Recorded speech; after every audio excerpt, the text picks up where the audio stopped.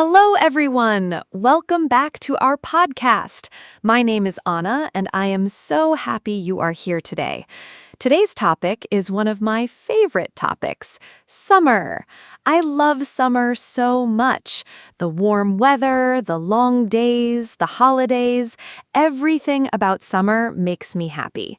Summer is a great topic to talk about in English because there are so many simple and fun words to learn. Whether you love hot weather or prefer something cooler, I think you will enjoy today's conversation. My friend Mark is here with me again. Mark, are you excited about today's topic? I cannot wait to hear what you think about summer. Hello, everyone. I am so glad to be here. My name is Mark, and yes, I am very excited about today's topic. Summer is such a wonderful season. It is the time for holidays, sunshine, ice cream, and spending time with friends and family.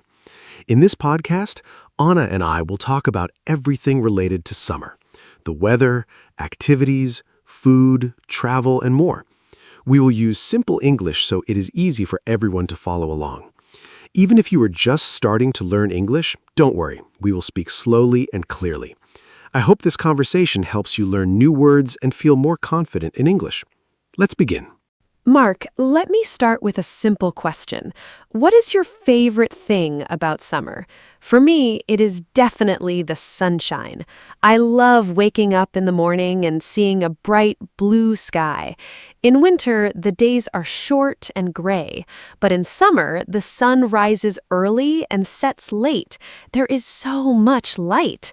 I feel so much happier and more energetic in summer.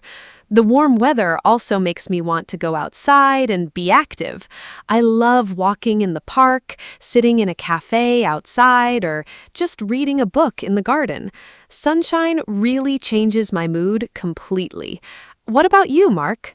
Anna, I love the sunshine too, but my favorite thing about summer is the long evenings. In summer, it stays light until 9 or even 10 o'clock at night. That means more time to enjoy the outdoors after work or school. I love sitting outside with friends in the evening, having a cold drink and just talking and relaxing. There is something very special about a warm summer evening. Everything feels slower and more relaxed. People seem happier and friendlier too. I also love that in summer you can do so many activities outside. Barbecues, walks, outdoor cinema, festivals. Summer evenings are truly magical. They are my absolute favorite part of the season. Oh, yes, summer evenings are so beautiful. I love them too. Mark, let's talk about summer weather. Summer means hot weather for most people, but how hot do you like it? I personally love warm weather, but not too hot. Around 25 degrees Celsius is perfect for me. When it is over 35 degrees, I find it too hot. I feel tired and uncomfortable. I drink a lot of water, stay in the shade, and try not to go outside in the middle of the day. What temperature do you prefer in summer?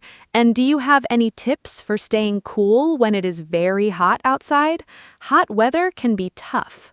25 degrees is perfect. I agree with you, Anna. I also love warm weather, but extreme heat is very difficult.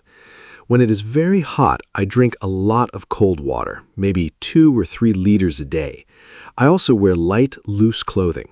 Light colors like white and yellow are best because they do not absorb as much heat as dark colors. I also use a fan or air conditioning at home. Taking a cold shower in the afternoon is wonderful when it is hot. And I try to do outdoor activities in the morning or evening, not at midday when the sun is strongest. Staying hydrated is the most important thing in hot weather. Great tips, Mark. Staying hydrated is so important. I always carry a water bottle with me in summer. Mark, let's talk about summer holidays. Do you take a holiday in summer? I think summer is the most popular time for holidays. Many people travel in July and August because children are not in school. I love going on holiday in summer. Last summer, I went to the beach for 1 week. It was wonderful. I swam in the sea, ate delicious food, and relaxed in the sun. The beach is my favorite holiday destination in summer. Do you prefer the beach, the mountains, or the city for a summer holiday? What is your dream summer holiday? I love summer holidays. Last summer, I went to a small village in the mountains. It was cooler there than in the city, which was really nice. I went hiking every day and saw beautiful views. The mountains are so peaceful and quiet. But I also love the beach. The sea, the sand, the sound of the waves. It is very relaxing. I think my dream summer holiday would be a mix of both, a few days at the beach and a few days in the mountains. I also love city trips in summer. Many cities have outdoor events and festivals in summer. There are so many options. Every type of holiday has something special to offer. A mix of beach and mountains sounds wonderful. Mark, let's talk about summer food. I think food is one of the best parts of summer. In summer, I eat differently than in winter. I eat more salads, fresh fruits, and cold foods. My favorite summer fruit is watermelon. It is so refreshing and sweet. I also love strawberries, cherries, and peaches. They are all at their best in summer. I also enjoy ice cream a lot in summer. There are so many flavors. My favorite is lemon ice cream. It tastes so fresh and cold. Do you have favorite summer foods? I think food is one of the best things about the warm season. Anna, I completely agree. Summer food is amazing. My absolute favorite summer food is a barbecue. I love cooking outside with friends. We grill chicken, vegetables, and corn on the cob. Everyone sits together, eats, and has fun. It is a very social kind of meal. I also love cold drinks in summer. Fresh lemonade, iced tea, and fruit smoothies. They are so refreshing on a hot day. And yes, ice cream is essential. My favorite flavor is chocolate, but I also love mango ice cream. Summer is also great for eating outside at restaurants and cafes. There's something special about eating good food in the warm sunshine with the people you love. A barbecue sounds so fun. I love those too. Mark, let's talk about summer activities. There are so many things you can do in summer that you cannot do in other seasons. I love swimming. In summer, I go to the swimming pool or the beach very often. Swimming is great exercise and it is also very fun. I also love cycling in summer. The weather is perfect for riding a bike along a nice path. And I love having picnics in the park. I take a blanket, some food, and my friends, and we sit outside for hours. It is so simple, but so enjoyable. What are your favorite summer activities? Do you prefer outdoor sports or something more relaxing? I love so many summer activities. I enjoy swimming too. It is the perfect way to cool down on a hot day. I also love playing beach volleyball. It is so energetic and fun. I also enjoy hiking in summer, as I mentioned before, but I also like more relaxing activities. I love reading a book outside in the shade of a tree. There's nothing better than a good book, a warm day, and a cold drink beside you. I also enjoy outdoor concerts and festivals in summer. Many cities have free outdoor music events in summer. Going to a summer festival with friends is one of my favorite summer memories. Summer is really the best season for fun. Outdoor concerts are so much fun. I love them too. Mark, I want to talk about the beach. The beach is maybe the most popular summer destination for many people. I love going to the beach. The sound of the sea is so calming. I love to swim, but I also love to just lie on the sand and relax. I always bring sunscreen to the beach. It is very important to protect your skin from the sun. I use SPF 50, especially in the middle of the day. Some people forget sunscreen and then they get sunburned. That is very painful and also bad for your skin. Do you always use sunscreen at the beach, Mark? Yes, sunscreen is absolutely essential. I always use it, especially at the beach. The sun at the beach is very strong. The reflection from the water and sand makes it even stronger. I use SPF 30 or 50, and I reapply it every 2 hours. I also wear a hat and sunglasses to protect my face and eyes. Staying in the shade during the midday hours from 12 to 3 in the afternoon is also a good idea. I love the beach, but I am always careful about the sun. Sunburn is very painful, and too much sun exposure is not healthy. Enjoy the beach, but always protect yourself. Good sun habits are very important for your health. Such good advice. Sun protection is so important. Mark, let's talk about summer clothes. I love summer fashion. In summer, I wear light dresses, shorts, sandals, and colorful tops. It is so nice not to wear heavy winter coats and boots. I feel free and comfortable in summer clothes. My favorite summer color is yellow. It feels so sunny and happy. I also love floral patterns in summer. Everything looks more cheerful and bright. I always carry a light cardigan in my bag because sometimes places like shops or restaurants have very strong air conditioning and it can get cold inside. What do you like to wear in summer, Mark? Do you have a favorite summer style? I love summer clothes too. In summer, I wear shorts, light t-shirts, and sandals. Everything is simple and comfortable. I prefer plain colors, white, light blue, and light gray. They feel cool and clean. I also always wear a cap or a hat outside to protect my head from the sun. I think the best thing about summer clothes is how easy they are. In winter, you have to think about many layers. In summer, you just put on a t-shirt and shorts and you're ready. I also agree about the cardigan tip. Air conditioning in shops and cinemas can be very cold in summer. Always have a light layer with you. It is very practical. So practical. Mark, let's talk about summer and children. I think summer is the happiest time for children. They do not have school. They have long summer holidays, sometimes 2 or 3 months. When I was a child, I loved summer so much. I spent my summers at my grandmother's house in the countryside. We played outside every day. We ran in the fields, picked berries, played in the river, and caught butterflies. Those are some of my best childhood memories. Summer felt endless and magical when I was young. Do you have good memories from your childhood summers, Mark? I think summer memories from childhood are very special and last forever. Oh yes, my childhood summers were the best. I grew up near the sea, so every summer we went to the beach almost every day. My parents would pack lunch and we would spend the whole day there, swimming, building sandcastles, playing in the waves. I also remember summer evenings playing football with the neighborhood kids until it was dark. Those were such simple but happy times. I also loved summer fairs and festivals in our town. There was always music, food stalls, and fun games. Childhood summers feel so free and carefree. Now, as an adult, I try to bring some of that same joy into my summers, spending time outside, relaxing, and enjoying simple pleasures. That sounds so beautiful, Mark. Childhood summers really are magical. Now, let's talk about something different: summer and health. Summer can be very good for your health, but it can also be challenging. The sunshine gives us vitamin D, which is important for our bones and our mood. People often feel happier in summer because of the sunlight. Exercise is also easier in summer because the weather is nice and you want to be outside. But summer can also bring problems: too much sun, dehydration, and heat exhaustion. I always try to be careful about these things. Do you think summer is generally a healthy season? What do you do to stay healthy in summer? Summer is a wonderful season for health when you are careful. The extra vitamin D from sunlight really does boost your mood and energy.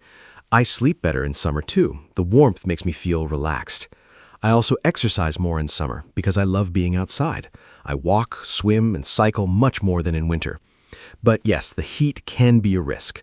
Drinking enough water is the #1 thing for summer health. I also eat lighter foods in summer, more salads and fruits, less heavy meals. And I try not to stay in the sun too long. Taking care of yourself in summer means you can enjoy everything the season has to offer without any problems. So well said. Mark, let me ask about summer and travel. Summer is the most popular travel season. Airports and trains are very busy in July and August. Hotels and holidays can also be more expensive in summer. Have you ever had any travel adventures or funny travel stories from summer? I remember one summer I missed my flight because of a traffic jam on the way to the airport. It was a terrible day. But then I got on the next flight and my holiday was wonderful. Travel does not always go perfectly, but those stories become funny memories later. Do you have any memorable summer travel stories? Good or bad ones are both welcome. Oh, I have a funny travel story. One summer, my friends and I drove to the coast for a camping trip. We were so excited. But when we arrived, we realized we forgot the tent at home. We had all our sleeping bags and food, but no tent. We had to sleep in the car that first night. It was very uncomfortable, but we laughed so much about it. The next day, we bought a cheap tent from a local shop, and the rest of the holiday was perfect. Now that story is one of our favorite memories to tell. Travel surprises and mistakes make the best stories. The most important thing is to stay positive and laugh about the unexpected things. That story is so funny. Sleeping in the car? Oh no! But I love that it became a great memory. Mark, let's talk about summer festivals and events. Summer is full of fun events. There are music festivals, outdoor cinema, food festivals, sports events, and local fairs. I love going to local summer festivals. They are usually free or not expensive. There is music, food, dancing, and a great atmosphere. Last summer, I went to an outdoor jazz festival in my city. It was a beautiful, warm evening, the music was wonderful, and I sat on the grass with my friends. It felt like a perfect summer night. Do you enjoy going to festivals and events in summer? What kind of events do you like most? Summer festivals are one of my favorite things. I love music festivals most of all. There's something amazing about listening to live music outside under the open sky. The energy of the crowd, the music, the warm air, it is a truly special experience. I also love food festivals. You can try so many different types of food in one place. It's a great way to discover new cuisines. I have tried foods from many different countries at food festivals. I also enjoy street markets in summer. Many cities have outdoor markets on weekends in summer. You can find fresh produce, handmade crafts, and delicious snacks. Summer really brings communities together in such a joyful way. Outdoor markets are lovely. I always find something special at them. Mark, let's talk about gardening in summer. Do you like gardening? I think summer is the best time for gardens. Everything is green and in bloom, flowers, vegetables, fruit trees. Everything looks so beautiful. I have a small balcony garden. In summer, I grow tomatoes, herbs, and flowers on my balcony. I love watering my plants in the morning with a cup of coffee. It is so peaceful. And eating tomatoes from my own balcony is so satisfying. There is something special about growing your own food. It tastes better when you grow it yourself. Do you do any gardening in summer, or do you just enjoy other people's gardens? I love gardens, but I am not very good at growing plants. I have tried a few times, and usually the plants do not survive very long. I think I forget to water them regularly. But I admire people who are good at gardening. My parents have a beautiful garden with roses, lavender, and vegetable beds. When I visit them in summer, I love sitting in their garden. The smell of flowers in a summer garden is just wonderful. I also love visiting botanical gardens and parks in summer. Seeing all the different flowers and plants in full bloom is so beautiful. Maybe one day I will learn to be a better gardener. For now, I will enjoy other people's gardens. That is very honest, Mark. Gardens are beautiful to enjoy even if you do not grow plants yourself. Mark, let's talk about summer and learning English. Many people use summer as a time to study or improve their English. Maybe they travel to an English-speaking country, or they take a summer English course. I think summer is actually a great time to practice English because there are so many fun ways to do it. You can watch English movies, listen to English podcasts like this one, read easy books in English, or talk to tourists in English. What do you think is the best way to practice English in summer? Do you have any tips for our listeners? What a great topic. Summer is a wonderful time to practice English in a relaxed way. I think the best tip is to make English fun, not like homework. Watch your favorite movies or TV shows in English with subtitles. Read simple books or short stories in English. Listen to English songs and try to understand the words. If you travel somewhere where English is spoken, try to speak with local people. Even just saying hello and thank you is great practice.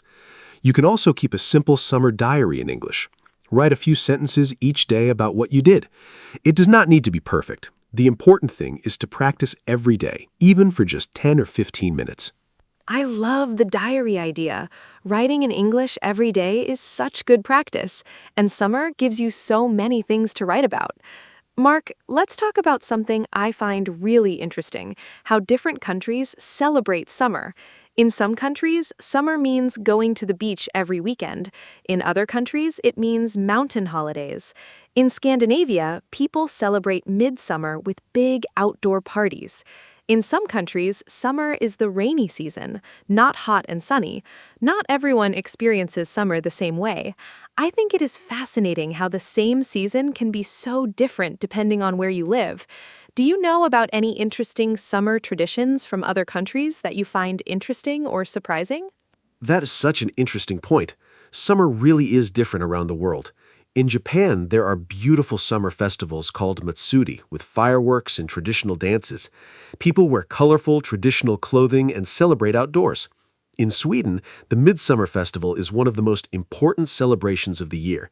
People dance, sing, and eat traditional food around a decorated pole. In Brazil, summer is in December and January, which is very different for people from the Northern Hemisphere. In some tropical countries, summer brings monsoon rains, not sunshine. Learning about how different cultures experience and celebrate summer is a wonderful way to learn about the world. Every tradition is unique and fascinating. The Japanese summer festivals with fireworks sound absolutely magical. I would love to experience that one day. Mark, let's talk about summer and sleep. I find it harder to sleep in summer. The nights are shorter and it stays light outside for a long time. My bedroom also gets very warm, and I do not sleep well when I'm hot. I use a fan at night, and I open the window to let in cool air. I also use light cotton sheets instead of heavy blankets, but still, some summer nights are very uncomfortable. Do you sleep well in summer? Do you have any tips for sleeping better when it is hot? I think many people have this problem in summer. Oh, I definitely have this problem too. Sleeping in summer heat can be really difficult. My best tip is to close the curtains during the day to keep the room cool. This makes a big difference. Also, take a cool shower before bed. Not very cold, just refreshing. Your body temperature will go down and you will feel more comfortable. Wear light pajamas or sleep in just a light sheet. You can also put a cold, wet cloth on your forehead or wrists to cool down quickly. Drinking a glass of cold water before bed also helps. And yes, a fan is very useful. Point it towards the window to push hot air out and pull cooler air in. These tips really do work. Those tips are so useful. I will try the curtains one. I think my room gets very hot because I leave the curtains open all day. Mark, let's talk about summer and exercise. I think many people exercise more in summer because the weather is nice. But exercising in the heat can also be dangerous. It is important to exercise at the right time of day. I like to go for my walks and runs in the early morning before it gets too hot. The air is fresh, the streets are quiet, and the temperature is comfortable. By midday, it is too hot to run outside. What kind of exercise do you do in summer, and when do you prefer to exercise during the summer months? Early morning exercise is perfect in summer. I also prefer to exercise in the morning, usually around 7 or 8 o'clock. It is cool and pleasant then. I go for a run along the river near my home. It is beautiful in the morning. The light is soft and there are not many people around. I also swim a lot in summer. Swimming is one of the best summer exercises because it keeps you cool while you're working out. In the evenings, I sometimes go for a long walk or cycle ride when the temperature goes down again. I always bring water when I exercise outside in summer. Exercising in the heat without water is very dangerous. Safety is always the first priority. Swimming really is the perfect summer exercise. Mark, I want to ask about something a little different now. What is your least favorite thing about summer? Every season has some downsides. For me, it is insects. In summer, there are mosquitoes, flies, and other bugs. I hate mosquitoes.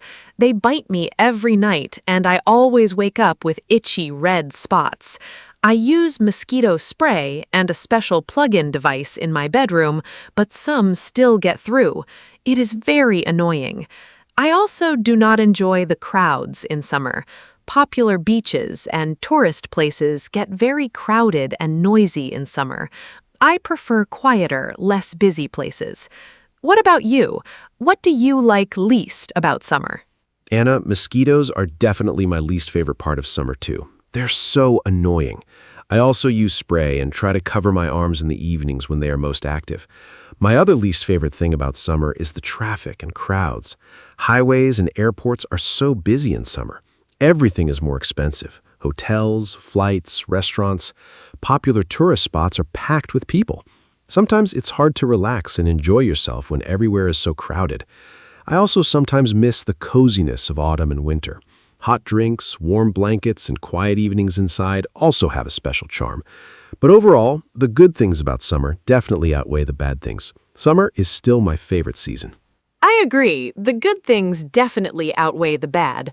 Mosquitoes are a small price to pay for all the wonderful things summer brings. Mark, let's talk about summer sunsets. I think summer sunsets are some of the most beautiful things in nature. Because the days are so long in summer, the sunset happens late, sometimes at 9 or even 10 o'clock. I love watching the sunset in summer. The sky turns pink, orange, and purple. It is absolutely stunning. I often go to a high point in my city to watch the sunset. It feels very special. Have you ever watched a particularly beautiful summer sunset that you still remember? Where were you and what made it so special? Summer sunsets are truly magical. I've seen some incredible ones. My most memorable was on a boat trip last summer. We were on the sea in the evening and the sun started to set. The whole sky turned bright orange and red, and the light reflected on the water. It was breathtaking. Everyone on the boat stopped talking and just watched. Nobody said anything for minutes. It was that beautiful. Another beautiful sunset I remember was watching the sun go down behind the mountains. The colors changed slowly from yellow to orange to deep purple. Nature is truly the best artist. I think stopping to watch a beautiful sunset is one of the simplest and most wonderful pleasures of summer. That boat sunset sounds absolutely incredible. Mark, let's talk about summer reading. I think summer is the perfect time to read. You have more free time, you can sit outside, and a good book in the sunshine is such a pleasure. I love reading on holiday. I always pack at least 2 books for any trip. Last summer, I read a wonderful story about a family who travels across Europe by train. It was simple to read, but very engaging. I think reading in English is also a great way to improve your language skills. Do you read in summer? And do you have any book recommendations for beginners who want to read in English? Easy, enjoyable books are the best place to start. I love reading in summer. I agree, it is the perfect season for books.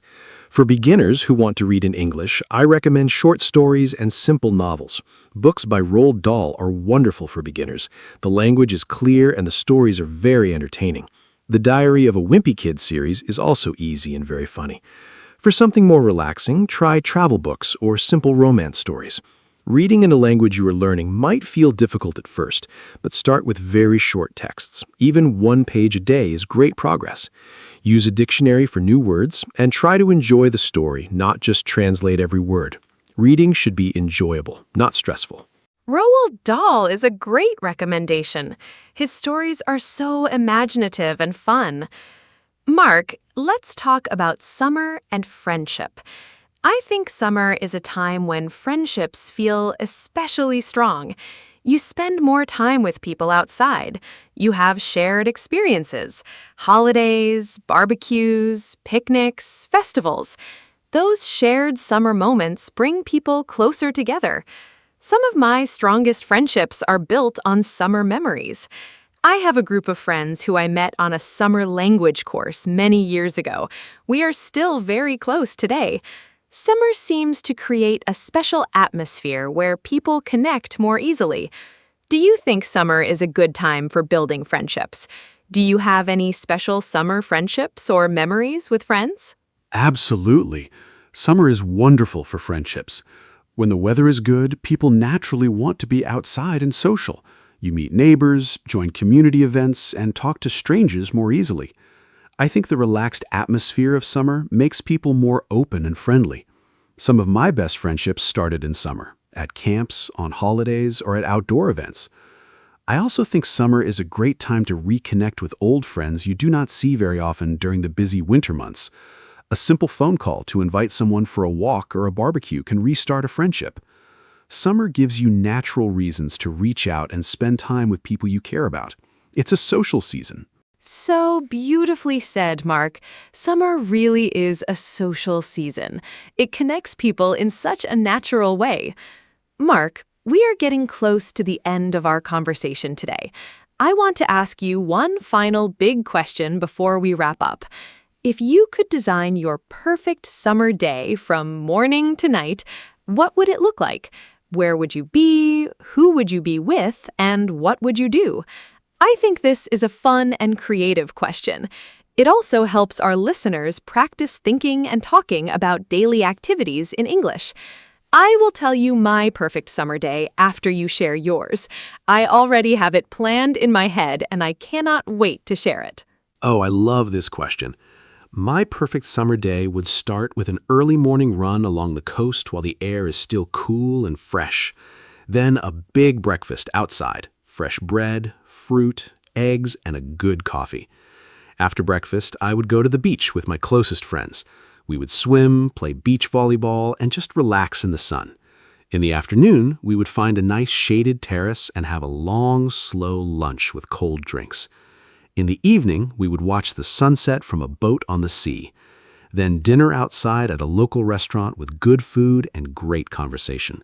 Finally, we would sit around a fire on the beach and talk and laugh until late at night.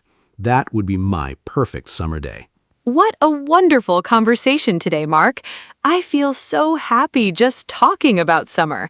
We talked about so many great things: the weather, food, holidays, activities, travel, fitness, sleep, sunsets, reading, friendships, and so much more. I hope our listeners learned some new English words and phrases today, and I hope this conversation made you feel excited about summer, or maybe a little nostalgic if summer is not here yet. Remember, the best way to improve your English is to listen, speak, and enjoy the language. Thank you so much to everyone who listened today. Summer and English learning are both beautiful journeys. Enjoy both of them to the fullest. Thank you, Anna. This was such a joyful conversation. And thank you to all our wonderful listeners for spending time with us today. Summer really is a special season, full of warmth, light, and happy memories. I hope our conversation gave you some ideas for things to do this summer and some useful English vocabulary to talk about summer with your friends. If you want to improve your English, use summer as your teacher. Go outside, experience new things, and try to describe them in English. Keep a summer journal, listen to English podcasts, and speak as much as you can. Learning English can be just as fun and warm as a beautiful summer day. Until next time, enjoy the sunshine, stay happy, and we will see you soon. Goodbye. Hello, everyone. Welcome to our podcast. My name is Anna. Today, I am here with my friend, Mark. We talk about easy topics in English. This podcast is for people who are learning English. We speak slowly and use simple words. Today's topic is very interesting. We talk about wasting time. What does that mean? When you do something but it is not useful or important, you are wasting time. I think everyone does this sometimes. I do it too. So Mark, are you ready to start? Hi, Anna. Hi, everyone. Yes, I am very ready. Thank you for the nice introduction. I am Mark. I am happy to be here today. This topic is fun because everyone can understand it. We all waste time sometimes. It is a normal part of life. Some people waste a lot of time, some people waste a little time, but nobody is perfect. I think we can learn a lot from talking about this. So, Anna, let's begin. This will be a great conversation. I'm excited. So Mark, what does wasting time mean to you? Can you explain it in simple words? For me, wasting time means doing something that has no result. For example, I sit and look at my phone for 1 hour. After that, I do not feel good. I did not learn anything. I did not do any work. I just looked at videos and pictures. That is wasting time for me. Sometimes I feel a little sad after doing that, but I still do it. I think it is very easy to waste time. What do you think? That is a great example, Anna. I agree with you. For me, wasting time means spending time on things that are not important right now. For example, I sometimes watch TV for 3 or 4 hours. I am not tired. I do not need rest. I just sit and watch. After that, I remember my homework or my work, and I feel worried. I think, oh no, I need to do that. It's a bad feeling. But in the moment, watching TV feels easy and nice, so it is hard to stop. I think that is why people waste time. Mark, do you think wasting time is always bad? I sometimes think a little rest is not bad. For example, when I am very tired, I sit and do nothing for 30 minutes. Is that wasting time? I'm not sure. Maybe sometimes we need to rest. We need to stop doing work. Our brain needs a break. So maybe sometimes doing nothing is okay. But if I rest for 4 hours and I am not tired, that is different. That is a problem. What do you think? Is all wasting time bad? That is a really good question, Anna. I think it depends. If you are tired and you rest, that is not wasting time. That is important for your body and your mind. But if you are not tired and you still do nothing, that is different. You feel bored. You feel empty. That is wasting time. I also think it depends on the person. Some people need more rest. Some people need less. So I don't think all wasting time is bad, but too much is a problem. We need a balance. What are the most common ways people waste time? I have a few ideas. First, social media. I spend so much time on social media every day. I look at pictures, I read short messages, I watch short videos. Hours can pass very fast. Second, I sometimes talk too much with friends about nothing important. We talk and nothing happens. Third, I sometimes change my plans many times. I think, I will do this later, and later never comes. Do you have more examples? Yes, I have more examples. First, I sometimes spend a lot of time looking for something. I look for my keys, my phone, my book. I waste 20 minutes every day just looking for things. That is very frustrating. Second, I sometimes start a task but stop many times. I go to the kitchen, I check my phone, I look outside. This is called procrastination. It means you delay doing something. Third, I watch videos online. I want to watch one video, but then another video starts, and another. Suddenly, 2 hours are gone. It's a big problem. I think social media is a very big reason why people waste time. Do you use social media a lot? I use it every day. In the morning, I check my phone before I get up. I look at messages, I look at pictures. Sometimes 30 minutes pass before I even stand up from my bed. That is not good. I start my day already behind. I think this is very common now. Many people do this. Phones are everywhere. It is very easy to pick up your phone and start scrolling. Scrolling means looking through many things quickly. Yes, Anna, I do the same thing. In the morning, my phone is next to my bed. I hear a sound and I immediately pick it up. I check messages, news, and social media. Before I know it, it is late. I did not eat breakfast. I did not exercise. I did not prepare for work. The phone took all my morning time. I think phones are wonderful things. They help us with many things, but they can also steal our time. I use the word steal because we do not notice it happening. The time disappears quietly. Let's talk about procrastination. That word is a little difficult, but the meaning is simple. Procrastination means you delay doing something. You need to do a task, but you say, I will do it later. And later becomes tomorrow, and tomorrow becomes next week. Do you procrastinate, Mark? I procrastinate a lot. I have a list of things to do, but I look at my list and I feel tired just reading it. So I close it and do something easy instead. I think many people know this feeling. Yes, I know that feeling very well, Anna. I procrastinate most with difficult tasks. If something is easy, I do it fast. But if something is hard, I delay it. I think I need to prepare first, but preparing takes forever. I clean my desk, I make coffee, I organize my papers. After all that, I am tired and it is time to sleep. The hard task is still not done. Procrastination is tricky because you feel busy. You do small things, but the important thing never gets done. Why do people procrastinate? I think one reason is fear. We are afraid to start something because it might be hard, or we are afraid to fail. If I do not start, I cannot fail. That sounds silly, but I think it is true. Another reason is we do not know where to begin. A big task is scary. We look at it and it feels impossible, so we do nothing. Also, some people do not have energy. They are tired and cannot think clearly, so they delay things until they feel better. But that feeling does not always come.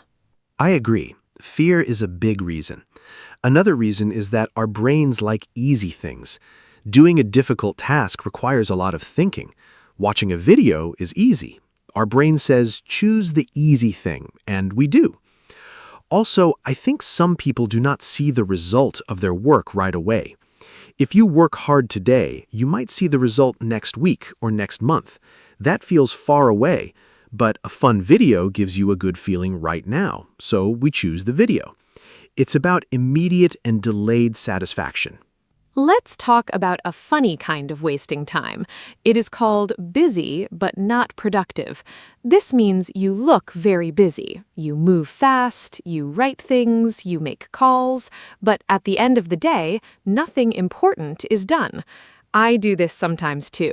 I am busy all day, but then I ask myself, what did I do today? And the answer is not clear. I did many small things. I answered emails, I organized files, but the big important task? I did not touch it. Does this happen to you? Oh yes, this happens to me often. I call it feeling busy. I have a full day, I am always doing something, but in the evening I look at my important tasks.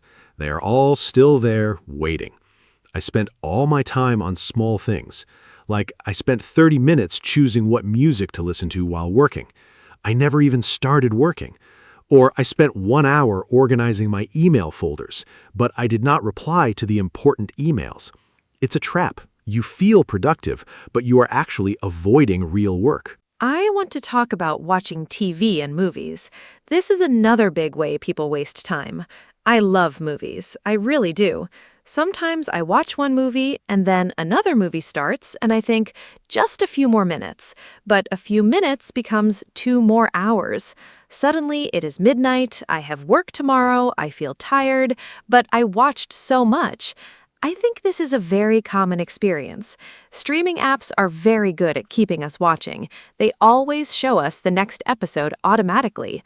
It is very clever, but also dangerous for our time. Yes, streaming is a big problem for my free time too. I sit down on a Sunday afternoon to watch one episode of a show. The episode is 50 minutes. Then the next one starts automatically, and I do not press stop. 3 episodes later, it is evening. I had plans. I wanted to cook, clean, and call my friend. I did none of those things. The TV took my whole afternoon. And the funny thing is, I don't even remember the first episode clearly. I was half watching, half thinking about other things, so I did not even enjoy it fully. What about sleeping too much? Is that wasting time? I think sometimes people sleep too much when they feel bored or sad. Sleeping is healthy and important. Adults need around 7 or 8 hours of sleep, but if you sleep 10 or 12 hours because you do not want to do anything, that might be wasting time. I sometimes sleep too much on weekends. I wake up at noon, half the day is gone. I feel heavy and slow, but then I feel bad because the day is short now. Have you experienced sleeping too much? Yes, I sleep too much sometimes. Usually on weekends or holidays. I go to bed late, then I sleep until very late in the morning. I wake up and it is already afternoon. I feel confused. My body feels strange. This is sometimes called oversleeping. It does not feel good. I am slower for the rest of the day. Also, I think I sleep too much when I do not have a plan. If I know what I will do in the morning, I wake up more easily. But with no plan, I just stay in bed. A plan helps. Let's talk about shopping, especially online shopping. Do you waste time shopping? I do. I open a shopping website, I want to buy one thing, but I look at so many other things. I add things to my cart, I look at prices, I read reviews. 2 hours later, I bought nothing, or I bought something I do not need. Online shopping is very easy and very distracting. I sometimes go to buy shoes, and then I look at bags, clothes, and kitchen tools. None of these things were on my list. Have you done this? Yes, online shopping is a big time trap. I open a website to buy a book, I look at the book, then I see other people also bought this. I look at those things, then I see a sale, I check the sale items, then I get distracted by a different category. Before I know it, I spent 2 hours browsing and bought nothing. Sometimes I add many things to my cart and then delete everything because I feel guilty. All that time was wasted. I think online stores are designed to keep us there as long as possible.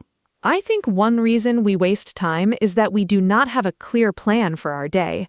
When I have a plan, I do more things. I know what to do first, second, third. But when I have no plan, I feel lost. I go from one thing to another. I start something, stop, start something else. At the end of the day, nothing is finished. A plan does not need to be perfect or complicated. Even a simple list of 3 or 4 tasks is helpful. Do you make plans for your day? I try to make plans. Sometimes I am good at this. I write my tasks the night before. In the morning, I look at my list and I start. On those days, I feel very good. I finish my work and I have free time in the evening. But sometimes I do not make a plan. Those days are usually messy. I wake up and I do not know what to do first. I check my phone. I make coffee slowly. I think about what to do. Time passes. I get stressed. Planning is simple, but it makes a big difference. Let's talk about meetings. Do you think meetings waste time? I think some meetings are very important, but some meetings are long and unnecessary. I have been in meetings where we talk for 1 hour, but nothing is decided. We discuss the same point again and again. People repeat what others already said. At the end, we agree to have another meeting. I think this is a big problem in many offices and schools. A good meeting is short and has a clear goal. A bad meeting has no direction. What is your experience with meetings? I agree completely. I think many meetings are too long. Sometimes a simple email can replace a 1-hour meeting. But people prefer to meet and talk. I understand that face-to-face communication is important, but not every problem needs a meeting. I have attended meetings where I did not need to be there. My part was 5 minutes, but I stayed for the whole hour. That is 60 minutes of my life that I did not use well. The best meetings are short, clear, and end with a decision or action. I think everyone should learn how to have shorter meetings. Now let's talk about something positive. How can we stop wasting time? One thing I try to do is put my phone in another room when I am working. If my phone is next to me, I always want to check it. But if it is in the bedroom and I am in the kitchen working, I do not go to get it every 5 minutes. Out of sight, out of mind. This phrase means if you cannot see something, you think about it less. It really helps me focus. Another thing I do is set a timer. I work for 25 minutes without stopping. Then I rest for 5 minutes. Those are great tips, Anna. I do some of these too. Another thing that helps me is starting with the most difficult task first. In the morning, my energy is high. My brain works well, so I do the hard thing first. After that, everything else feels easy. If I do easy things first, I get tired. Then the hard task feels even harder. I also try to keep my workspace clean. A messy desk distracts me. I see things and I start thinking about them instead of working, so I clean my desk before I start. Small habits can help a lot. I want to talk about the concept of time blindness. This means some people do not feel time passing. They do not notice that an hour has passed, it feels like 10 minutes. I think I have this sometimes. I start reading and suddenly 2 hours are gone. I did not notice. I think people who have ADHD often experience this. ADHD is when it is hard to focus and control attention. But even without ADHD, many people do not notice time passing. This is why timers and alarms are very helpful. They tell you when time is up. That is very interesting, Anna. I think I have time blindness too sometimes, especially when I'm doing something I enjoy. Time flies. But when I do something boring, every minute feels long. This is normal. Our brain experiences time differently based on what we're doing. I think the problem comes when we are doing something fun but unproductive, like playing games or watching videos. Time flies and we do not notice. Then we feel shocked. It is already evening, but I just sat down. Having alarms or timers is a simple and helpful solution. Let me talk about something called decision fatigue. Every day, we make many, many decisions. What to eat, what to wear, what to do first. All these decisions take mental energy. After many decisions, our brain gets tired. Then we make bad decisions, or we make no decision and we just do nothing. I think this is one reason why people waste time in the afternoon or evening. They used all their energy on decisions during the day, so later they cannot think well. To fix this, some people make small decisions automatic, like eating the same breakfast every day. That is a really interesting idea, Anna. I think decision fatigue is real. I notice it on busy days. In the morning, I'm sharp and focused, but after lunch, I feel slow. Small things feel hard. I cannot decide what to do next, so I just sit and look at my phone. I think making some decisions in advance is smart, like planning meals for the week or choosing clothes the night before. These small actions save mental energy. Then you can use that energy for important things later. Our brain has a limit, and we should use it wisely. Do you think boredom causes people to waste time?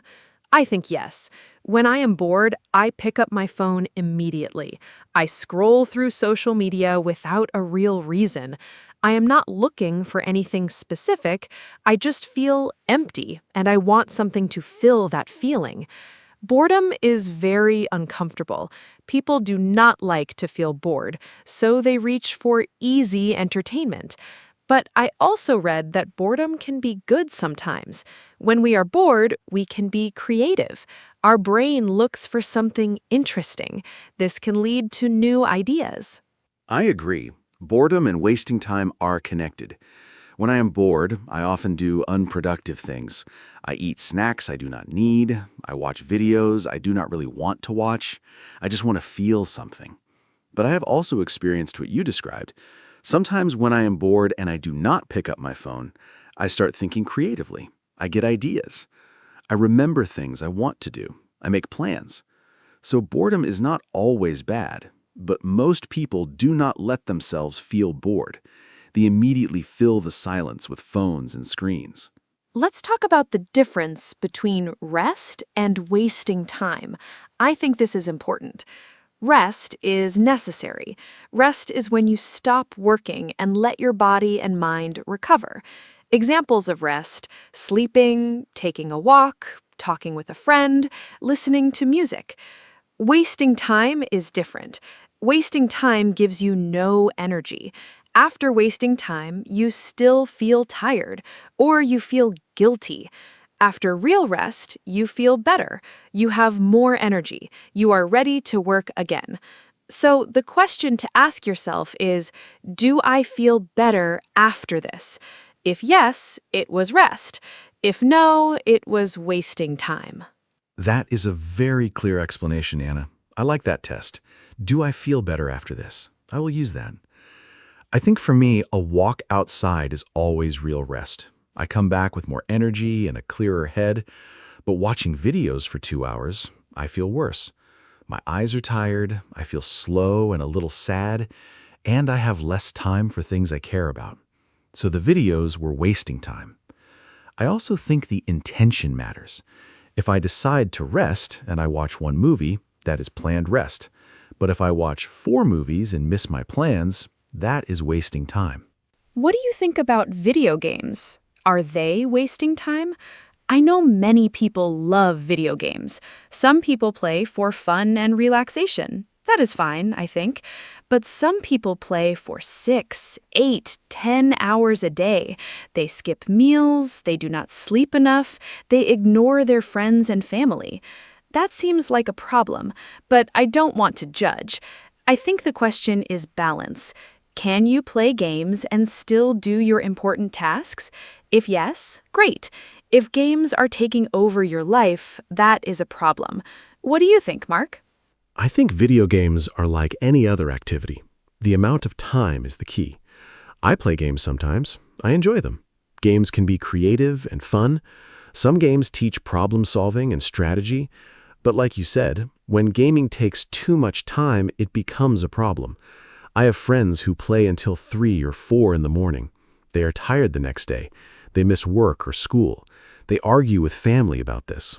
That is not healthy. I think 2 hours of gaming is fine for most people.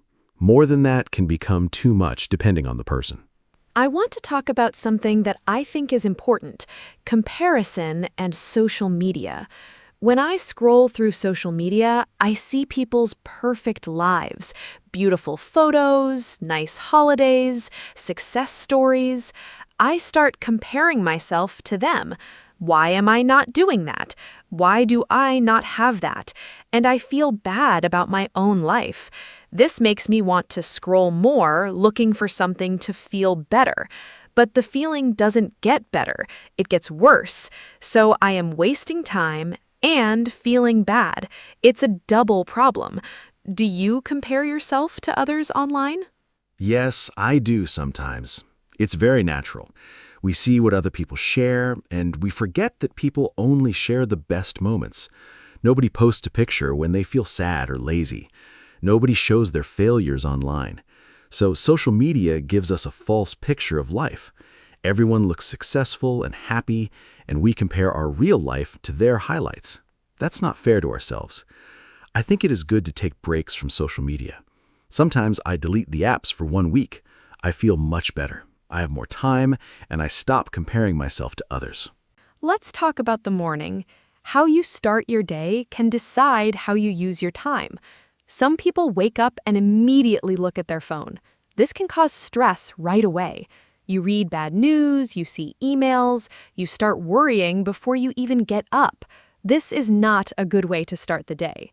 Other people wake up and do something calm first. Drink water, stretch, walk outside, eat breakfast slowly. This helps the brain start well. I am trying to not look at my phone for the first 30 minutes after waking up. It is difficult, but helpful.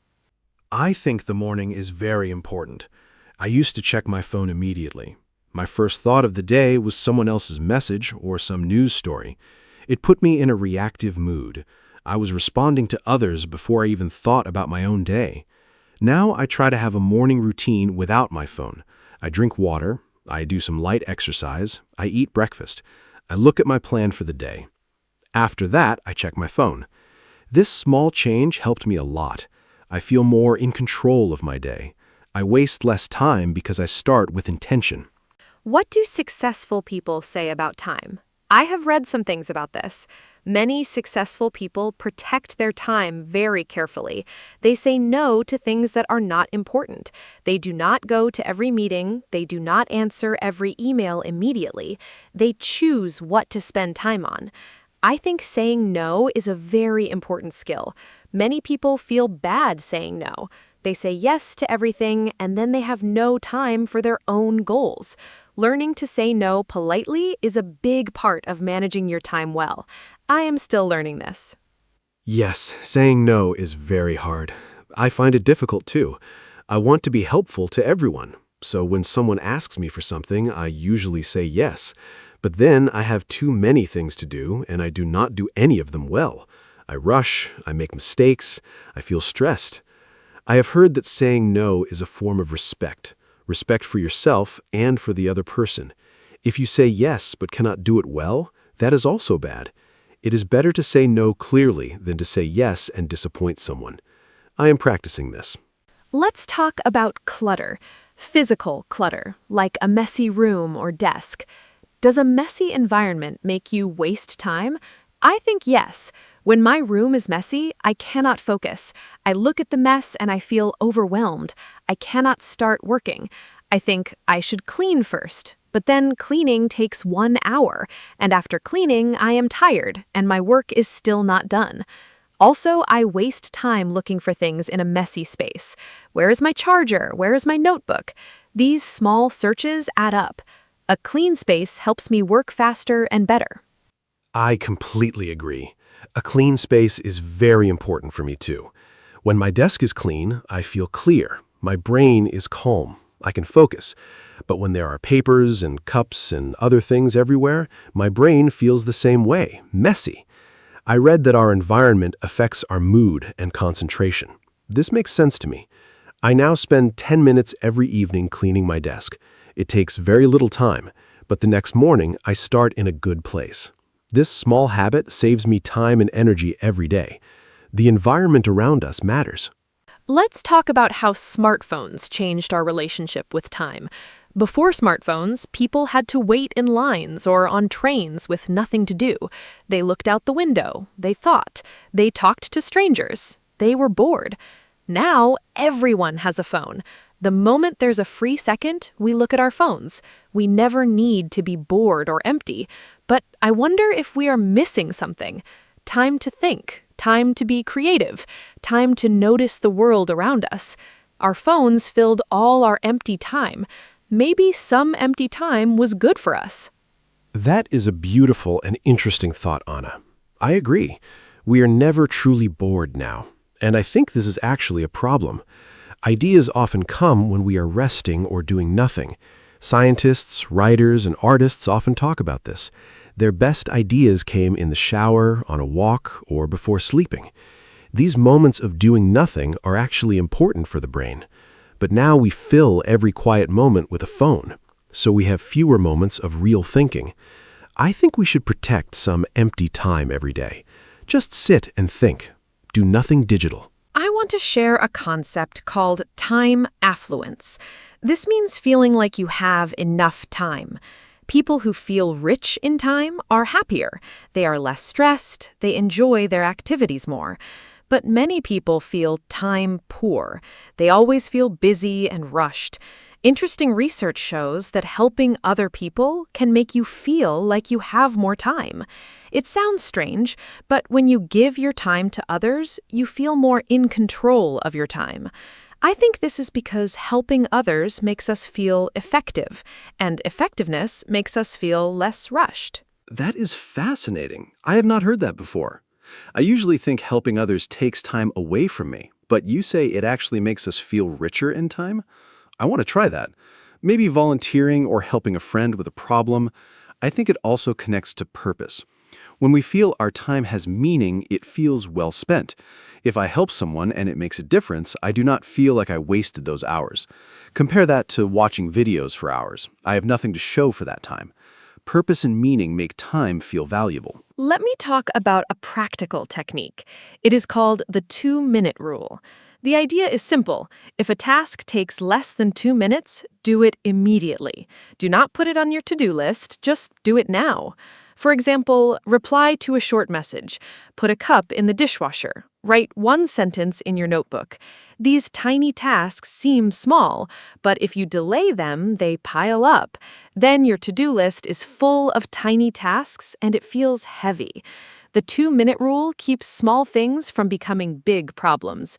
I use this and it really helps. I love this rule. It is so simple but effective. I have started doing this too. If I see something that needs a quick action, I do it right away. Before, I used to think, I will do that later. But later never came.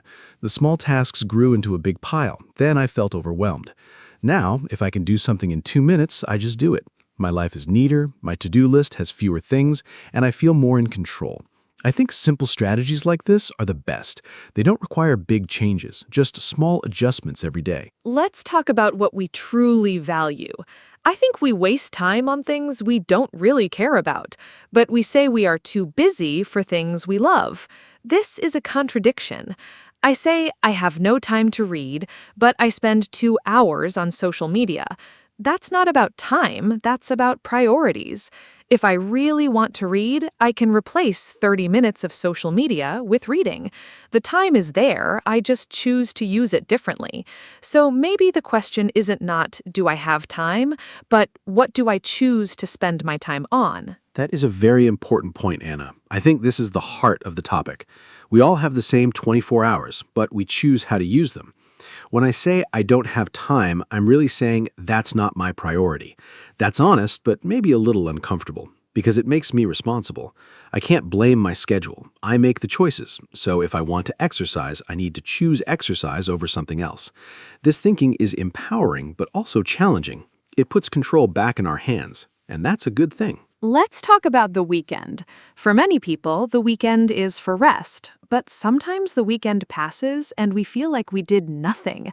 Sunday evening comes and we think, what happened to Saturday and Sunday? We slept late, we watched TV, we ate slowly, we talked a little, but we didn't do the things we planned. We wanted to clean the house, call a friend, go outside, or start a hobby. And then Monday is here again. This disappeared weekend feeling is very common. Do you know this feeling? Yes, I know this feeling very well. I call it Sunday sadness. You feel that the weekend ended before it really began. I think the problem is we have no plan. We think, I will rest and then do things. But rest is comfortable and the things never happen. I now try to plan 1 or 2 small goals for the weekend. Not too many, just 1 or 2. Maybe cook a new recipe or go for a long walk.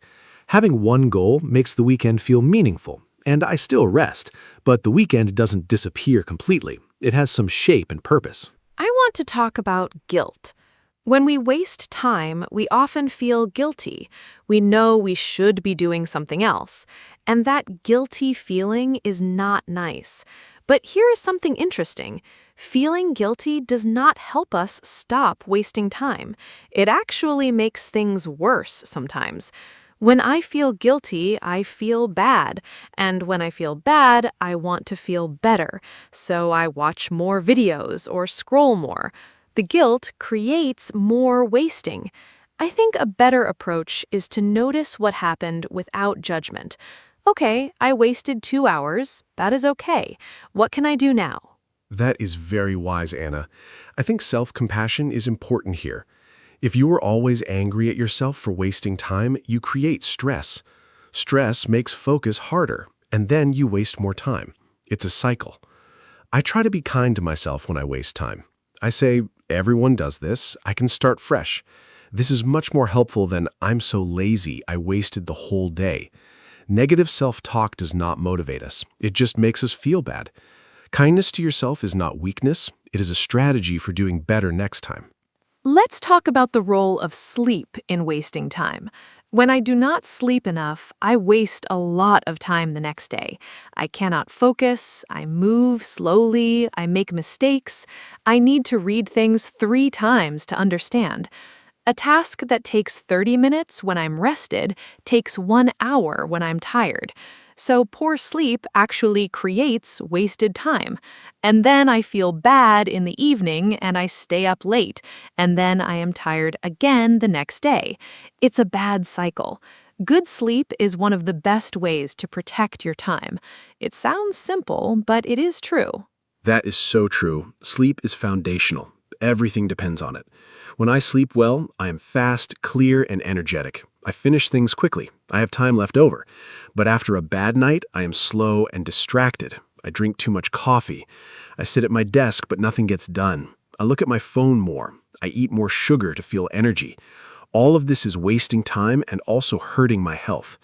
I now try to go to sleep at the same time every night. This consistency helps my body know when to rest. A good sleep schedule is a real time saver. Let me share a reflection.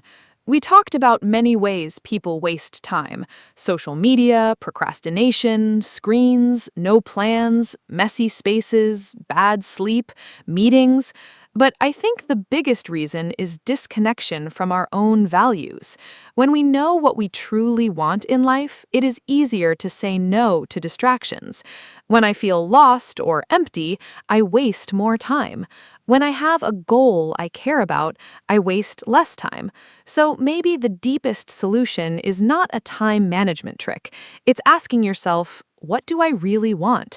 What matters to me? And then living in that direction. That is beautifully said, Anna. I agree deeply. Time management systems and apps can help. Timers and to-do lists can help. But without knowing your why, you will still get lost. You will still scroll and procrastinate. But if you have a clear reason to use your time well, everything changes. You wake up with intention. You make choices on purpose. You protect your time like something precious, because it is. Time is the one thing we cannot get back. Every minute spent is gone forever. So we should use it in ways that reflect what we truly love and value. We are getting close to the end of our podcast today. I want to say thank you to everyone who listened. I hope this conversation was helpful and easy to understand. We talked in simple English, I hope. We covered many topics about wasting time, from social media to procrastination, from sleep to values. I learned things from this conversation too. Talking with Mark always helps me think better. I hope you feel the same. Remember, you do not need to be perfect with your time. Small improvements are good enough. Even using your time a little better each day makes a big difference. Thank you, Anna, and thank you to all our listeners. I really enjoyed today's conversation. It made me think about my own habits. I know I waste time too, but I also know I can do better. And hearing Anna's thoughts helped me understand new ideas. I hope you, our listeners, also found something useful. Maybe one tip that you can use starting today. Remember, time is precious. It's the same for everyone. Rich or poor, young or old, we all have 24 hours. How we use them is up to us. Thank you for spending some of your time with us today. See you next time. Hello, everyone. Welcome to our podcast. My name is Anna, and I am so happy you are here with us today. This podcast is made for beginner English learners, and every episode is simple, fun, and useful. Today, we have a really wonderful topic. We are going to talk about books. Reading is one of the best things you can do, and talking about books is very common in English. What is your favorite book? What kind of books do you like? Do you read every day? These are all great conversation questions. I am joined by my fantastic co-host, Mark. Mark loves books too. Mark, say hello and tell us, are you a big reader? Hello, hello. Thank you, Anna. Hi to all our wonderful listeners. Yes, I am absolutely a big reader. Books have been a huge part of my life since childhood. Today's topic makes me very happy because I love talking about books almost as much as I love reading them. Books are a fantastic topic for English learners because the vocabulary is practical and useful. You can talk about books at school, at work, or with a friend over coffee. Anna and I will share our favorite books, talk about genres, and give you lots of useful phrases. By the end of this episode, you will talk about books naturally. Let's go. Okay, let's start with the most important question. What is your favorite book? This is one of the most common questions people ask. In English, you can ask it in different ways. What is your favorite book? Or what book do you recommend? Or what are you reading right now? To answer, you say, my favorite book is, or I really love, or I recommend. You can also say why. I love it because the story is exciting, or the characters are very interesting. Mark, what is your favorite book? Tell our listeners. Make it sound interesting so everyone wants to read it. Great question. My absolute favorite book is The Alchemist by Paulo Coelho. It is a short novel, not very long, but it is incredibly powerful. The story follows a young shepherd boy named Santiago who travels from Spain to Egypt looking for treasure, but the real journey is inside him. He learns about following your dreams, listening to your heart, and finding your purpose in life. The language is simple and beautiful, which makes it perfect for English learners too. I have read it 3 times. Every time I read it, I find something new. It gives me a feeling of hope and motivation. I genuinely recommend it to everyone. Anna, what is your favorite book? Oh, I love The Alchemist too. My absolute favorite book is Anne of Green Gables by Lucy Maud Montgomery.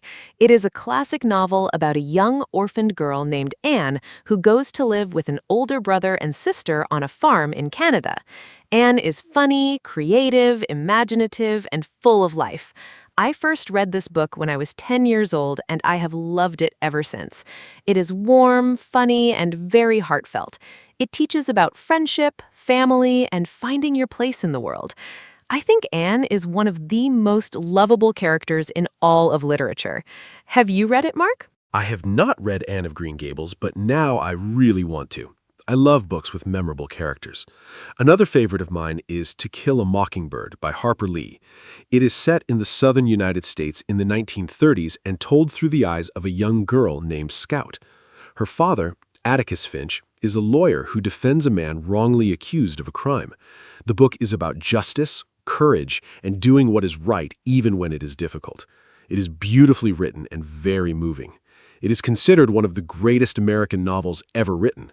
The themes are serious, but the story is very warm. To Kill a Mockingbird is a masterpiece.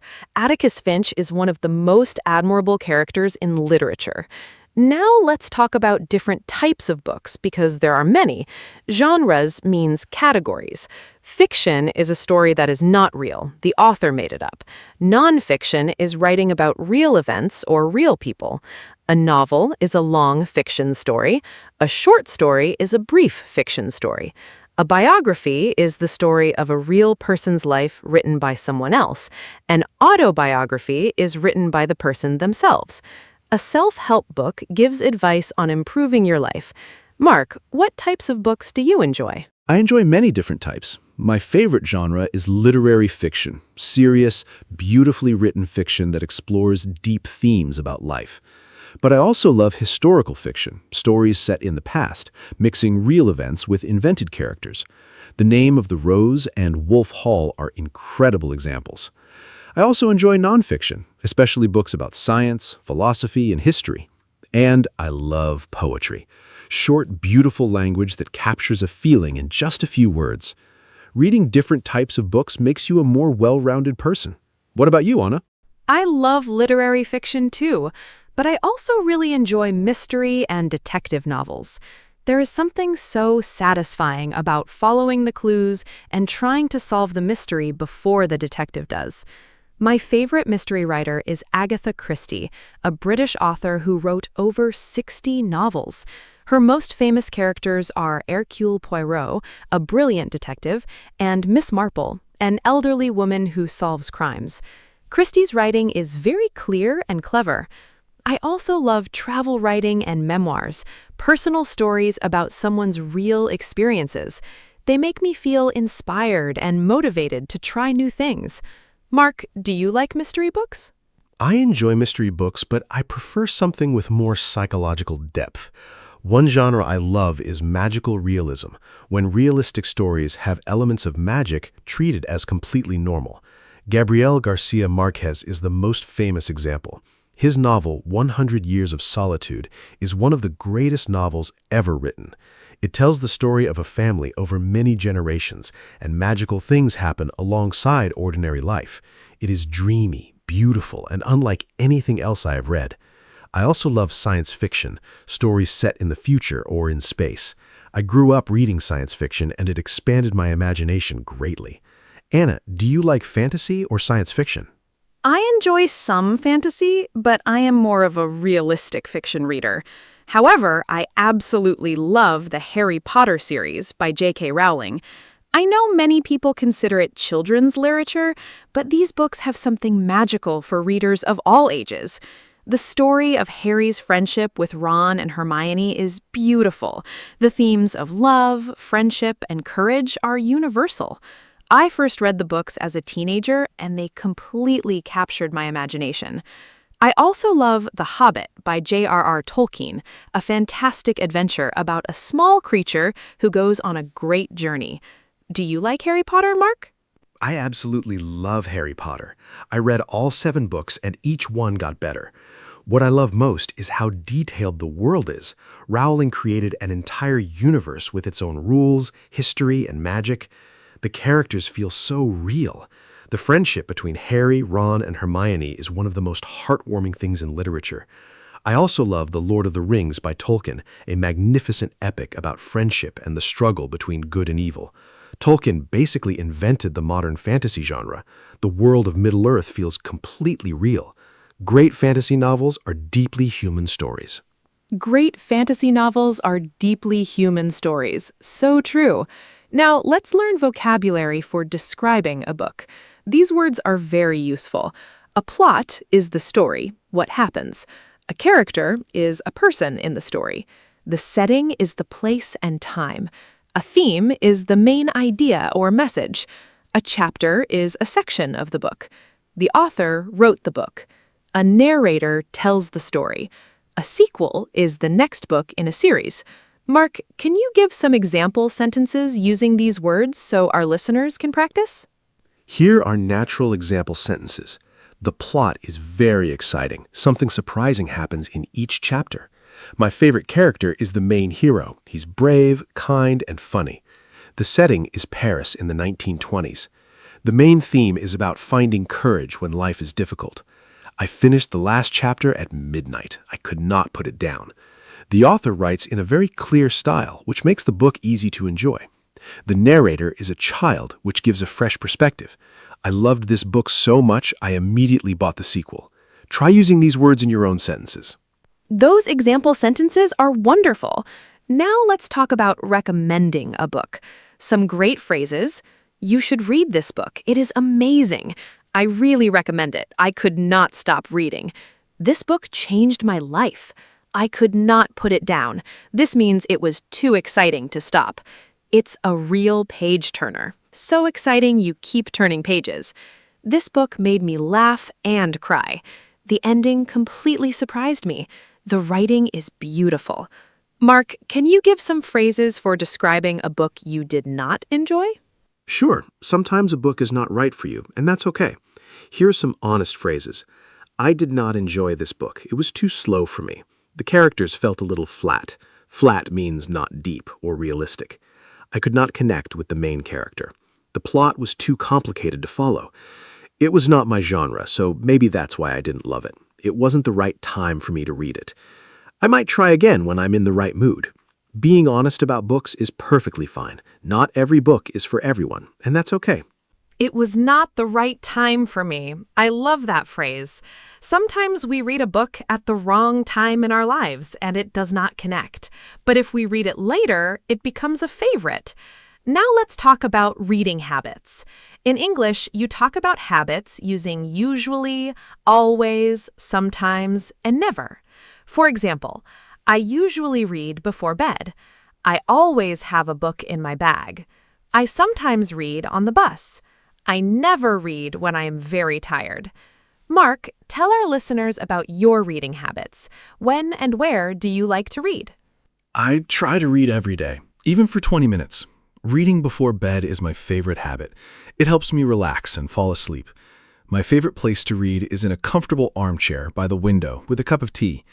I also love reading in a park when the weather is nice. I always have a book with me, on my phone as an e-book or a paperback in my bag. I read a mix of fiction and nonfiction throughout the year. I usually read about 20 books per year and track them in a little notebook. What about you, Anna? I read every night before bed, too. It helps my mind slow down after a busy day much better than looking at a phone.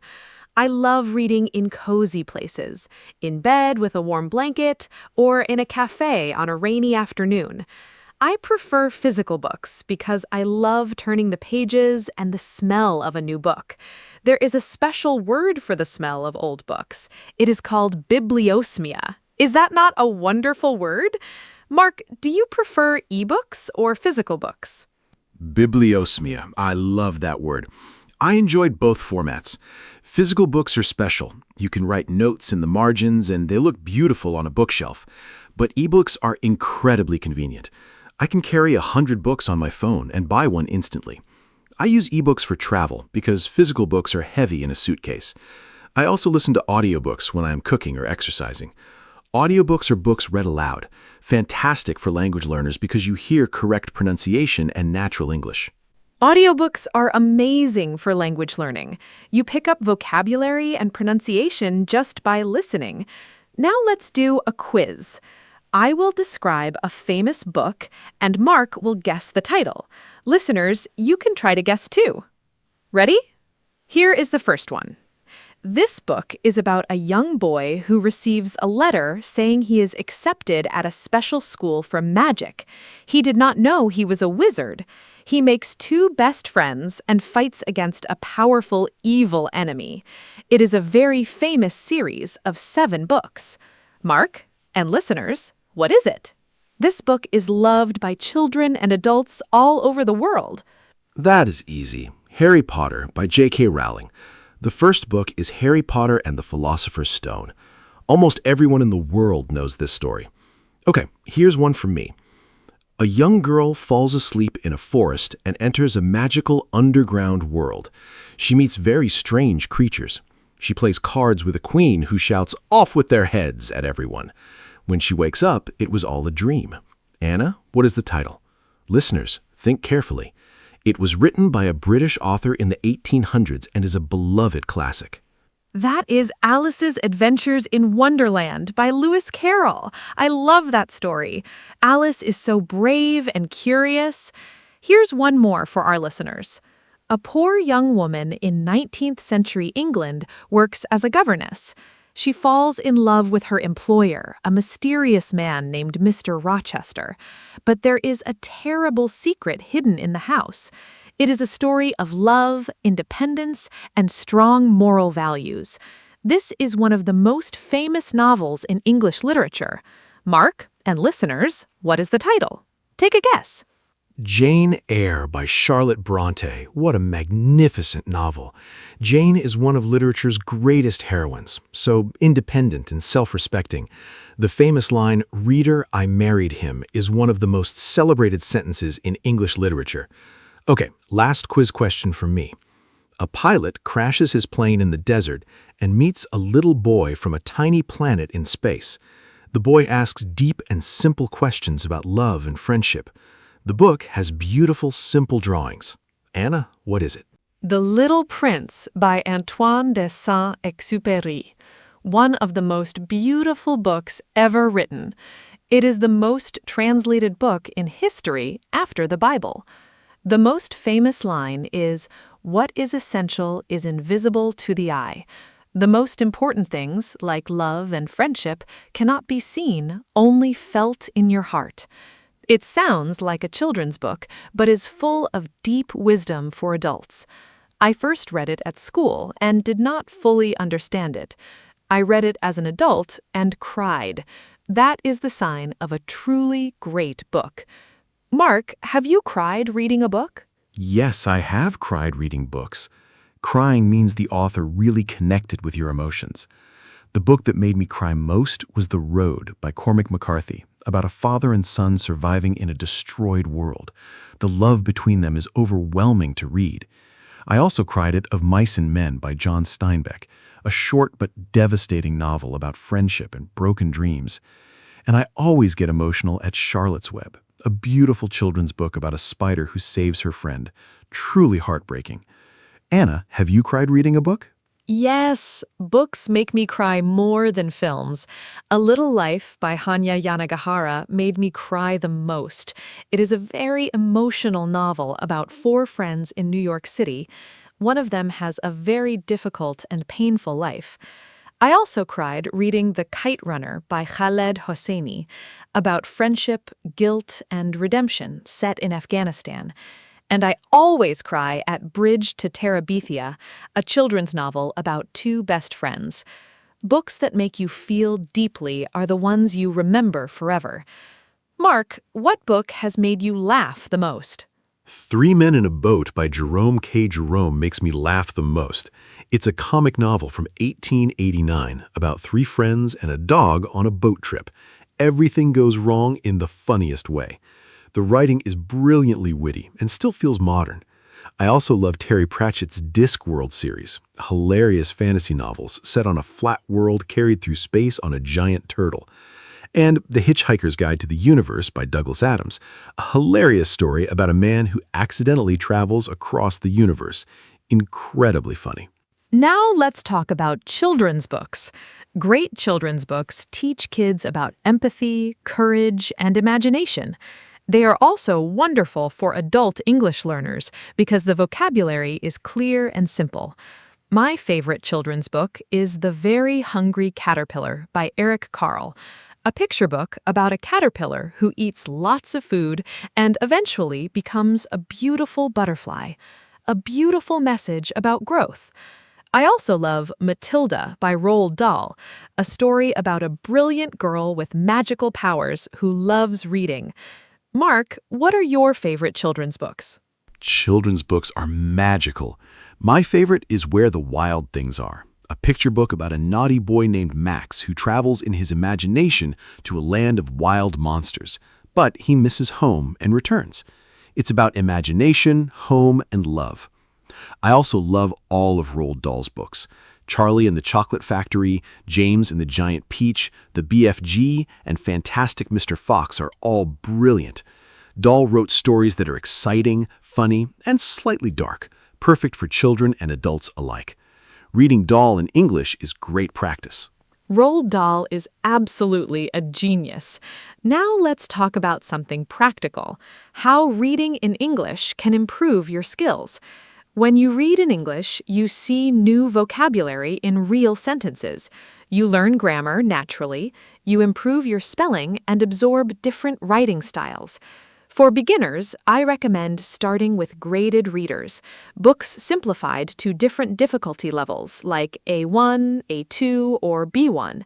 They are perfect for building reading confidence gradually. Mark, can you give some more tips on reading in English as a language learner?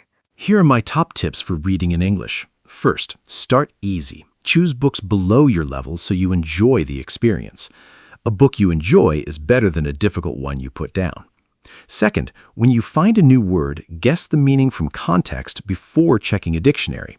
Third, read a little every day. Even 10 minutes is enough. Fourth, keep a vocabulary notebook for interesting new words. Fifth, try reading a book you already know in your language. The familiar story helps your brain fill in gaps. Happy reading, everyone!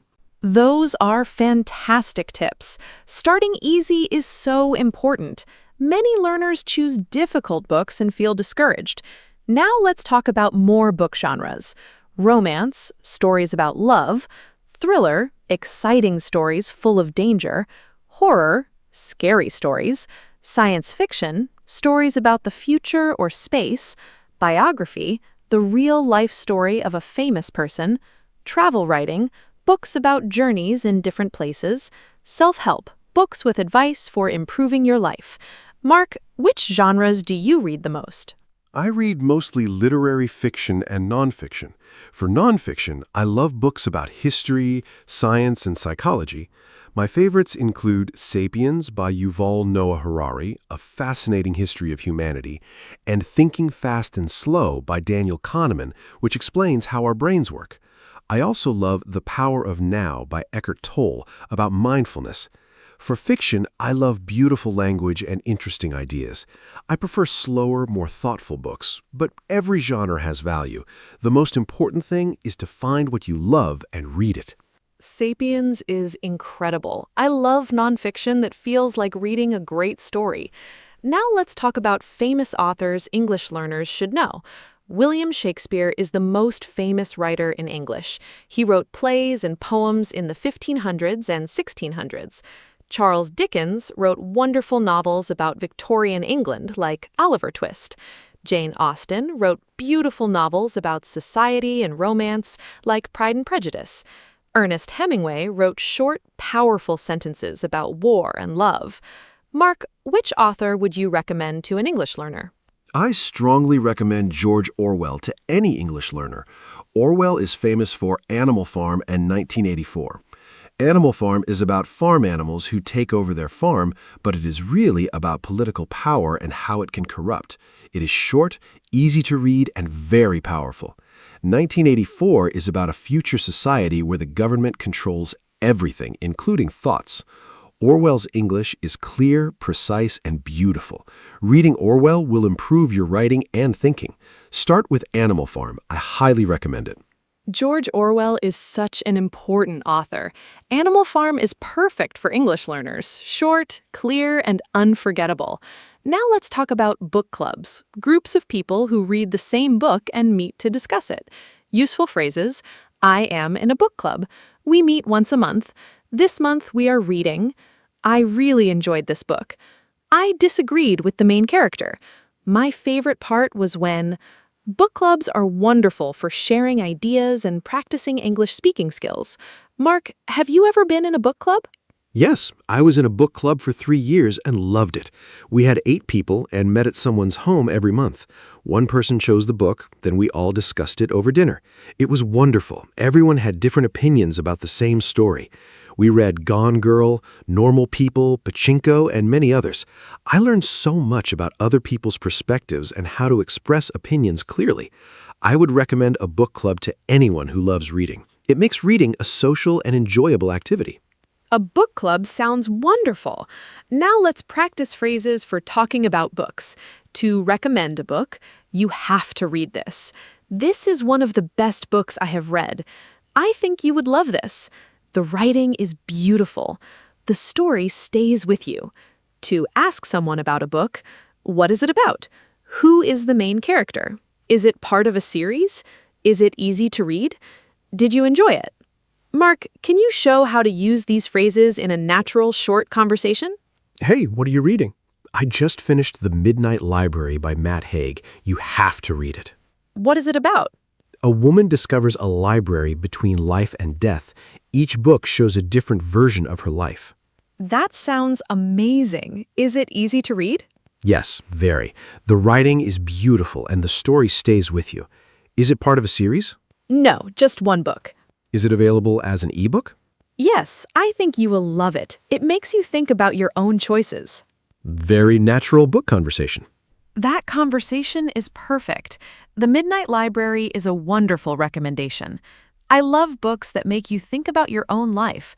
Now I want to talk about something very interesting: how books can change your life.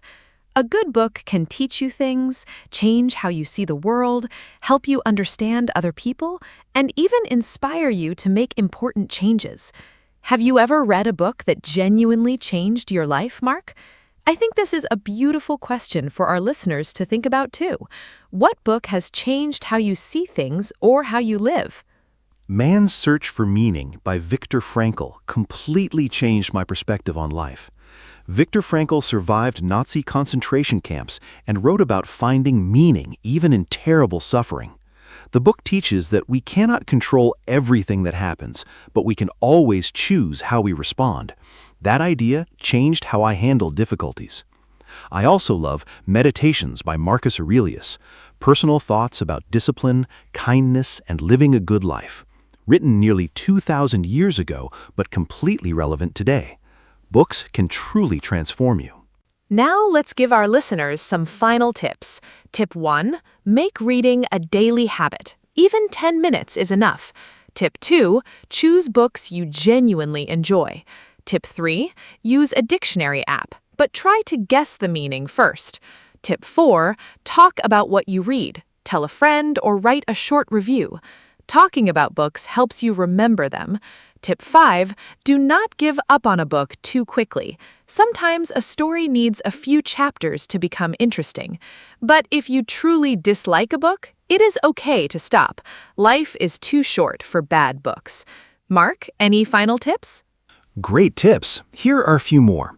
Tip 6, reread a book you loved as a child. You will often discover a completely different meaning as an adult. Tip 7, read books about places you want to visit. Tip 8, follow authors online or read interviews. It adds a personal connection to their books. Tip 9. Visit a library or secondhand bookshop. Wonderful places full of treasure. Tip 10. Trust your own taste. Some love classics, some love modern fiction, some love graphic novels. All reading is valuable. The best book is the one you want to pick up. Happy reading! What a wonderful episode! I hope our listeners feel excited about reading after today. A final summary, we discussed favorite books and authors from The Alchemist to Shakespeare and Orwell. We talked about genres, fiction, mystery, fantasy, romance, and more. We learned book vocabulary, plot, character, setting, theme. We practiced phrases for recommending books. We did a fun quiz and talked about books that made us cry, laugh, and think. Thank you for listening. Books are windows to the world. Keep reading, keep learning, and keep growing. See you next time. Thank you so much, Anna, and a huge thank you to every listener today. Books are truly one of life's greatest gifts. They cost very little or nothing at a library, but they give you so much. New worlds, new ideas, and new understanding of yourself and others. If you are learning English, books are one of your most powerful tools. Start with something simple and enjoyable. Read a little every day and watch your English grow. Share your favorite books with a friend learning English. It is a wonderful conversation starter. Take great care of yourselves. Keep reading, and goodbye. Hello, everyone. Welcome to our podcast. My name is Anna, and I am so happy you're here with us today. This podcast is for beginner English learners, and every episode is simple, fun, and useful. Today, we have a really delicious topic. We are going to talk about food. Food is one of the best topics in English because we talk about it every single day. What do you like to eat? What is your favorite meal? Do you cook at home? These are all questions you will hear and use constantly. I am joined by my wonderful co-host, Mark. Mark loves food just as much as I do. Mark, say hello and tell us, are you hungry right now? Hello, hello. Thank you, Anna. Hi to all our amazing listeners. Yes, I am always a little hungry when we talk about food. Today's topic is one of my absolute favorites, talking about food.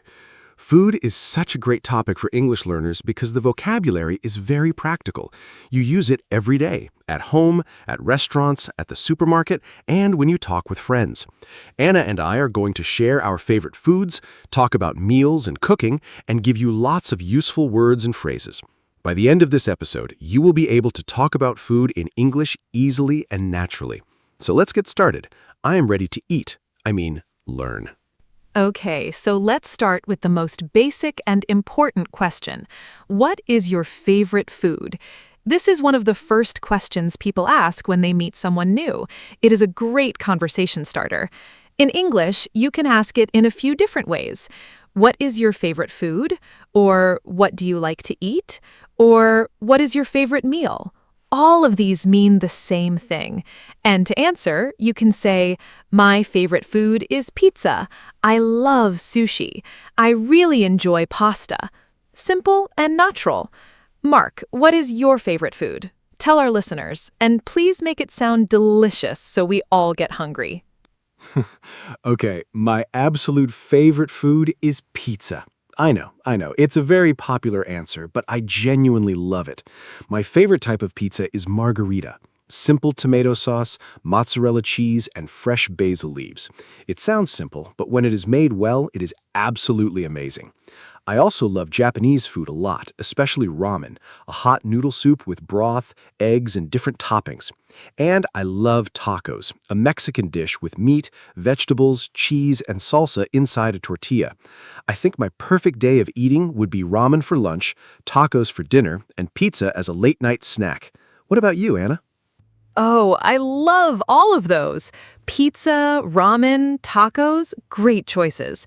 My absolute favorite food is sushi. I love how it is both simple and beautiful at the same time. My favorite type is salmon sashimi. That is just fresh, raw salmon sliced thinly. I also really love pasta, especially carbonara.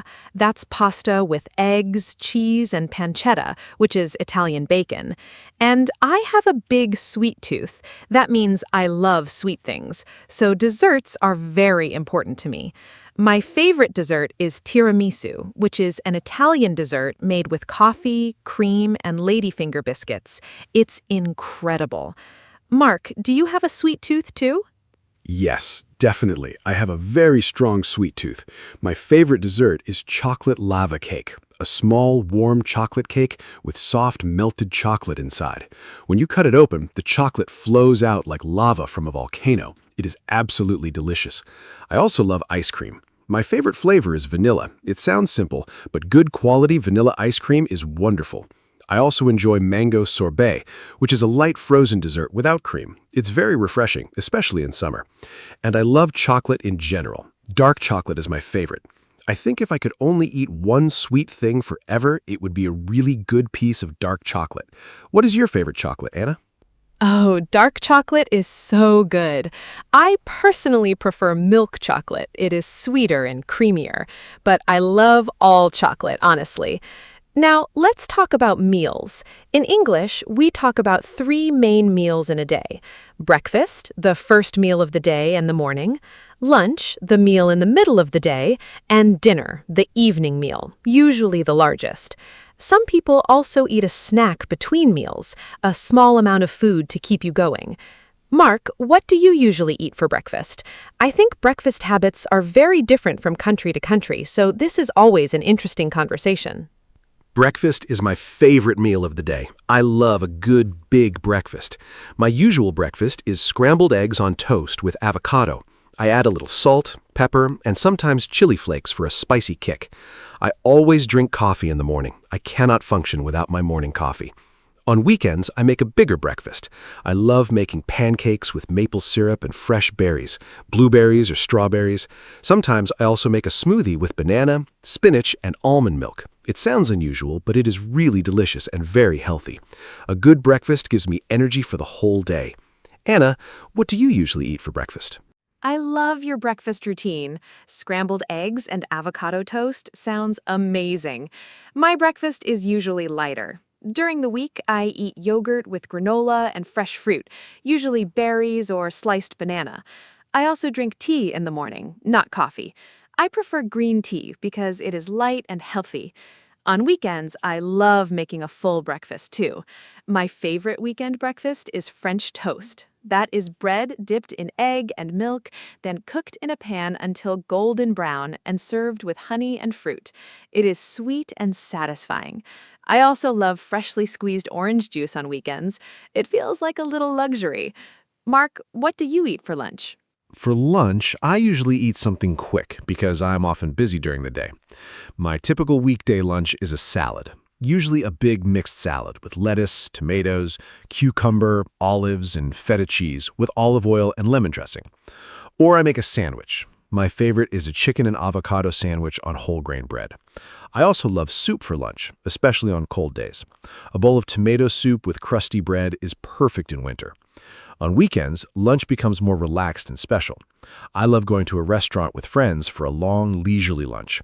My favorite restaurant lunch is a good burger with sweet potato fries. Simple, but so satisfying. Anna, what about you? A chicken and avocado sandwich sounds so good right now. For lunch, I usually have something simple too. I love eating leftovers from the night before. I think reheated food sometimes tastes even better. I also love a good bowl of noodles for lunch. My favorite is a Vietnamese-style pho, a clear broth noodle soup with herbs and vegetables. It is light but filling. I also enjoy a simple rice bowl, rice with grilled vegetables and a fried egg on top. It's cheap, easy, and delicious. On weekends, I love brunch, a meal between breakfast and lunch. Brunch is very popular now. My favorite brunch food is Eggs Benedict, poached eggs on toasted English muffin with hollandaise sauce. Incredible. Eggs Benedict is one of the best brunch dishes ever. I completely agree. Now let's talk about dinner. Dinner is my favorite meal because I have more time to cook in the evening and I can really enjoy the food. My favorite dinner to cook at home is pasta. I make a homemade tomato sauce with garlic, onions, and fresh basil. It takes about 30 minutes and it tastes incredible. I also love making stir-fry, a quick Asian-style dish where you cook vegetables and meat together in a very hot pan with soy sauce and ginger. It is fast, healthy, and delicious. When I don't feel like cooking, I order Thai food, my favorite takeaway. Mark, what do you usually cook for dinner? Wait, I'm Anna. But yes, let me tell our listeners about my favorite dinner. I love making big salads for dinner in summer. My favorite is a Greek salad. Tomatoes, cucumbers, olives, red onion, and feta cheese with olive oil. So fresh and satisfying. In winter, I love making soups and stews. My favorite is lentil soup. Lentils cooked with onions, garlic, cumin, and tomatoes. It is very warming and healthy. I also love making homemade pizza on Friday evenings. I make the dough from scratch and add all my favorite toppings. It's a really fun cooking activity. And sometimes I just want something simple, like scrambled eggs and toast. Quick, easy, and always good. Mark, do you like cooking? I do love cooking. I think cooking is a wonderful skill and a really relaxing activity. When I cook, I feel creative and happy. My favorite thing to cook is a Sunday roast, a traditional British meal with roasted chicken, roasted potatoes, vegetables, and gravy. It takes a few hours, but the result is so worth it. I also enjoy baking. My favorite thing to bake is banana bread. It's moist, sweet, and smells incredible when it comes out of the oven. I started baking during a holiday at home, and I discovered I really enjoy it. Cooking and baking are also great ways to practice English because recipes are written in clear, simple language. Anna, what is your favorite thing to cook? I love that you bake banana bread. That is one of my favorites, too. My favorite thing to cook is definitely pasta. I make a simple garlic and olive oil pasta called aglio e olio. It's Italian and it's incredible. Just garlic, olive oil, chili, and pasta. 5 ingredients, 15 minutes, and it tastes like a restaurant meal. I also love making curries. I make a butternut squash curry with coconut milk that my friends always ask me to make for them. It makes me feel good when people enjoy my food. I also bake occasionally. My favorite thing to bake is chocolate chip cookies. They're warm, soft, and perfect with a glass of cold milk. Who can say no to a warm cookie? Nobody can say no to a warm cookie. Now let's talk about different types of food from around the world. One of the best things about food is that every country has its own amazing dishes and flavors. Italian food is very popular worldwide. Pizza, pasta, risotto, gelato. Japanese food is also incredibly popular. Sushi, ramen, tempura, miso soup. Mexican food is loved everywhere. Tacos, burritos, guacamole, enchiladas. And Indian food is amazing. Curry, biryani, naan bread, samosa. I love trying food from different countries. It's like traveling without leaving your city. Anna, which international cuisine is your absolute favorite? That is such a hard question because I love so many. But if I have to choose just one, I would say Japanese food.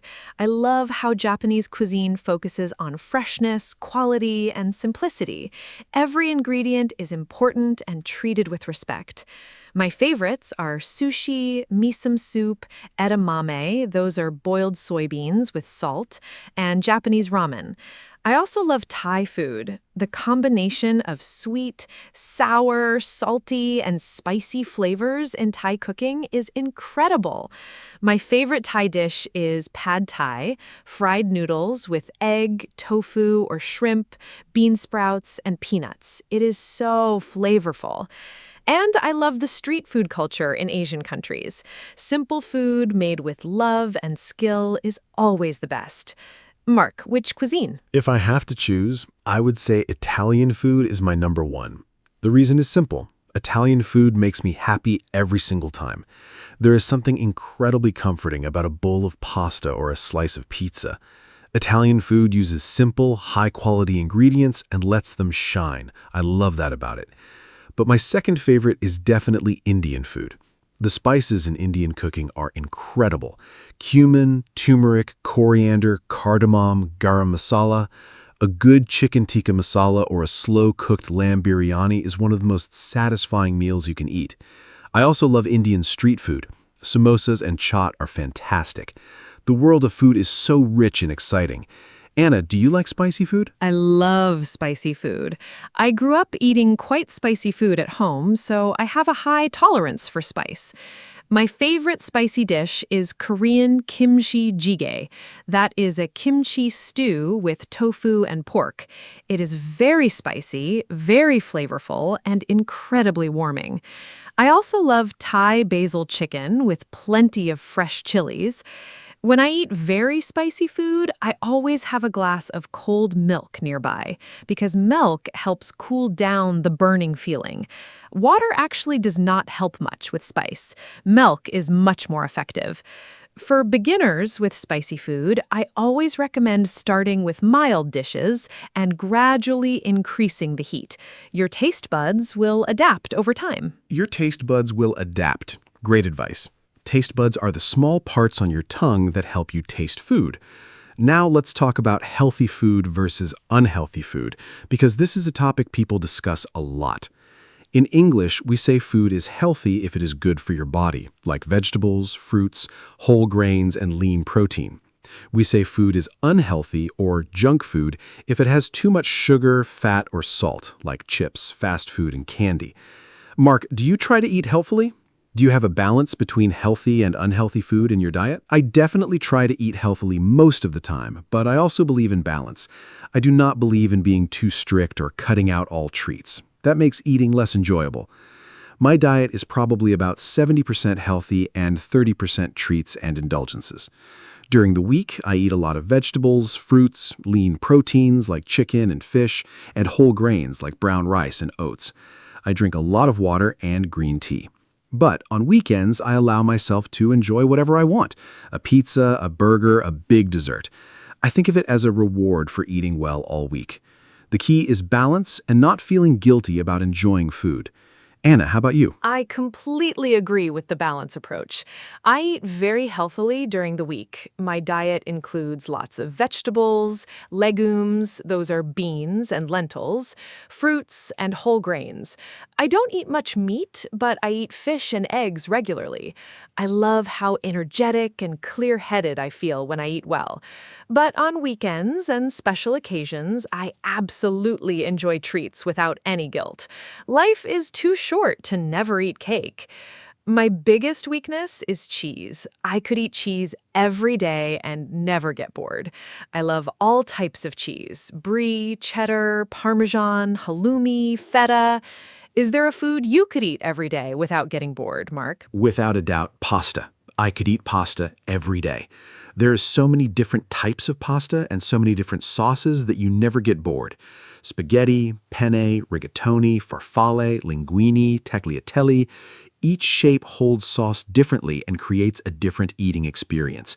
And the sauces, tomato, carbonara, pesto, arrabbiata, amatriciana, alfredo, the combinations are almost endless. I also think I could eat eggs every day. Scrambled, fried, poached, boiled, in an omelet. Eggs are incredibly versatile. They're also very nutritious and affordable. A good egg is one of the best things in the world. Anna, if you could only eat one food forever, what would it be? That is such a fun and difficult question. If I could only eat one food forever, I think I would choose sushi. Here is my reasoning. Sushi has variety within itself. You can have salmon, tuna, shrimp, vegetable rolls, different types of rice, miso soup on the side. So technically it is many foods, but all under the umbrella of sushi. I know that is a bit of a cheat answer. Honestly, if I have to pick just one thing, it would probably be a really good bowl of pasta with homemade tomato sauce. It is simple, satisfying, and makes me feel happy every time I eat it. Food that makes you feel good is the best food. Mark, what would yours be? My answer is ramen. A really perfect bowl of ramen has everything. A rich, flavorful broth that takes hours to make, perfectly cooked noodles, a soft-boiled egg with a runny yolk, tender slices of pork, bamboo shoots, spring onions, and nori seaweed. It is a complete meal in a bowl. Every component is carefully prepared, and when it all comes together, it is absolutely extraordinary. I've eaten ramen in Japan, and the difference between authentic Japanese ramen and imitation ramen is incredible. Real ramen is a work of art. I think great food, like great art, is made with patience, skill, and love. Now I am genuinely very hungry. Let's talk about favorite restaurants next. Ramen sounds incredible right now. Yes, let's talk about restaurants.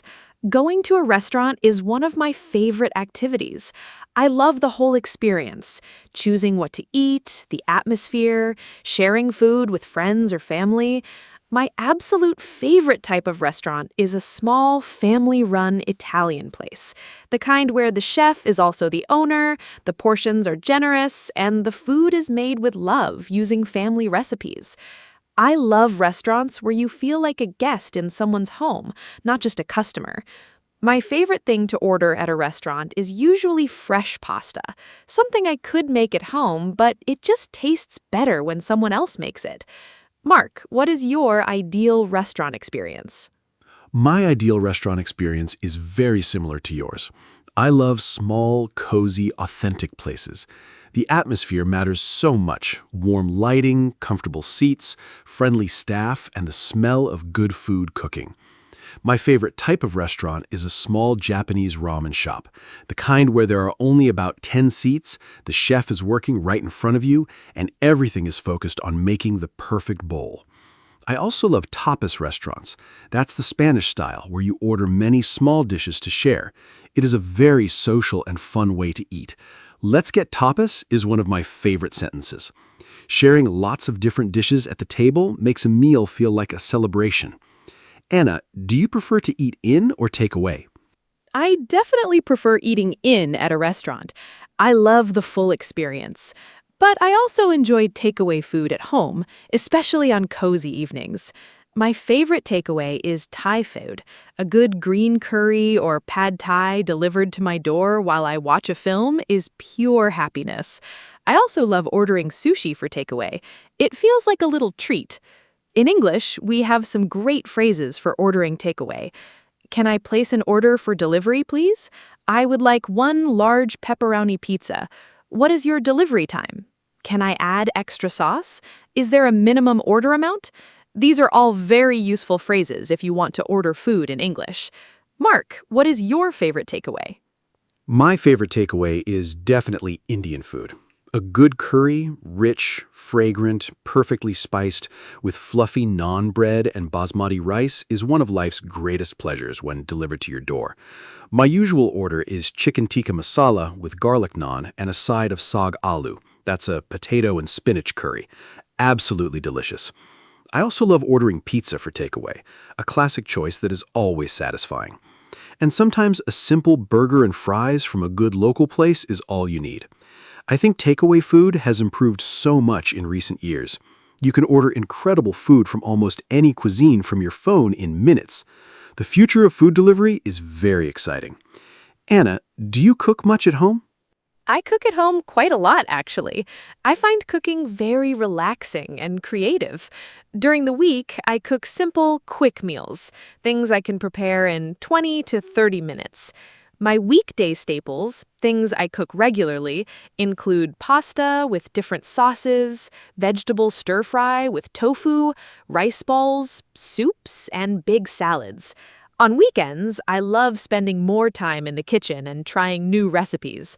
I recently made a Moroccan tagine, a slow-cooked stew with vegetables, chickpeas, and warming spices like cinnamon and cumin.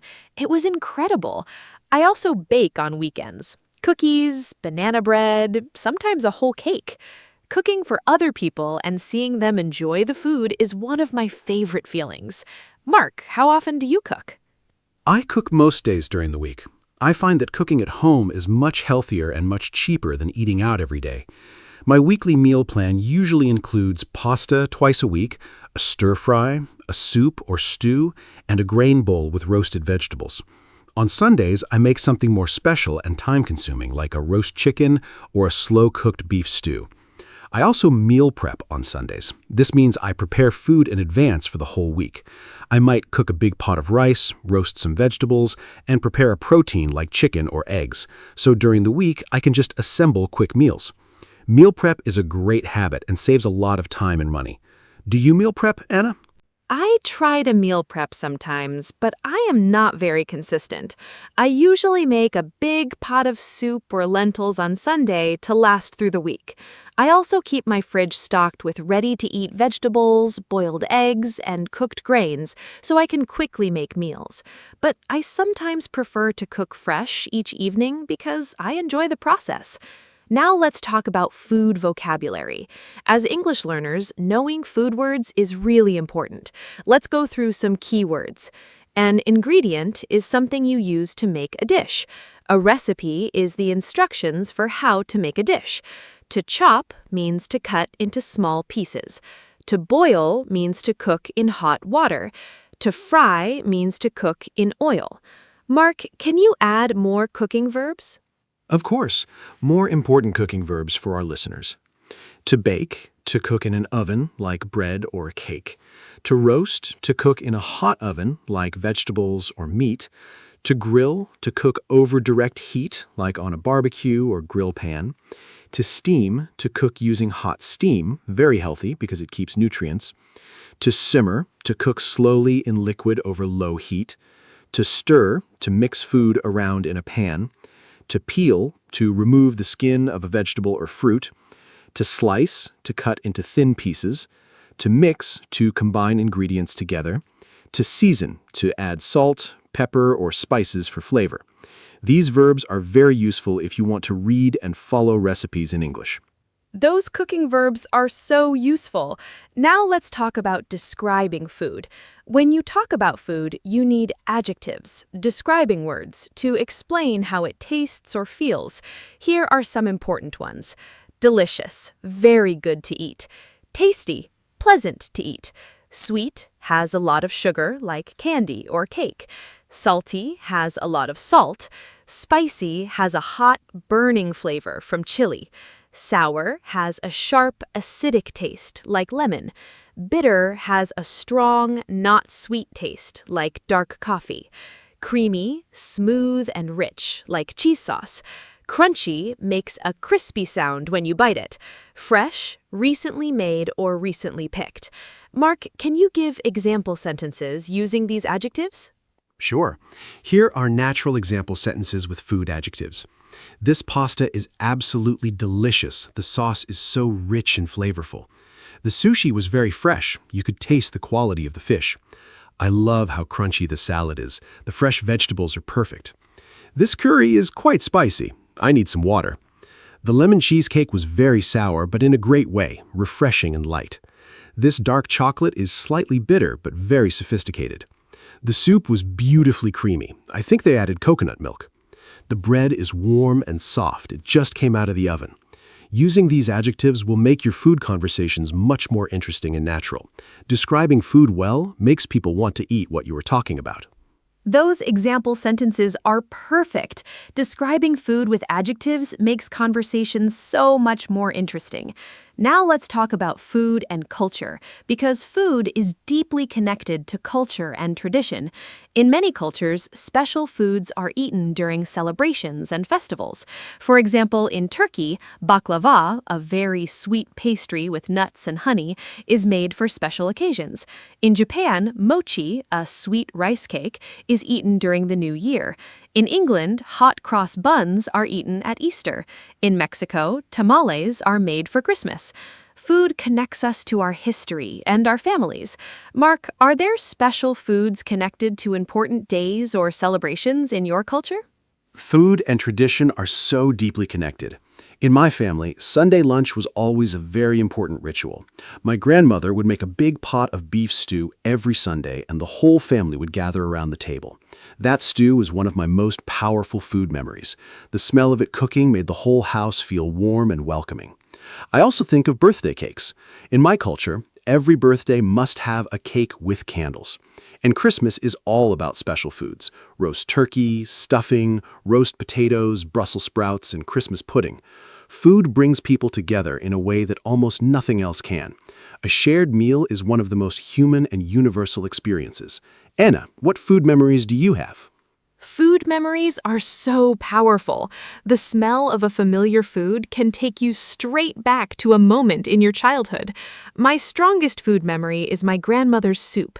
She made a simple vegetable soup with homemade bread every winter, and eating it felt like the warmest, safest feeling in the world. I still try to recreate it sometimes, and while it is good, it never quite tastes the same as hers did. I think food always tastes better when it is made with love by someone you love. Another strong memory is eating fresh fruit from the garden, strawberries still warm from the sun in summer. Nothing from a shop ever tastes as good as fruit you pick yourself. Mark, what is your strongest food memory? My strongest food memory is from a trip to Naples, Italy when I was about 20 years old. I ate a margarita pizza at a small local pizzeria, and it was the best thing I had ever tasted in my life. The dough was thin and charred at the edges, the tomato sauce was bright and fresh, and the mozzarella was soft and melted perfectly. I remember sitting outside in the warm evening, eating that pizza and thinking, this is what food is supposed to taste like. That experience changed how I thought about food.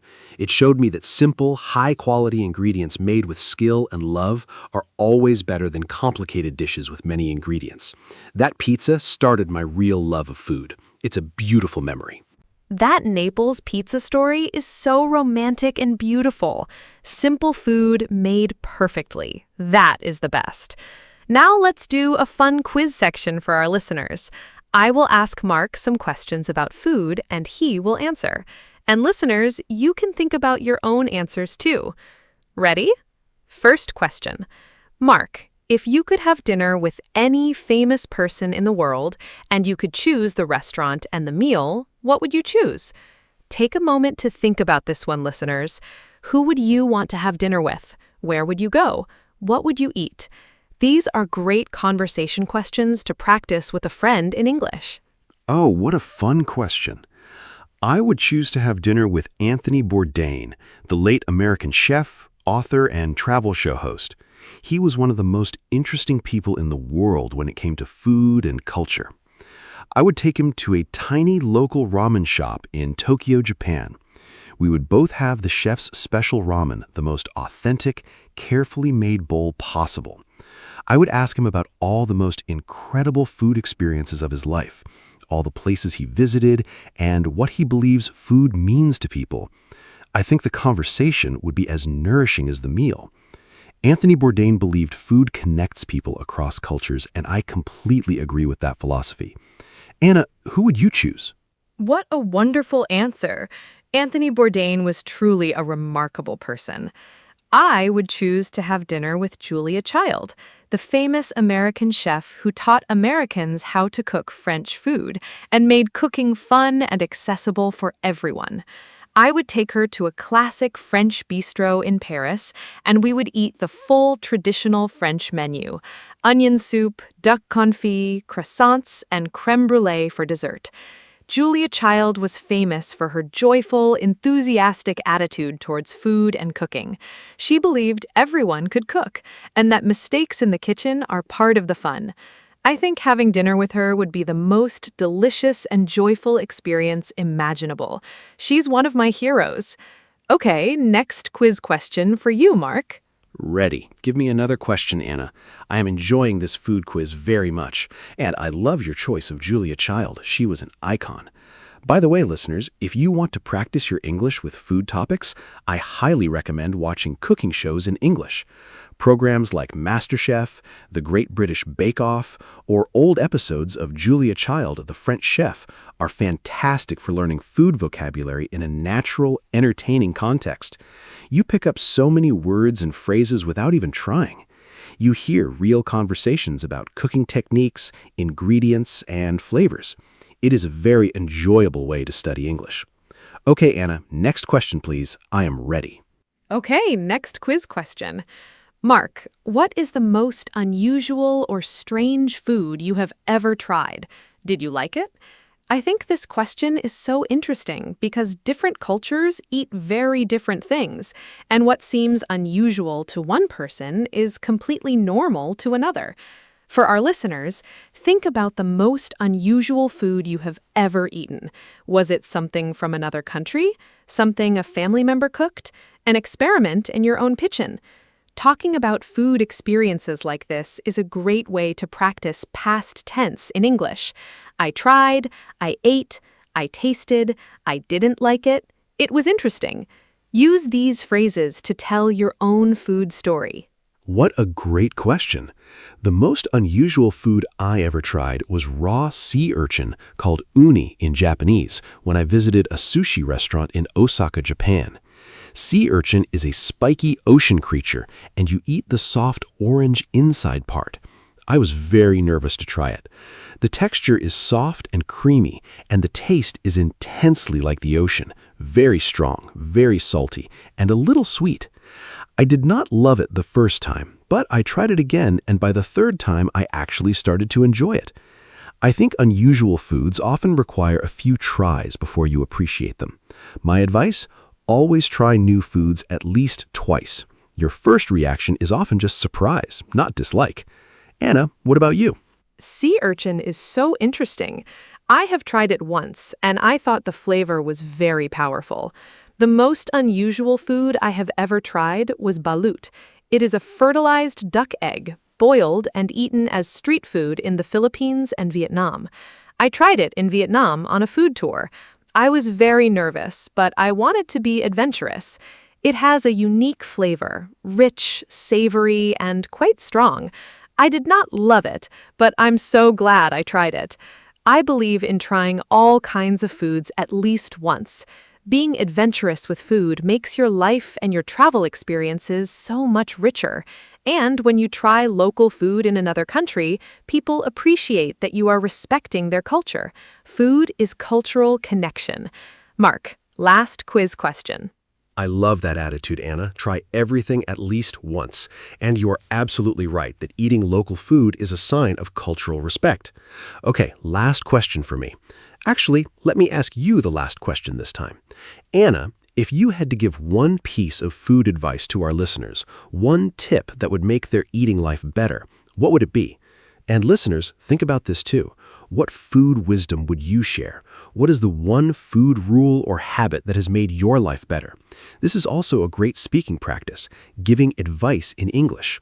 You can say, my advice is, or I recommend, or you should try. These phrases are very useful. Oh, I love that you turned it around on me. My one piece of food advice is simple. Cook more at home. I know it sounds basic, but cooking your own food changes everything. When you cook, you know exactly what ingredients are in your food.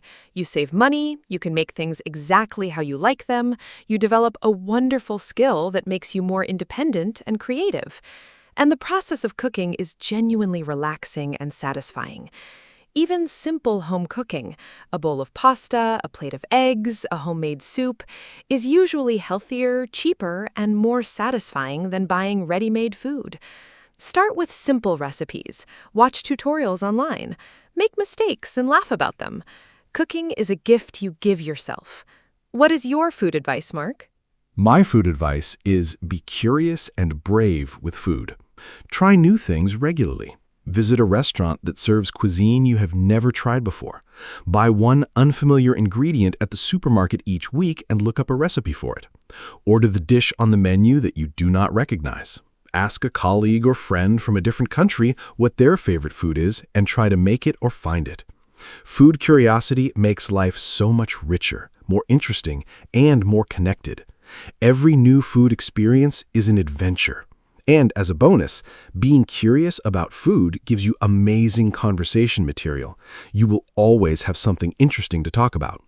Food connects peoples, cultures, and memories in the most beautiful way. Anna, shall we wrap up? Yes, let's wrap up this wonderful, delicious episode. I want to give a final summary of everything we talked about today. We discussed our favorite foods, pizza, sushi, ramen, pasta, and so much more. We talked about breakfast, lunch, and dinner habits. We covered different world cuisines: Italian, Japanese, Mexican, Indian, Thai. We talked about healthy eating and balance. We learned cooking vocabulary, verbs like bake, fry, roast, and simmer.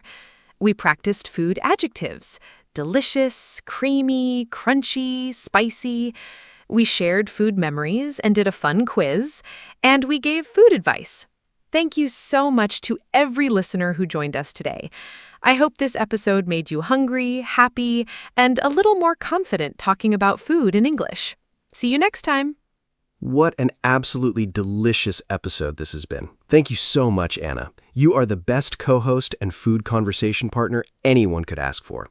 And a huge thank you to every wonderful listener who spent this time with us. Food is one of the most universal topics in the world. Everyone eats, everyone has favorites, everyone has memories connected to food. Talking about food in English is something you can practice every single day. At home, at restaurants, at the supermarket, with friends. Use the vocabulary and phrases from today's episode. Talk about your favorite foods, describe how they taste, share your food memories. The more you use English to talk about real, everyday topics like food, the faster and more naturally it will come. Take great care, eat well, and goodbye, everyone. Hello, everyone. Welcome to our podcast. My name is Anna, and I am so happy you are here with us today. This podcast is made for beginner English learners, and every episode is simple, fun, and useful. Today, we have a really exciting topic. We are going to talk about travel. Almost everyone loves travel, and talking about it is something you will do all the time in English. Whether you are planning a trip, talking to someone at a hotel, or just sharing your holiday stories, you need travel vocabulary and phrases. By the end of this episode, you will feel much more confident talking about travel in English. Let me introduce my wonderful co-host, Mark. Hi, Mark. Hello. Thank you, Anna. Hi to all our fantastic listeners. Yes, today we are talking about travel, and I am genuinely excited about this topic. Travel is one of my favorite things to talk about because it connects so naturally to real life. You can use travel English right away when you book a flight, check into a hotel, ask for directions, or order food in a restaurant in another country. For beginners, travel is also a great topic to practice because the vocabulary is very practical. Today, Anna and I will cover lots of useful words, phrases, and example conversations. So get comfortable, relax, and let's explore the world of travel English together. Let's start. Okay, so let's begin with the very basics. When we talk about travel, the first question is usually, where do you want to go? In English, we can ask this in simple ways. Where do you want to travel? Or where are you going on holiday? Or what is your dream destination? A destination is the place where you want to go. For example, my destination is Paris, or I want to travel to Japan. Other important basic words are a trip, a journey you make to another place, a holiday, time off when you travel or rest, a suitcase, the bag you pack your clothes in. Mark, can you give some more basic travel vocabulary? Sure. Here are more important basic travel words. A passport, the official document you need to travel to another country. A visa, permission from a country to enter and stay there. A ticket, the document that lets you travel by plane, train, or bus. A flight, a journey by plane. A hotel, a building where you pay to sleep and stay. A map, a drawing that shows streets and places to help you find your way. A tourist, a person who visits a place on holiday. A souvenir, a small gift you buy to remember a place. These are all very common words you will hear when you travel. Learn them. Those are great words. Passport, visa, ticket, flight, hotel, map, tourist, souvenir. All so useful. Now let's talk about how to plan a trip. When you plan a travel, the first step is usually to choose your destination. Then you need to book your transport. This means you buy your tickets in advance. I want to book a flight to Rome. Next, you book your accommodation, a place to stay. I need to book a hotel room for 3 nights. Then you pack your suitcase. You put your things inside. Finally, you go to the airport or train station. Mark, can you give some useful phrases for booking a trip? Of course. Here are some very useful phrases for planning a trip. I want to book a flight to London for next Friday. Can I get a return ticket, please? A return ticket means you go and come back. I need a single ticket to Madrid. A single ticket is one way only.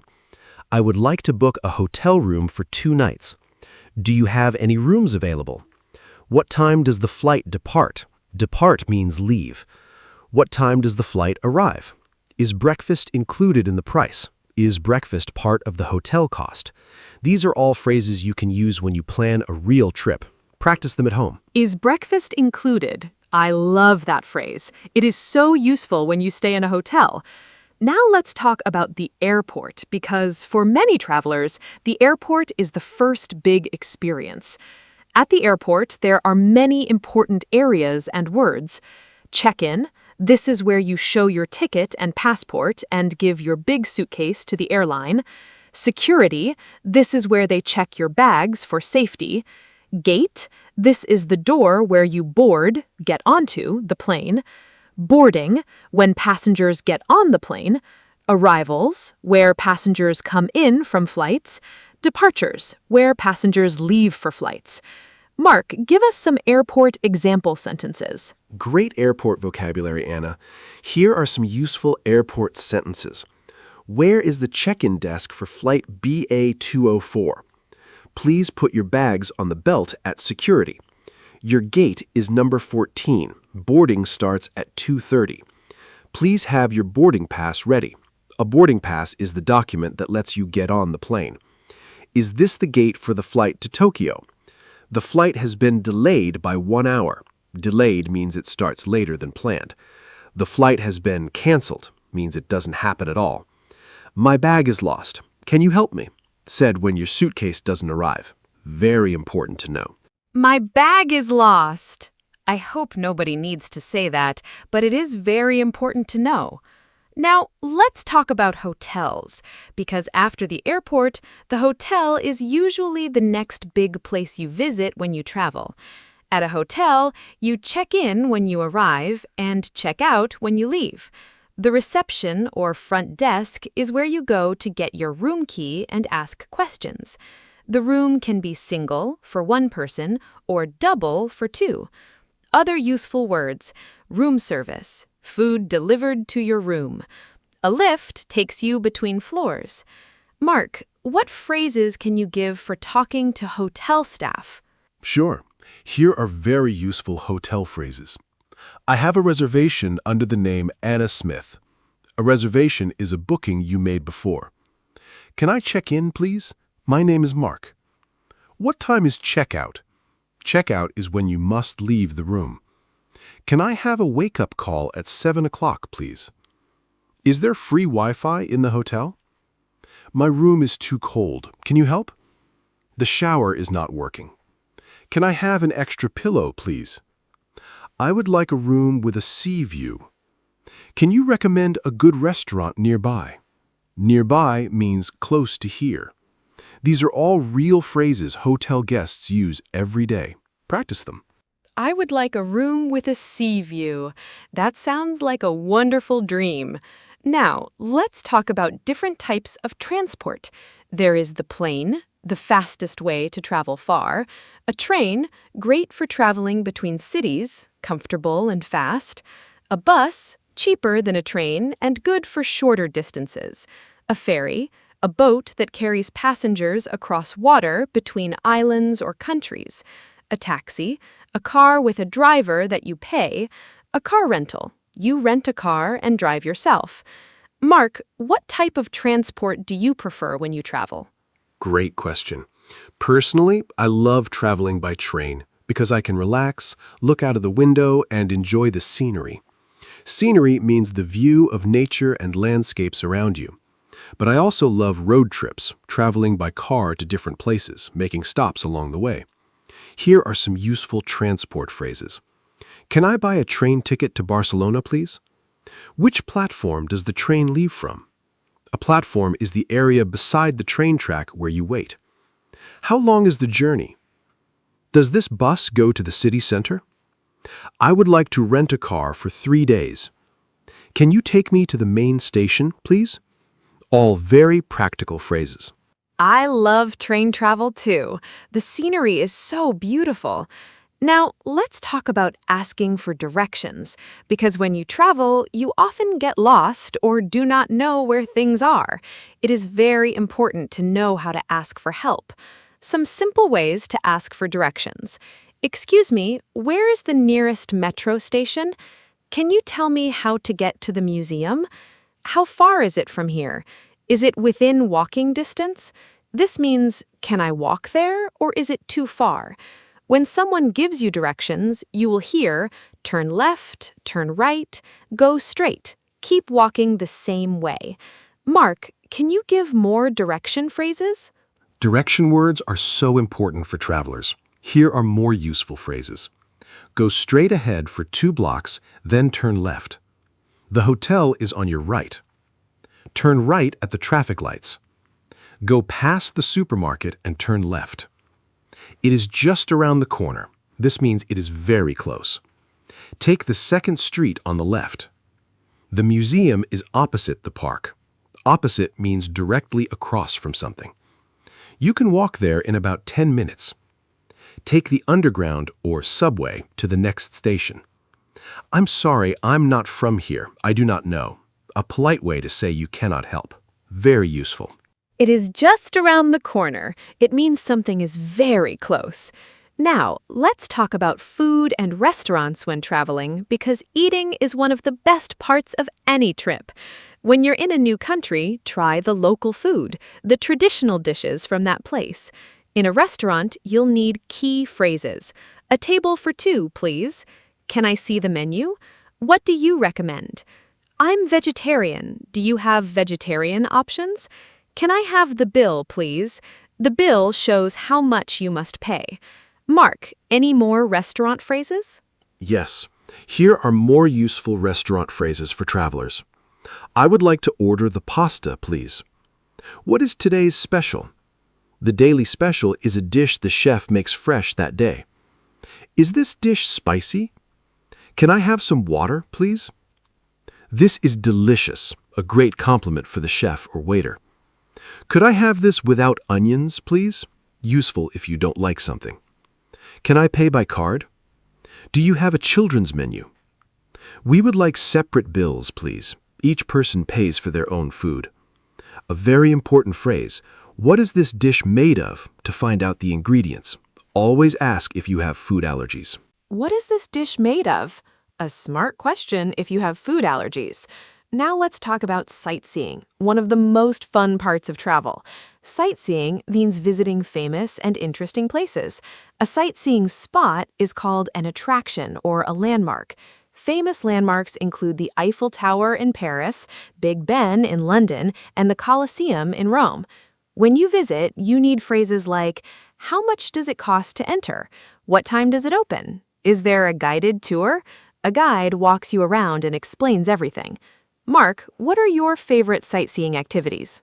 I love exploring local markets and walking around old city centers. They always feel so alive and interesting. When sightseeing, here are some very useful phrases. 2 tickets to the museum, please. Is photography allowed inside? Some museums do not allow photos. Where is the entrance? How long does the tour take? Do you have an audio guide? An audio guide is a device or phone app that tells you about the place as you walk. Is there a discount for students? Can I buy tickets online? What is the most popular attraction in this city? I would like to visit the Old Town, the historic, original part of a city. Very useful for any sightseeing trip. Is photography allowed? So important to ask before taking pictures. Now let's talk about shopping when traveling, because buying things is a fun part of many trips. You might visit local markets, shopping streets, or souvenir shops. Useful shopping phrases. How much does this cost? Can I try this on to see if clothing fits? Do you have this in a larger size? This is too expensive. Do you have anything cheaper? I will take it when you decide to buy something. Can I pay in cash? Where can I find a pharmacy? Mark, more shopping phrases? More shopping phrases for travelers. Do you accept credit cards? Can I get a receipt, please? A receipt is a piece of paper that proves you paid. Is there a tax refund for tourists? Some countries give tourists money back on shopping tax. Do you have this in a different color? Can you gift wrap this? Is this a local product? Good when buying souvenirs. Where's the nearest shopping center? Do you have a sale on? A sale means lower prices. I'm just looking, thank you. A polite way to say you are not ready to buy. These phrases make shopping abroad very easy. I'm just looking, thank you. I use that phrase all the time. Now let's talk about money and payments when traveling, because when you travel, the money is often different. In Europe, many countries use the euro. In the United Kingdom, they use the pound. In Japan, the yen. You need to exchange money. Change your home currency for the local one. A currency exchange is the place to do this. Useful money phrases. What is the exchange rate today? Can I exchange euros for dollars? Is there an ATM nearby? An ATM gives you cash. Mark, more money phrases? Yes, money and banking are really important for travelers. Here are more useful phrases. I would like to withdraw some cash. To withdraw means to take money out. Can I use my debit card here? Is there a fee for using this ATM? My card is not working. Can you help? How much does this cost in euros? Do you take foreign currency? Some shops accept the money of other countries. I have traveler's checks. Traveler's checks are a safe way to carry money abroad. Can I get change for this note? A note is paper money. A very practical tip, always tell your bank before you travel so they do not block your card. Tell your bank before you travel. Such very practical advice. I forgot once and my card was blocked on the first day. Very stressful. Now let's talk about making conversation with local people, one of the best parts of travel. Simple conversation starters. Excuse me, do you speak English? I'm a tourist. Can you help me? I'm visiting from South Korea. This is my first time here. I love your city. What do you recommend? What is the best time of year to visit? Mark, can you give more phrases for friendly conversations with local people? Meeting local people is the best part of travel. Here are more friendly phrases. How long have you lived here? What is your favorite thing about this place? Are there any hidden gems nearby? A hidden gem is a wonderful place few tourists know about. What local dish must I try? Is this area safe for tourists? I'm staying here for 1 week. I'm traveling alone. I'm traveling with my family. Is there a local market to visit? Thank you so much for your help. And when someone is extra helpful, you made my day. They made you feel very happy. You made my day is such a warm and friendly expression to know. Now let's talk about common travel problems, because not every trip goes perfectly. Sometimes things go wrong and you need to ask for help. Common problems include a delayed or canceled flight, a lost bag, feeling sick, or losing your passport. Useful phrases for problems. I need help, please. I have lost my passport. I feel sick. Is there a doctor nearby? My bag did not arrive. I missed my train. What can I do? Where is the nearest hospital? I need to contact my embassy. Mark, can you give more problem-solving phrases? Problem phrases are so important. Here are more useful ones. I do not understand. Can you say that again more slowly? Can you write it down for me, please? Can you call a taxi for me? I am allergic to this medicine. Do you have something else? My phone battery is dead. Can I use your charger? I have lost my wallet. I need to make an emergency call. Is there a police station nearby? Can you help me find my hotel? Here is the address. I do not have travel insurance. Travel insurance helps you pay for problems on your trip. Can I use the phone? These phrases could help in a real emergency. Very important to know. Travel insurance and emergency phrases, so important. Now let's talk about accommodation, because there are so many different types of places you can stay when you travel. We already mentioned hotels, but there are other options too. A hostel, a cheaper place to stay, often with shared rooms. It is very popular with young travelers and backpackers. A backpacker travels with just a backpack and a small budget. A guest house, a small family-run place, often cheaper and more personal than a big hotel. An Airbnb, renting someone's home for your stay. A resort, a large hotel, often by the beach with activities included. Mark, what type of accommodation do you prefer? I love different types depending on the trip. For a relaxing holiday, I enjoy a resort by the sea.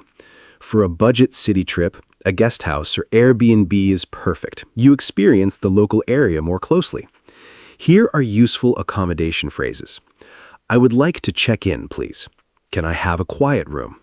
Does the room have air conditioning? Is there a safe in the room? A safe is a locked box for your valuables. Can I leave my luggage here after checkout? Is parking available? Is the hotel near public transport? All very practical questions. Can I leave my luggage after checkout? So useful when your flight is late in the evening and checkout is in the morning. Now let's talk about weather, because it can completely change all your travel plans. Always check the weather forecast before you travel. Useful weather words: sunny, the sun is shining; rainy, lots of rain; cloudy, covered with clouds; windy, strong wind; hot, very warm; cold, low temperature; snowy, snow is falling; humid, warm and wet air, common in tropical countries. Mark, how does weather affect your travel plans? Weather really does change everything when you travel. I always check the forecast carefully before packing my suitcase. For hot and sunny weather, I bring light clothes, sunscreen, and a hat. For cold or rainy weather, I pack a jacket and umbrella. Here are useful weather phrases for travel. What is the weather like in Bangkok in July? Is it the rainy season now? Should I bring an umbrella? The weather is perfect for sightseeing. I was not expecting it to be so cold. There's a storm coming. Should I change my plans? What is the best season to visit? Very natural. What is the best season to visit? Such a useful question. Different places are beautiful at different times of year. Now let's do a fun activity. Let's imagine we are planning a trip together. Mark, let's pretend we are two friends planning a holiday. I will start. So, Mark, where should we go for our next holiday? I really want somewhere sunny and warm. Maybe the beach? This kind of role-play conversation is great practice for our listeners. Try to do this with a friend at home. Think of a destination, talk about transport, accommodation, food, and activities. Real conversations like this will help you remember vocabulary much better than just reading from a list. Ready, Mark? I love this idea. Let me play along. Great idea, Anna. How about Thailand? It's sunny, warm, and the beaches are beautiful. We can fly there directly from our city. The flights are usually about 11 hours. Let's book a small hotel near the beach. I prefer somewhere quiet and not too expensive. What activities do you want to do there? We can snorkel, swim underwater with a mask, visit temples, try Thai food, and explore local markets. That sounds amazing. I will check the visa requirements. Do we need a visa to go there? This kind of conversation is perfect practice. Listeners, try making your own travel planning conversation with a friend. That Thailand conversation was so much fun. I really want to go now. Now, let's talk about describing a place when you come back from a trip. People always ask, "How was your holiday?" or "What was it like?" You need to describe places in English.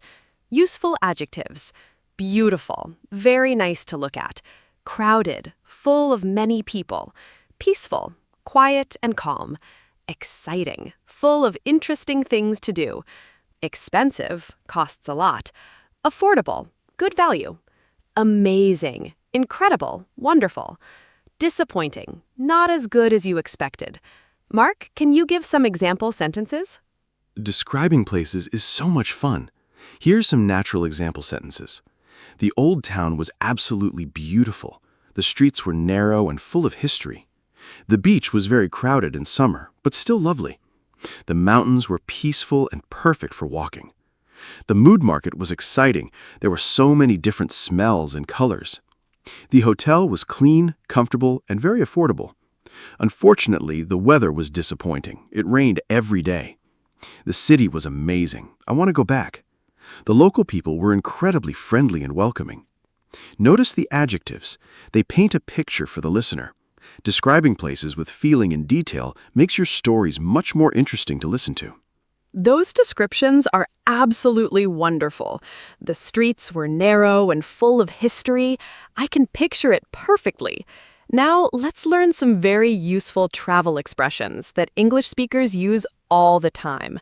Hit the road. This means to start a journey. Live out of a suitcase. To travel so much you never stay in one place long. Off the beaten track. Going to places not popular with most tourists.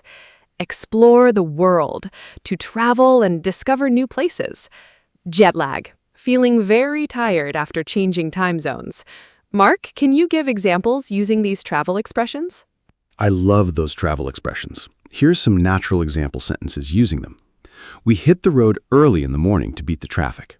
She basically lives out of a suitcase because she travels so much. I prefer off-the-beaten-track destinations away from big crowds. My dream is to explore the world and visit every continent. I had terrible jet lag after flying from New York to Seoul.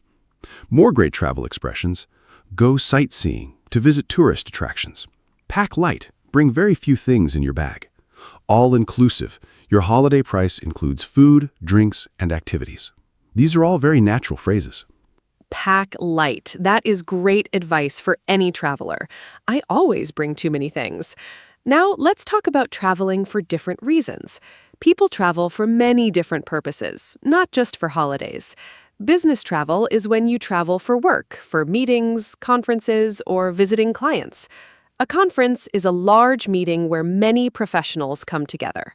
Study abroad means going to another country to study at a school or university. This is very popular with students. Adventure travel is when you travel to do exciting physical activities like hiking, climbing, or whitewater rafting. Cultural travel is when you travel to learn about history, art, and traditions. Mark, have you done any of these? Yes, I have. I've done business travel and I absolutely love it when I can combine it with exploring the city too. I also went hiking in Nepal once. It was one of the most incredible experiences of my life. The mountains were breathtaking, so beautiful. Here are useful phrases for different types of travel. I am here on a business trip. I'm attending a conference. I'm studying here for 1 semester. I'm backpacking through Southeast Asia. I went on a hiking trip in the Alps. I'm on a cultural tour of Italy. All natural phrases for explaining why you are traveling. Breathtaking. What a great word. It means so beautiful it takes your breath away. Now, I want to talk about a very modern topic, traveling with technology. Today, technology makes travel so much easier. You can use apps and websites to book flights, find hotels, get directions, and even translate languages. Some very useful travel apps include Google Maps for directions and finding places, Google Translate to translate words and signs in other languages, Booking.com or Airbnb for finding accommodation, TripAdvisor to read reviews of hotels and restaurants, a weather app to check the forecast, and your bank's app to check your balance. Mark, how do you use technology when you travel? Technology has completely changed how I travel. I use Google Maps constantly. I almost never get lost anymore. I also use translation apps a lot, especially in countries where I do not speak the language. They are amazing for reading menus, signs, and asking for help. Here are some useful technology phrases for travelers. Can you recommend a good travel app? What is the Wi-Fi password? Is there free Wi-Fi in the lobby? My phone has died. Where can I charge it? I need to buy a local SIM card. A SIM card gives local phone service. Does the hotel have a charging station? Can I connect to the Wi-Fi here? Technology really makes every trip smoother and safer. What is the Wi-Fi password? Honestly, one of the most important modern travel phrases. Now, let's do a short practice quiz for our listeners. I will ask a question, and Mark will answer using today's travel vocabulary. Listeners, please try to think of your own answer before Mark speaks. First question. You arrive at a hotel. What do you say to the receptionist? Think about the phrases we learned. I have a reservation. I would like to check in, and your name. Then ask about Wi-Fi and checkout time. Imagining real situations is one of the very best ways to improve your English. Great quiz, Anna. Okay, here's my answer. At the hotel reception, I would say, "Hello, I have a reservation under the name Mark Johnson." Then the receptionist asks for my passport and gives me my key. I then ask, "What time is checkout? Is breakfast included in the price? Is there free Wi-Fi in the room? Can you recommend a good restaurant for dinner nearby?" And when I go to my room, if there is a problem, I would say, "Excuse me, the air conditioning is not working." Or, "Can I have an extra towel, please?" These are all completely natural hotel conversations. Try saying these phrases out loud at home. Speaking practice builds confidence. Excellent hotel conversation, Mark. Now let's do one more practice scenario. You are at a restaurant in Italy. You do not speak Italian. What do you say? Think about the phrases, "Do you speak English? Can I see the menu? What do you recommend? I am allergic to." This is a very real situation that many travelers face every day. English is the common language of international travel, not just the language of England or America, but the whole world. When people from different countries meet, they communicate in English. This is one of the most important reasons to learn English. Such a great point. English really is the international language of travel. Here's my restaurant answer. I walk in and say, "Hello, do you have a table for two?" The waiter shows us a table. "Thank you. Can we see the menu?" Then, "What do you recommend? What is the specialty here, the best dish?" If I do not know a word, "What is bruschetta? What is it made of?" When we are ready, I will have the pasta, please. At the end, "Can we have the bill? Can I pay by card?" These phrases work in any restaurant anywhere in the world. Those phrases work anywhere. So true. Now, I want to give our listeners some final tips for traveling and using English when abroad. Tip 1. Do not be afraid to speak English even if you make mistakes. People appreciate when you try, and most people are kind and helpful. Tip 2. Learn a few words of the local language. Hello, thank you, and please go a very long way. People love it. Tip 3. Carry a notebook and write down useful phrases. Tip 4. Use apps like Google Translate when you are stuck. Tip 5. Smile. A smile is understood everywhere. Mark, do you have any final travel tips? Great tips, Anna. Here are a few more from me. Tip 6. Always make a copy of your passport and keep it separate from the original, just in case. Tip 7. Buy travel insurance before every trip. It can save a lot of money if things go wrong. Tip 8. Tell someone at home your travel plans, your hotel name, and return date. Tip 9. Be respectful of local customs and cultures. Always be curious and open-minded. Tip 10. Enjoy every single moment. Travel is one of life's greatest gifts. Every trip teaches you something new. Happy travels to everyone. What a wonderful and rich episode this has been. I am genuinely so happy we covered so many travel topics today. Let me give a final summary of what we talked about. We covered basic travel vocabulary, passport, ticket, hotel, destination. We talked about the airport, different types of transport, hotels, asking for directions, food and restaurants, sightseeing, shopping, money, weather, accommodation, travel problems, technology, and describing places. We also practiced real travel conversations and learned some great travel expressions. There is so much travel English to explore, but today you have a really strong and practical foundation. Remember, the best way to practice is to use the language in real situations.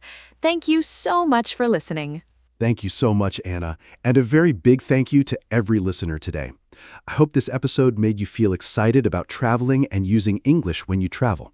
Remember, English is your travel superpower. With English, you can go anywhere and communicate with anyone. Do not wait until your English is perfect. Travel and learn at the same time. Every trip is a language lesson. Review today's vocabulary, practice the phrases with a friend, and you will feel ready for any travel situation. Take great care, and we'll see you in the next episode. Goodbye. Hello, everyone. Welcome to our podcast. My name is Anna. Today, we have a very fun topic. We are going to talk about the gym. I think many people want to go to the gym, but they don't know where to start. I am not an expert, but I love going to the gym. I started not very long ago, and I learned many things. Today, my friend Mark is here with me. He also goes to the gym. We will talk about our experiences. I hope this is helpful for you. So, let's start.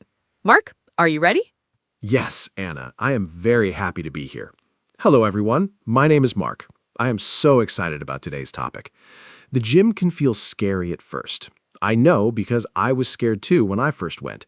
But now I really love it. Going to the gym is good for your body and your mind. In this podcast, Anna and I will talk about simple things like what to bring, what to do, and how to feel comfortable. We want to help beginners like you. So please listen and enjoy. Let's have a great conversation today. Mark, let me ask you a simple question first.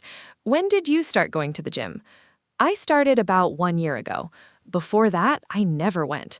I was a little afraid. I thought the gym was only for strong people. But one day, my friend invited me, and I went. It was a good experience. I felt tired after, but also happy. Now I go 3 times a week. I think starting is the hardest part. Once you start, it gets easier. Did you feel the same way when you first started? Yes, Anna, I totally understand that feeling. I started going to the gym about 2 years ago. My first day was very difficult. I did not know how to use the machines. I was also shy because there were many people. But after 2 or 3 visits, I started to feel more comfortable. I also asked a trainer for help. That was a very good idea. The trainer showed me the right way to do the exercises. I think beginners should always ask for help. It is not embarrassing. Everyone was a beginner at some point. The gym is a friendly place when you give it a chance. That is so true. I remember my first week. I did not know what to do either. I just walked on the treadmill for 20 minutes. That was my whole workout. I laughed about it later, but it was okay because I went. The important thing is to go. You don't need to do many exercises at first. Just move your body. I also watched some videos online before going. They helped me understand basic exercises. Mark, what did you do in your first week? Did you try many machines or did you start slow? I think everyone starts differently, and that is fine. Anna, I started very slow too. In my first week, I only did simple things. I walked on the treadmill and I used light weights. I did not try to do too much. I think beginners often make a mistake. They try to do everything on the first day. Then they feel very tired and sore and they don't want to go back. It is better to start small. Do a little each time, then slowly add more. Your body needs time to get used to the gym. I always tell my friends, go slowly, but go regularly. That is the best advice for a beginner. I love that advice, Mark. Go slowly, but go regularly. Yes. I also think it helps to have a plan. When I first started, I went to the gym, but I had no plan. I just walked around and looked at the machines. I did not know what to do. Then I asked for help from the gym staff. They gave me a simple beginner plan. It had 3 exercises for each visit. That was perfect for me. Having a plan made me feel more confident. I knew what to do when I came in. Mark, do you think beginners need a plan, or is it okay to just go without one? A plan is very helpful. I think beginners should have at least a simple plan. It does not need to be complicated. For example, warm up for 5 minutes, do 3 exercises, then cool down. That is enough at the start. Without a plan, you can feel confused and waste time. Also, a plan helps you see progress. You can write down what you do each day, then you can see that you are getting better. That feels really good. Many gyms offer free sessions with a trainer when you join. Beginners should use that opportunity. The trainer can make a simple plan just for you. Oh yes, free trainer sessions are so valuable. I used mine when I joined my gym. The trainer was very kind. She showed me 5 basic exercises. She also taught me how to breathe correctly during exercise. I did not know that breathing was so important. If you breathe wrong, you get tired faster. The trainer also showed me how to use the machines safely. Safety is very important in the gym. If you use the machines in the wrong way, you can hurt yourself. Mark, did your gym offer free trainer sessions too, or did you pay for help from a trainer? My gym also offered one free session with a trainer when I joined. I used it on my second visit. The trainer was great. He was patient and friendly. He explained everything clearly. He also told me not to lift heavy weights at the beginning. Many beginners try to lift very heavy weights to look strong, but that is dangerous. You can hurt your back or your shoulders. It is better to use light weights and do the exercise correctly. Form is more important than weight. After a few months, you can slowly increase the weight, but always focus on doing the exercise in the right way first. Form is so important. I learned that lesson too. One time I tried to use a heavier weight and my back hurt for 2 days. After that, I went back to lighter weights. I learned my lesson. Speaking of safety, I think it is also important to warm up before exercise. A warm-up prepares your body. It helps your muscles get ready. A simple warm-up can be 5 minutes of walking or light stretching. Do you always warm up before your workout, Mark? I try to, but sometimes when I am in a hurry, I skip it. And I usually feel it later. My muscles are more sore when I skip the warm-up. Yes, Anna, warming up is very important, and I always try to do it. When I skip the warm-up, I can feel the difference. My muscles feel tight and uncomfortable. A good warm-up gets your heart beating faster and your blood moving. It also helps prevent injury. I usually walk on the treadmill for 5 minutes, then do some light stretching. That takes about 10 minutes total. It is not long, but it makes a big difference. I also do a cool down at the end of my workout. That is also important. Cooling down helps your heart rate go back to normal slowly and reduces soreness the next day. Yes, the cool down is something I also do now. I stretch for about 5 to 10 minutes at the end of my workout. It feels really good after all that exercise. My body relaxes and I feel calm. Mark, let's talk about gym clothes now. I think many beginners wonder what to wear. When I first went, I just wore regular clothes, but I quickly learned that gym clothes are much more comfortable. I bought some good sports shoes and leggings. It made a big difference. I felt more comfortable moving and doing exercises. What do you think beginners should wear to the gym? Good question, Anna. Gym clothes are really important. You don't need to buy expensive clothes, but you need comfortable ones. The most important thing is your shoes. Get good sports shoes. They support your feet when you run or jump. Your feet and knees will thank you. Also, wear comfortable clothes that let you move freely. Avoid jeans or tight clothes. For men, a simple t-shirt and shorts are perfect. For women, leggings and a sports top work great. You can also bring a light jacket if the gym is cold. Some gyms have strong air conditioning. Dress in layers so you can remove clothes if you get hot. That is great advice about layers. My gym is sometimes very cold, and I always bring a hoodie. Mark, what about things to bring to the gym? I have a small gym bag. Inside, I always have a water bottle, a small towel, my earphones, and my gym shoes. I think water is the most important thing to bring.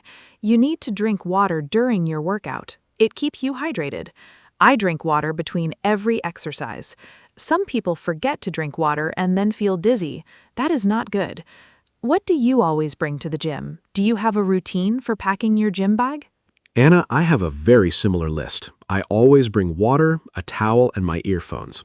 I also bring a protein bar for after the workout. My body needs food after exercise to recover. I also bring a small notebook. I write down my exercises, the weights I use, and how many repetitions I do.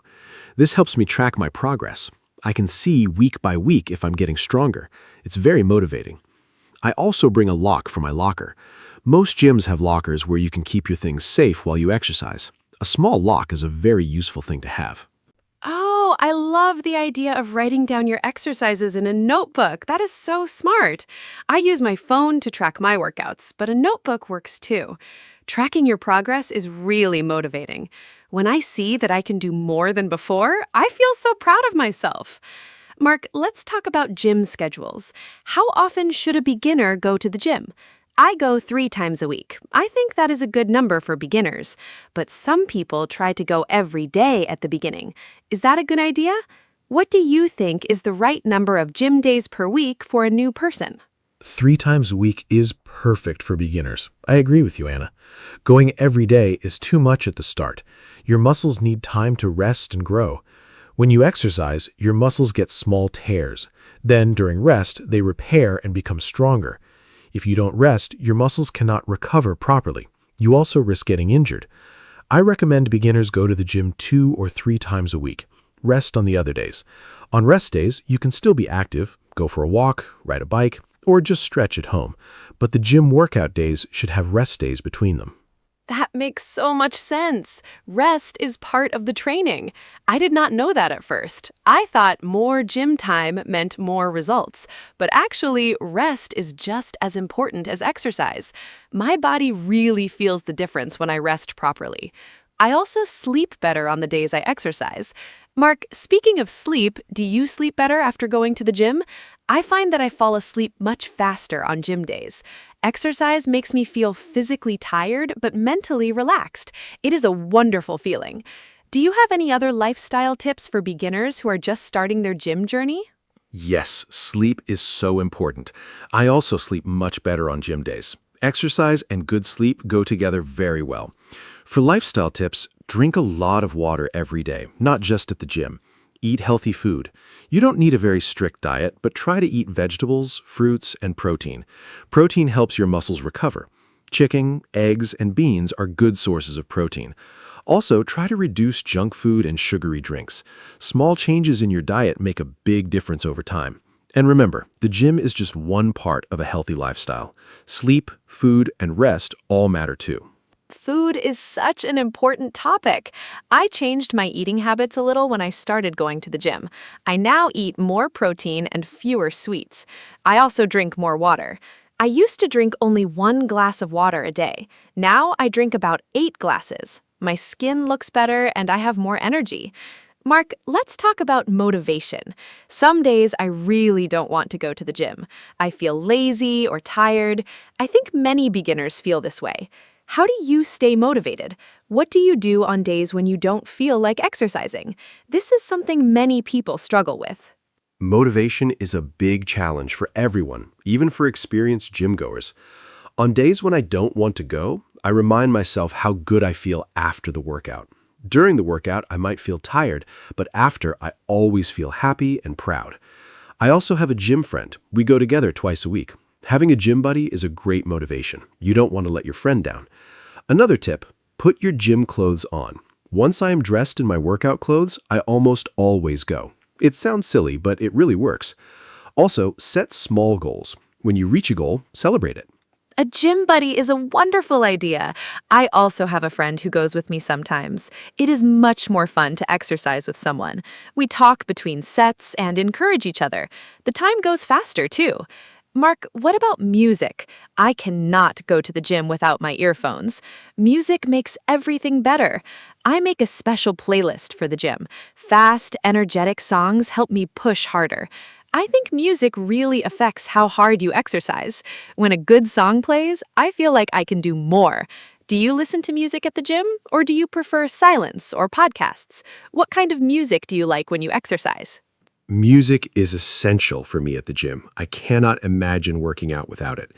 I love listening to upbeat, fast music during exercise. It gives me energy and makes me feel strong.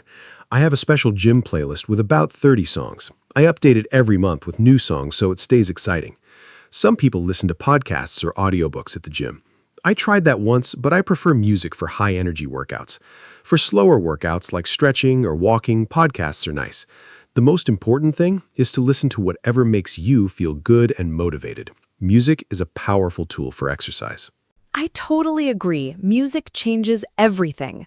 Okay, Mark, let's talk about different types of exercise. At the gym, there are so many options.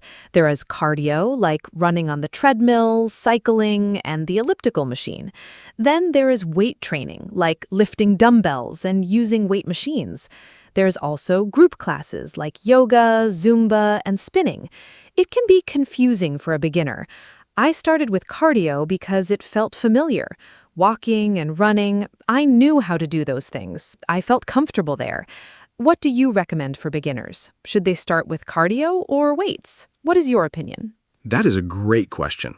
I think beginners should do a mix of both cardio and weights. Cardio is good for your heart and burns calories. Weights are good for building muscle and making your body stronger. You don't need to choose just one. A simple beginner program might be 10 minutes of cardio to warm up, then some basic weight exercises, then 10 minutes of cardio or stretching at the end. This is a good balanced workout. Group classes are also great for beginners. The instructor leads the class, so you just follow along. Classes like yoga or beginner aerobics are perfect for people who don't know what to do on their own. Group classes changed everything for me. I joined a beginner yoga class at my gym, and I loved it. The instructor was very patient and explained every pose. I met other beginners there too. We all felt the same way, a little lost, but happy to learn. After a few classes, I felt much more confident in the gym overall. I also tried a Zumba class. It was like dancing. So much fun.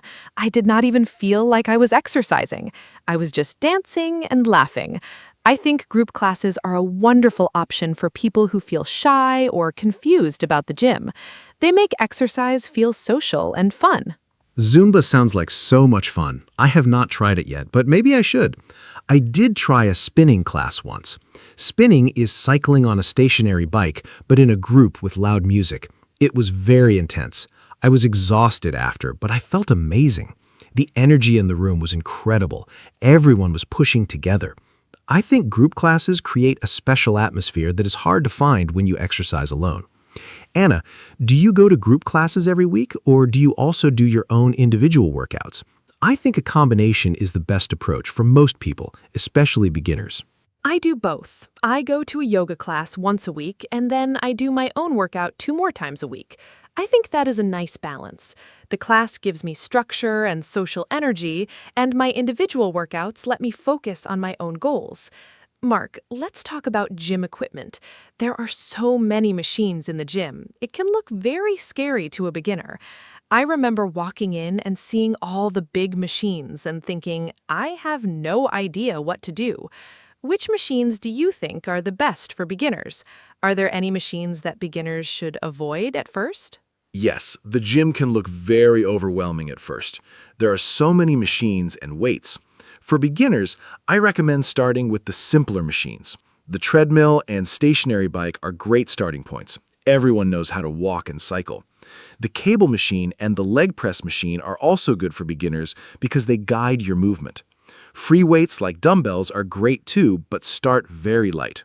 Machines are generally safer than free weights for beginners because they control your movement.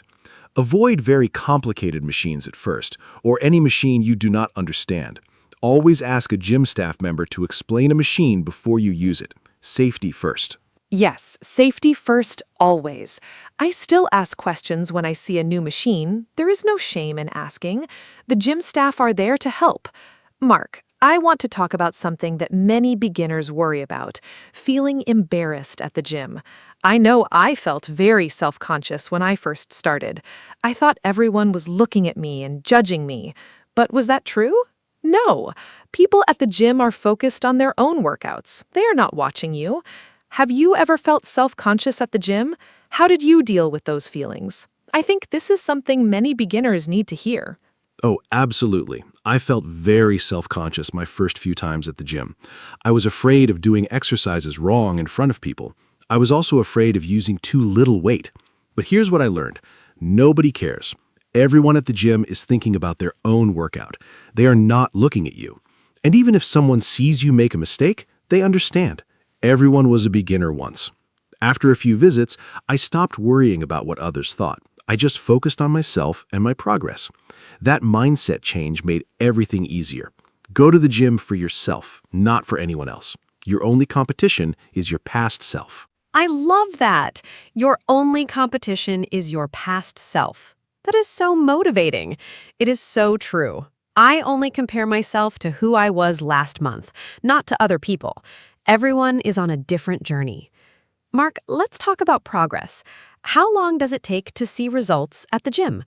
I think many beginners expect to see changes very quickly, but the reality is that progress takes time.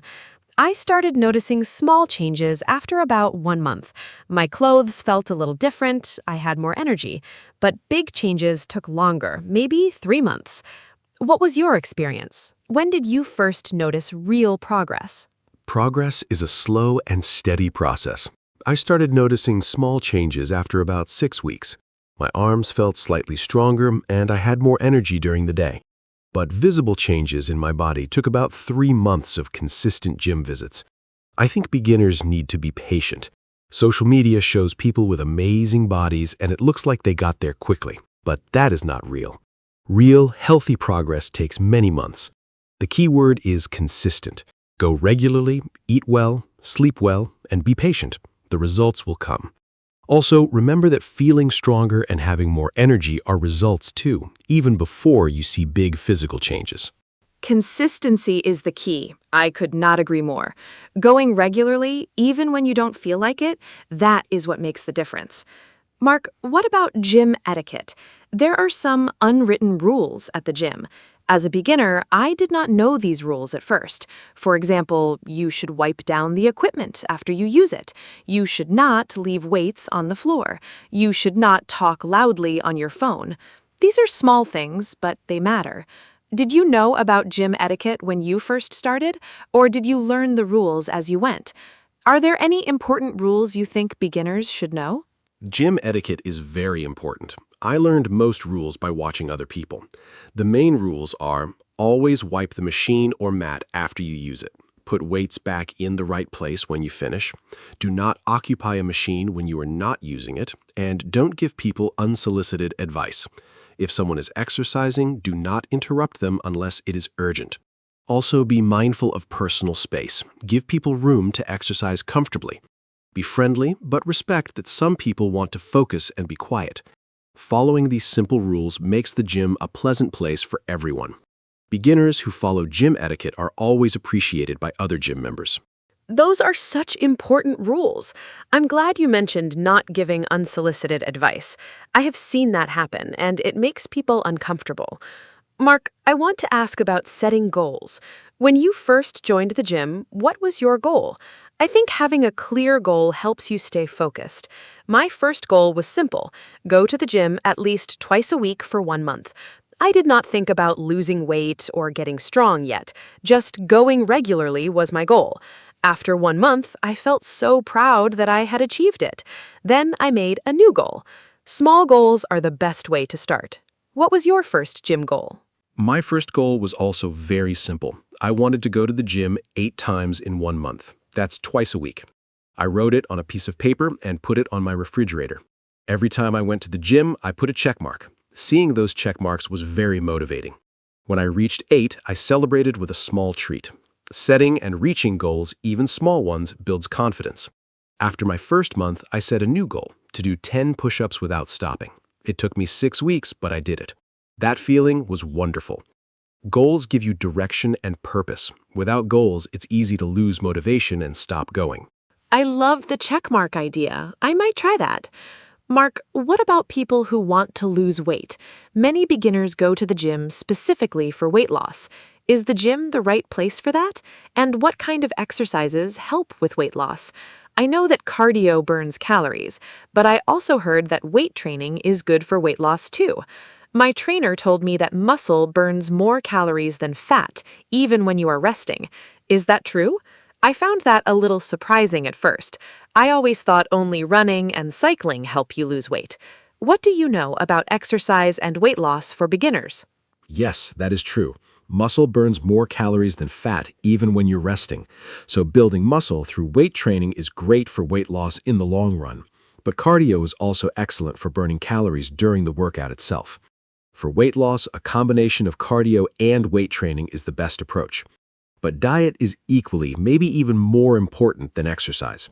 You cannot out-exercise a bad diet. If you eat too much unhealthy food, exercise alone will not give you the results you want. Eat a balanced diet with protein, vegetables, and good carbohydrates. Reduce sugar and processed food. Combine that with regular gym visits and you will see results. Diet and exercise together, that is the winning combination. I noticed that my eating habits naturally got better after I started going to the gym. I did not want to ruin my hard work by eating junk food, so the gym actually inspired me to eat better too. Mark, let's talk about gym memberships. Gyms can be expensive. How should a beginner choose a gym?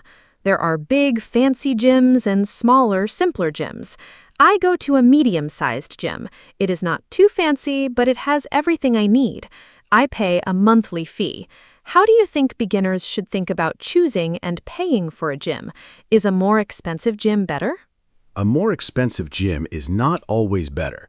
The best gym is the one you will actually go to. Think about location first. A gym close to your home or workplace is ideal. If the gym is far away, you will find excuses not to go. Then think about facilities. Does it have the equipment you need? A treadmill, some weights, and a few machines are enough for a beginner. You don't need a fancy gym with a sauna and a juice bar. Many affordable gyms have everything a beginner needs. Also ask about a trial period. Many gyms let you try for 1 week for free or at a low cost. Use that to see if you like the gym before committing. The trial period is such a smart idea. I tried my gym for 1 week before signing up.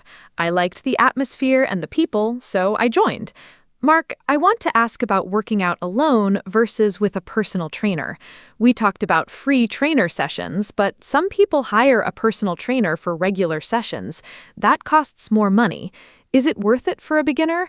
I think a few sessions with a trainer at the start is very helpful, but you don't need a trainer forever. Once you learn the basics, you can work out on your own. What do you think about personal trainers? Did you ever use one regularly? I think a personal trainer is worth it for the first month or two. Learning the correct form from a professional is very valuable. It prevents injury and makes your workouts more effective. After you learn the basics, you can continue on your own. If money is a concern, even 2 or 3 sessions with a trainer at the beginning is enough to learn the fundamentals. You can also find many free workout videos online for beginners. Many certified trainers post free content on YouTube. That is a great resource if you cannot afford a personal trainer. The important thing is to learn proper form before you start lifting heavier weights or doing complex exercises. Online videos are so helpful. I watch workout videos all the time. There are so many good ones for beginners. Mark, we have talked about so many great topics today. Before we wrap up, is there anything you want to say to someone who is thinking about going to the gym for the first time? Someone who is nervous and not sure if the gym is right for them. I want to give our listeners one final piece of encouragement before we end. I know how scary that first step can be, but I also know how wonderful it feels once you start. So, what would you say to a nervous first-timer? I would say just go. Don't overthink it. You don't need to be fit to start going to the gym. The gym is the place where you get fit. Nobody there is judging you. Everyone started somewhere. Walk in, look around, ask for help, and just try. You don't need to have a perfect plan or the perfect gym clothes. You just need to show up. The first day is always the hardest, but after that first day, the second day is easier, and then the third. Before you know it, going to the gym becomes a normal, happy part of your week. Take that first step. Your future self will thank you. What a beautiful message, Mark. Thank you so much for that. I completely agree. Just show up. That is the most important thing. We talked about so many things today. How to start, what to wear, what to bring, how to stay motivated, gym etiquette, setting goals, and so much more. I hope our listeners feel a little more confident about going to the gym after hearing our conversation. Remember, start slow, be patient, ask for help, and enjoy the journey. The gym is for everyone, including you. Thank you all so much for listening to our podcast today. It was so much fun to talk about this topic. Thank you, Anna, for hosting this wonderful conversation, and thank you to everyone who listened today. I hope we gave you some useful tips and maybe a little push to try the gym. Remember, fitness is a journey, not a race. Be kind to yourself, celebrate small wins, and keep going even when it's hard. If you have any questions or topics you want us to talk about in the next episode, please let us know. We would love to hear from you. Until next time, stay active, stay healthy, and keep smiling. See you in the next episode. Goodbye, everyone. Hello, everyone. Welcome to our podcast. I'm Anna, and I'm so happy you're here with us today. We have a really fun topic for you, one that I personally love very much. Today, we're going to talk about sleep and dreams. Yes, you heard that right. We all dream and we all sleep, or at least we try to. But did you know that sleep is actually one of the most important things you can do for your health and happiness? Stay with us because this is going to be a great conversation. And trust me, by the end, you might just want to go take a nap. Thanks, Anna. Hi, everyone. I'm Mark. And yes, I'm very excited about today's topic, too. I will be honest with you. I was a little late preparing for this episode because I was sleeping. But honestly, I think that counts as research. In this podcast, we talk about real life in simple, clear English. So if you're learning the language, you're in the right place. Today's topic is perfect for beginners and for anyone who loves their bed a little too much. So get comfortable, maybe grab a warm drink, and let's talk about sleep and why you should never give up on your dreams, especially the sleeping kind. So, Mark, let's start with something simple. How many hours do you sleep every night? Be honest. Okay, I'll be honest. I try to sleep about 7 to 8 hours, but sometimes it's less. When I have a busy week, I might only sleep 6 hours, and I can really feel the difference. I get tired easily, I make more mistakes at work, and I'm not very happy. So I've learned that sleep is not something you can skip. What about you, Anna? Are you a good sleeper? I think I'm a pretty good sleeper, yes. I love sleeping. I go to bed around 10 or 11 at night and wake up around 7 in the morning. But I have one big problem. I check my phone before bed. I know it's bad for sleep, but it's a very hard habit to break. Doctors say the light from screens makes it harder to fall asleep. Have you ever had problems falling asleep, Mark? Oh, definitely. There were times when I would lie in bed for an hour or more, just thinking about work or problems. It was very frustrating. My mind was too active. I couldn't stop thinking. I tried some things to help, like reading a book or listening to calm music. That helped a little. But the biggest change for me was keeping a regular schedule, going to bed and waking up at the same time every day. After a few weeks, it became much easier to fall asleep quickly. That's great advice, Mark. A regular schedule is really important. Our bodies have something called a circadian rhythm. It's like an internal clock that tells us when to sleep and when to wake up. If we go to bed at very different times every day, we confuse our body clock.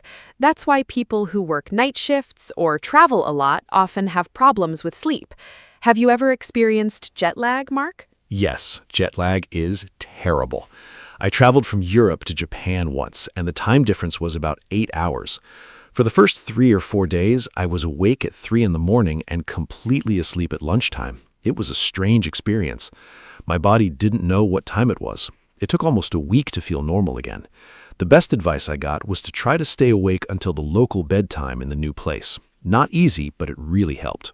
That's a smart strategy. So we've talked a little about how much we sleep and some common sleep problems. Now let's talk about why sleep is actually so important. Many people think sleeping is just doing nothing, but that's completely wrong. During sleep, your body is very busy. Your brain processes everything that happened during the day. Your muscles repair themselves. Your immune system gets stronger. Sleep is basically your body's reset button. Exactly. And I think a lot of people don't realize how much sleep affects the brain. When you sleep, your brain clears out waste products, things that build up during the day when you're thinking and working. There's actually a system in the brain called the glymphatic system. It works mostly when you sleep. Some scientists believe that not sleeping enough might increase the risk of diseases like Alzheimer's over the long term. That's a serious reason to take sleep seriously. Wow, that's really interesting and a little scary. But let's also talk about something more fun. Dreams. When we chose the title, Never Give Up on Your Dreams, Keep Sleeping, we were making a little joke, of course. But dreams are actually fascinating. Do you remember your dreams, Mark? Sometimes yes, sometimes no. It seems like I remember my dreams best when I wake up in the middle of one. If I wake up naturally after the dream finishes, I usually forget it very quickly. Scientists say that most people forget about 95% of their dreams, but the ones I do remember are often very strange. Flying over cities, being in school again, or talking to people I haven't seen in years. Dreams are like little movies in your head. Yes, I love that description, little movies. I often have very vivid dreams. Sometimes they feel so real that when I wake up, I'm confused for a moment. There's actually a word for that feeling, hypnopompic confusion. It happens in those first seconds after you wake up when your brain is still partly in the dream world. Has that ever happened to you? Oh yes, especially when my alarm goes off in the middle of a deep dream. I once woke up from a dream where I was giving a presentation at work, and for a few seconds I was looking around my bedroom thinking, where is my audience? It was very funny, but also a little embarrassing, even though no one was there. Okay, so we know dreams are interesting, but what do they actually mean? Do you believe dreams have meanings? That's a big question. There are many different ideas about this. In the past, people believed dreams were messages from gods or the future. Sigmund Freud, the famous psychologist, thought dreams showed our hidden feelings and desires. Today, many scientists think dreams are more like the brain organizing memories and processing emotions. Personally, I think dreams can sometimes reflect things we're worried about or excited about in real life, but I don't think every dream has a deep hidden message. I agree. I think if you dream about being chased, it probably means you're stressed about something, not that a monster is actually coming for you. But some people love to analyze their dreams. There are even dream journals, notebooks where you write down your dreams as soon as you wake up. I tried keeping one for a while. It was interesting because I started to notice patterns. I often dreamed about water when I was feeling uncertain about something in my life. Oh, that's very interesting. Water is actually one of the most common dream symbols. Many dream researchers say water can represent emotions, calm water for peace, rough water for stress or confusion. I think keeping a dream journal is a lovely idea. It helps you be more self-aware. And the act of writing first thing in the morning is actually a good habit for your mental health, too. Some people call it morning pages, just writing freely without thinking too much. I like that idea. Writing in the morning before your day starts can help you feel more calm and organized. Okay, let's talk about something practical now. We all know sleep is important, but many people still don't sleep enough. Life is busy. Work, family, phone, social media. There are so many things that take our time and energy. What do you think are the biggest enemies of good sleep, Anna? I think the number one enemy is definitely screens. Phones, tablets, computers, televisions. The blue light from screens signals to our brain that it's still daytime, so the brain stops producing melatonin. Melatonin is the hormone that makes us feel sleepy. That's why many sleep experts say to stop using screens at least an hour before bed. Other big enemies are caffeine, stress, and irregular schedules. Caffeine is interesting because it can stay in your body for 6 to 8 hours, so that afternoon coffee can still affect your sleep at midnight. 6 to 8 hours. That's a long time. I didn't know caffeine lasted that long. I usually drink coffee in the morning, so I think I'm okay. But I know some people who drink coffee at 5 or 6 in the evening and then wonder why they can't sleep. Now it makes sense. What about alcohol? Some people say a glass of wine helps them sleep. Is that true? This is a common misunderstanding. Alcohol can make you fall asleep faster, that part is true, but it actually makes your sleep quality much worse. Alcohol reduces something called REM sleep, which is the stage of sleep when you dream and when your brain processes emotions and memories. So even if you sleep 8 hours after drinking, you might wake up feeling tired and foggy. It's not real, deep, restoring sleep. So alcohol is not a good sleep solution at all. That's really good to know. So what actually helps with sleep? What are some good habits that people can try? There are several things that really work. First, keep a consistent schedule. Go to bed and wake up at the same time every day, even on weekends. Second, make your bedroom cool, dark, and quiet. Our bodies sleep better in slightly cooler temperatures. Third, avoid screens for an hour before bed. Instead, try reading, stretching, or relaxing with calm music. Fourth, don't drink caffeine in the afternoon or evening. And fifth, This one surprises many people.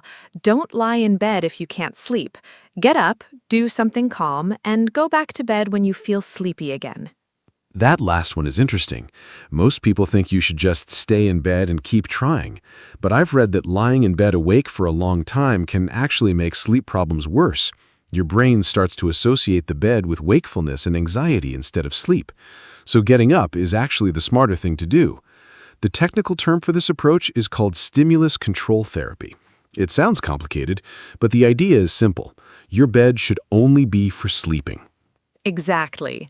And speaking of sleep therapy, there's actually a very effective treatment for chronic insomnia called CBTI, Cognitive Behavioral Therapy for Insomnia. It's not medication, it's a type of talking therapy that helps people change their thoughts and habits around sleep. Studies show it works better than sleeping pills in the long run, and without any side effects. If someone is having serious ongoing sleep problems, CBTI is really worth looking into. That's great to know. I think many people reach for medication too quickly when they have sleep problems. Medication can help in the short term, but it doesn't solve the root cause. Changing habits and mindset is more powerful. Okay, let's talk about naps. I love a good nap. Are naps good or bad? Oh, this is a great debate. Naps can be wonderful, or they can make things worse. It really depends on how long you nap and what time of day. A short nap of about 20 minutes, sometimes called a power nap, can boost your energy, mood, and concentration. But if you nap for a long time, like 2 hours, or nap too late in the afternoon, it can make it hard to sleep at night. In some cultures, like in Spain, a midday rest called a siesta is a traditional part of life. Many people believe it improves productivity. I love the idea of a siesta. Maybe we should bring that to more countries. I've read that even NASA did research on napping. They found that a 26-minute nap improved the alertness of their pilots by 54%. That's huge. Of course, most of us aren't flying planes, but the principle is the same. A short nap can really restore your focus. The key word is short.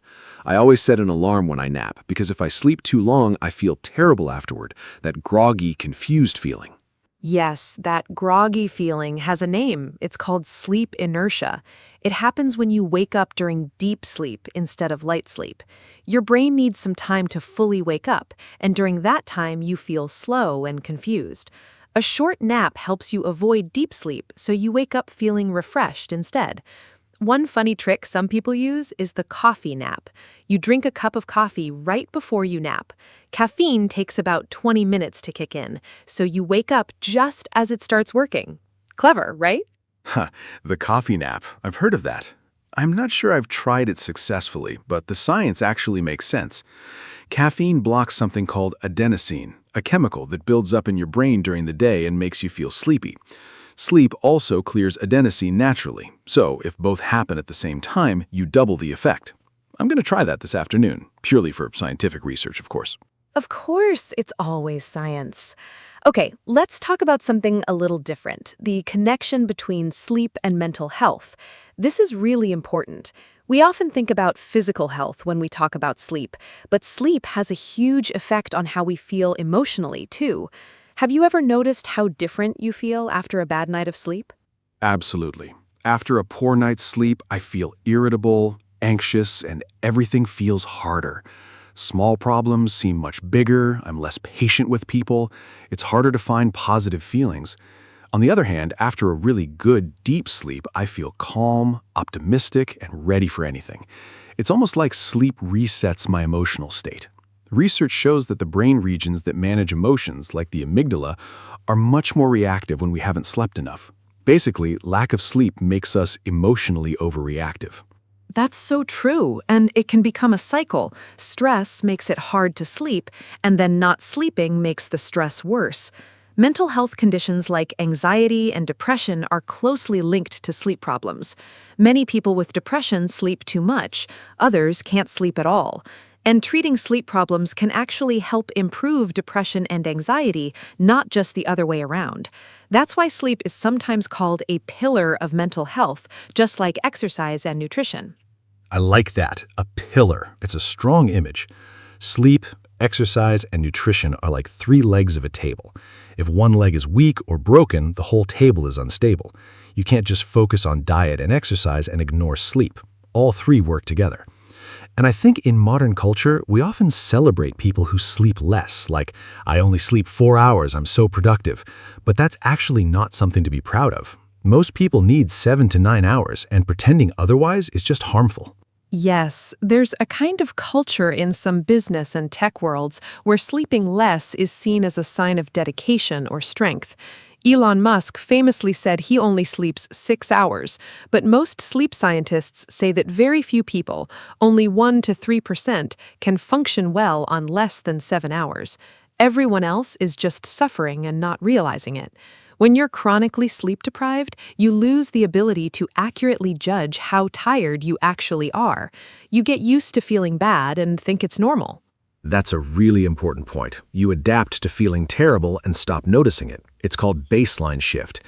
I think many people in busy, stressful jobs are in this situation.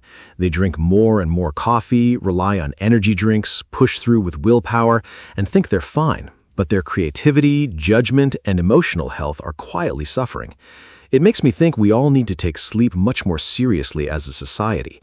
Maybe even in schools and workplaces, sleep education should be a normal part of health education. I completely agree. Some schools have already changed their start times to later in the morning because research shows that teenagers naturally have a later sleep cycle. Their brains release melatonin later at night, so they can't fall asleep early even if they want to.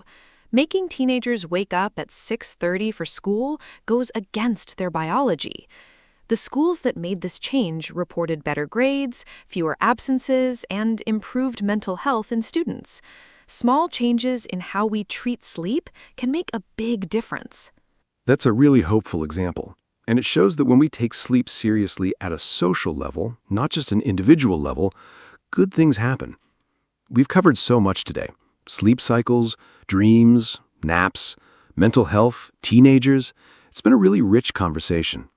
Before we close, Anna, let's share our top personal tips. What is the one sleep habit that has helped you the most? For me, it's definitely having a consistent bedtime, going to sleep and waking up at the same time every day. I know I said earlier that I struggle with my phone, and that's still something I'm working on, but having a regular bedtime has made a huge difference in how easily I fall asleep and how rested I feel in the morning. My body knows what to expect, and it prepares itself. Even on weekends, I try not to change my schedule by more than 1 hour. What about you, Mark? Mine is keeping my bedroom cool and dark. I used to sleep with the curtains half open because I liked a little light in the morning. But after I got blackout curtains, the quality of my sleep improved so much. Also, I keep the temperature a little cooler than the rest of my apartment at night. Our bodies naturally drop in temperature during sleep, so a cool room supports that process. It sounds like a small thing, but it really works.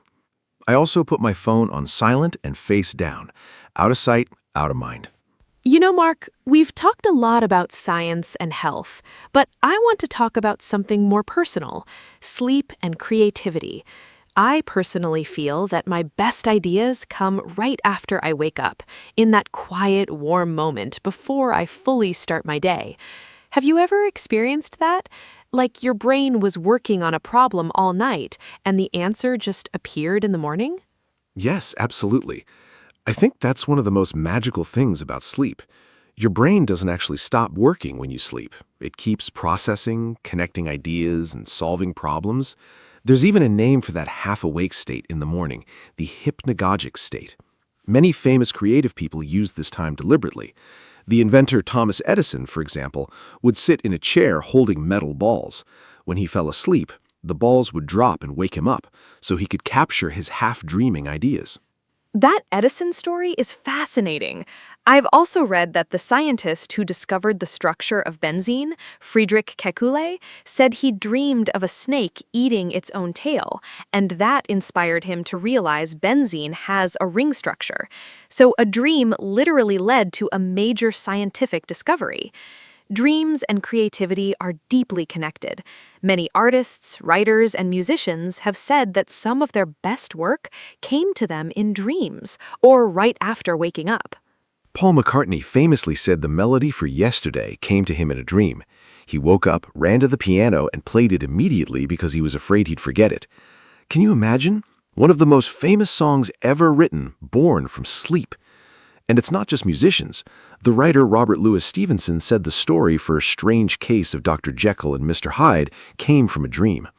Sleep is not just rest. For creative people, it can be a source of pure inspiration. I love these examples. They really change the way we think about sleep, don't they? It's not passive, it's deeply active and creative. Okay, let's shift to a topic our listeners might find very relatable: social media and sleep. I think this is a huge problem for young people especially. It's so easy to pick up your phone at midnight and scroll through videos for 2 hours without even noticing. Oh, I know exactly what you mean. I've done this so many times. You tell yourself just 5 more minutes, and then suddenly it's 2 in the morning. Social media apps are actually designed to keep you engaged. They use notifications, endless scrolling, and short videos that make it very hard to stop. This isn't an accident. These features are carefully engineered to hold your attention.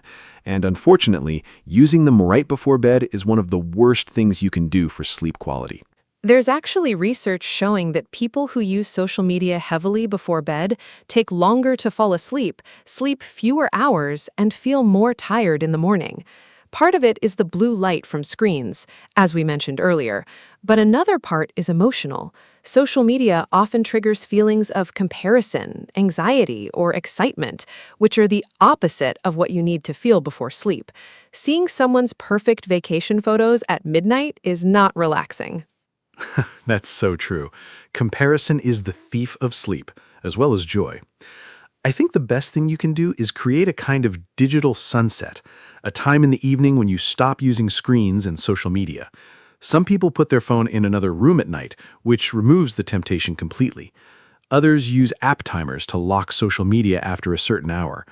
The phone can feel like a lifeline, but it's actually often a sleep thief in disguise. Digital sunset. I love that phrase.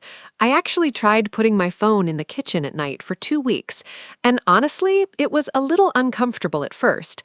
I felt slightly anxious, like I was missing something.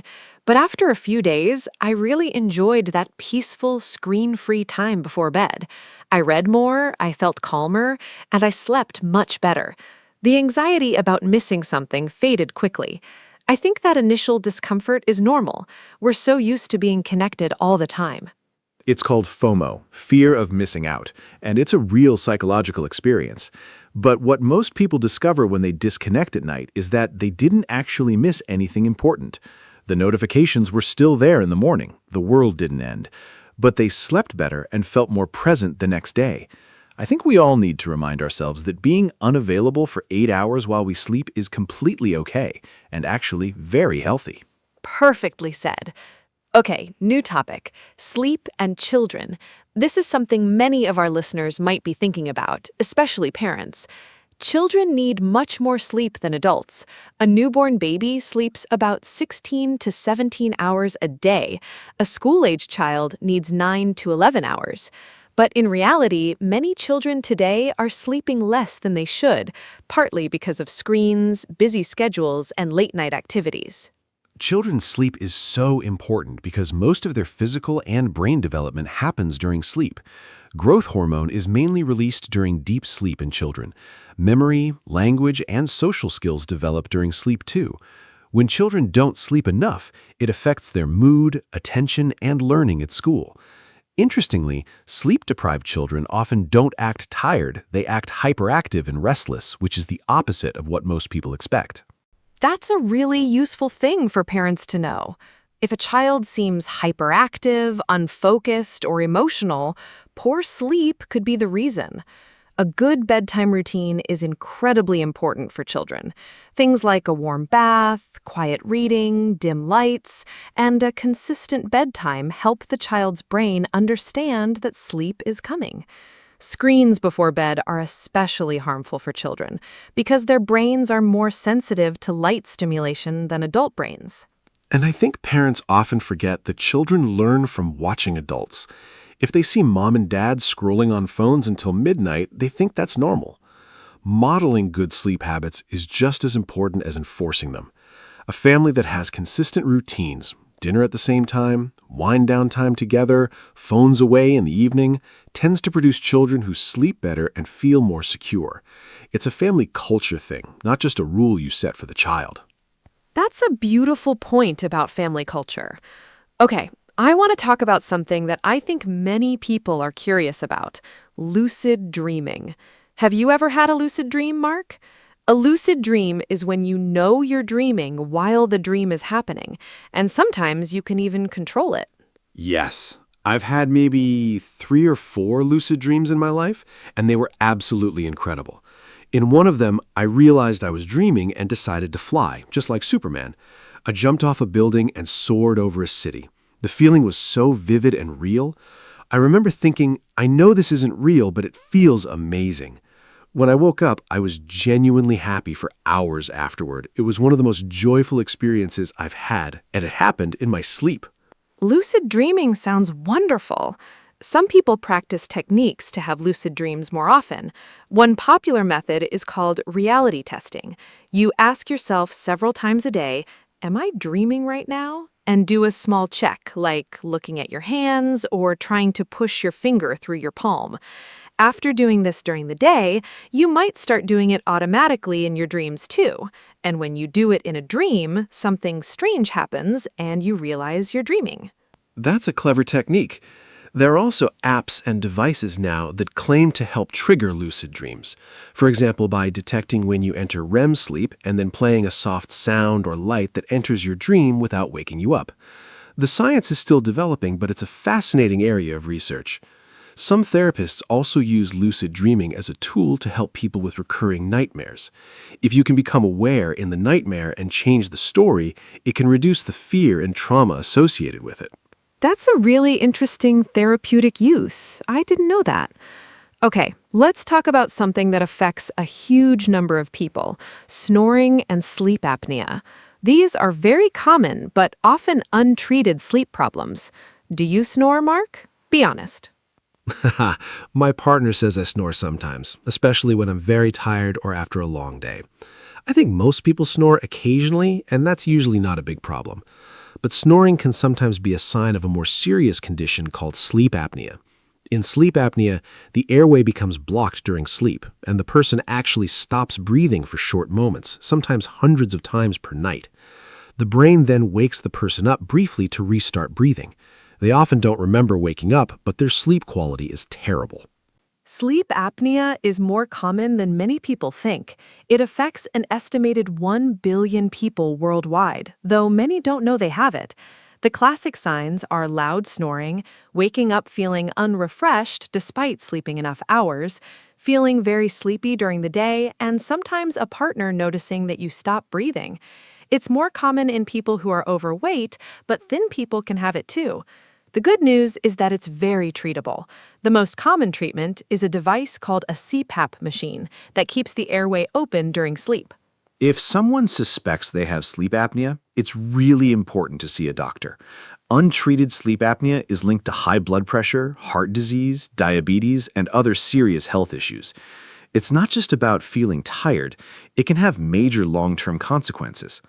I think many people just accept feeling exhausted as a normal part of life when actually they have a condition that could be treated. Sometimes just asking a doctor the simple question, could I have a sleep disorder, can change your life completely. Absolutely. And on that note, I want to say, if you often feel tired, if you wake up with headaches, if you can't focus during the day, please don't just accept it. Talk to a doctor. Sleep problems are medical issues, just like high blood pressure or a broken bone. There is nothing weak or dramatic about seeking help for sleep. It's one of the smartest things you can do for your overall health. Okay, Mark, let's talk about one more fun topic before we start closing: animals and sleep. Ooh, I love this. Animals have some of the most fascinating sleep habits. Did you know that dolphins and whales sleep with only half their brain at a time? The other half stays awake so they can keep swimming and breathing. It's called unihemispheric sleep. Some birds do this too, flying long distances while half their brain sleeps. And on the other extreme, brown bats sleep about 20 hours a day. Can you imagine sleeping 20 hours? It sounds like a dream, literally. Well, I think it's time to wrap up. What an amazing conversation we've had today. We talked about how much sleep we need, why sleep is so important for both body and mind, what dreams are and why we have them, and practical tips to sleep better. I hope you've learned something new and maybe even feel a little more excited about going to bed tonight. Remember, sleep is not a waste of time. It's an investment in your health, your happiness, and your performance in everything you do. So tonight, give yourself permission to rest. Perfectly said, Anna. And remember our title, Never Give Up on Your Dreams, Keep Sleeping. We meant it both ways. Keep chasing your real dreams in life and also keep sleeping, because that's where the magic happens. Thank you so much for listening today. If you enjoyed this episode, please share it with a friend, leave us a comment, or give us a rating. It really helps us grow. We'll be back soon with another friendly, useful conversation in clear English. Until then, sleep well, dream big, and take care of yourselves. Good night or good morning, wherever you are. Hello, everyone. Welcome to our podcast. My name is Anna, and I am very happy to be here with you today. This podcast is for beginners, so we will speak slowly and use simple English. Today, our topic is morning habits. Morning habits are the things we do after we wake up. These small actions can change how we feel during the day. For example, some people drink water, some people exercise, and some people check their phone. I think morning habits are very important because they help us start the day well. I am here with my friend Mark, and we will talk about this together. Hi, Anna. Hi, everyone. My name is Mark, and I am excited to talk with you today. Thank you for listening to our podcast. Like Anna said, today we will talk about morning habits. Everyone has a different morning routine. Some people wake up early, and some wake up late. Some people like a quiet morning, and some like music. I think morning habits can affect our mood and energy. A good start can make the whole day better. We will share our habits and ideas in a simple way so you can understand and learn easily. Thank you, Mark. I agree with you. Morning habits are small, but they are very powerful. In this podcast, we will talk about simple things you can do in the morning. We will use easy words so you can learn English and understand the topic at the same time. Do not worry if you do not understand everything. You can listen again and practice. I hope you feel relaxed and enjoy this conversation. You can also think about your own morning habits while you listen. Yes, Anna, that is a great idea. Learning English with daily topics is very helpful. Morning habits are part of everyone's life, so it is easy to follow. We will talk like friends so you can feel comfortable. If you want, you can repeat after us. This is a good way to practice speaking. I think it is also a good time to think about how we start our day and how we can make it better. That's right, Mark. I like that we can learn English and also improve our daily life. Morning habits can be simple, like brushing your teeth, washing your face, or eating breakfast. But these small things can make a big difference. In this podcast, we will share our own routines and ask each other questions. This will help you hear natural English and learn how to talk about your habits. I think that will be very useful, Anna. Talking about habits is important in daily conversation. You can use simple sentences like, I wake up at 7, or I drink coffee in the morning. These are easy but useful expressions. We will keep everything clear and simple so you can follow us. Do not worry about mistakes. Learning takes time, and that is okay. Yes, learning step by step is very important. I also think mornings are special because they are the start of a new day. A good morning can make us feel happy and ready. In this podcast, we will talk about what we do, what we like, and what helps us feel good in the morning. I hope you will find some ideas that you can try in your own life. That is a nice idea, Anna. I also think mornings can be calm and peaceful. It's a good time to think and prepare for the day. Some people like to plan their day in the morning. Others just take it easy. There's no right or wrong way. We will share different ideas so you can choose what you like. I like that, Mark. Everyone is different, and that's okay. In this podcast, we will not say what is right or wrong. We will just share simple ideas. You can try them and see what works for you. Also, we will speak slowly so you can understand better. You can pause and repeat if you want. Yes, that is very helpful for beginners. Repeating is a great way to improve your English. You can also try to answer our questions in your mind. This can help you practice thinking in English. Morning habits are easy to talk about, so it's a good topic for learning. Thank you, Mark. Before we start, I want to remind our listeners to relax. This is not a test. Just listen and enjoy. You will improve little by little. Morning habits are simple, so you can follow our conversation easily. I hope you feel like you are talking with us. That's a great message, Anna. We are happy to have you here with us. Thank you for listening to our podcast. Now we are ready for part 1, where we will talk about our own morning habits and simple routines. In part 1, I want to talk about my morning habits. I usually wake up at 7 in the morning.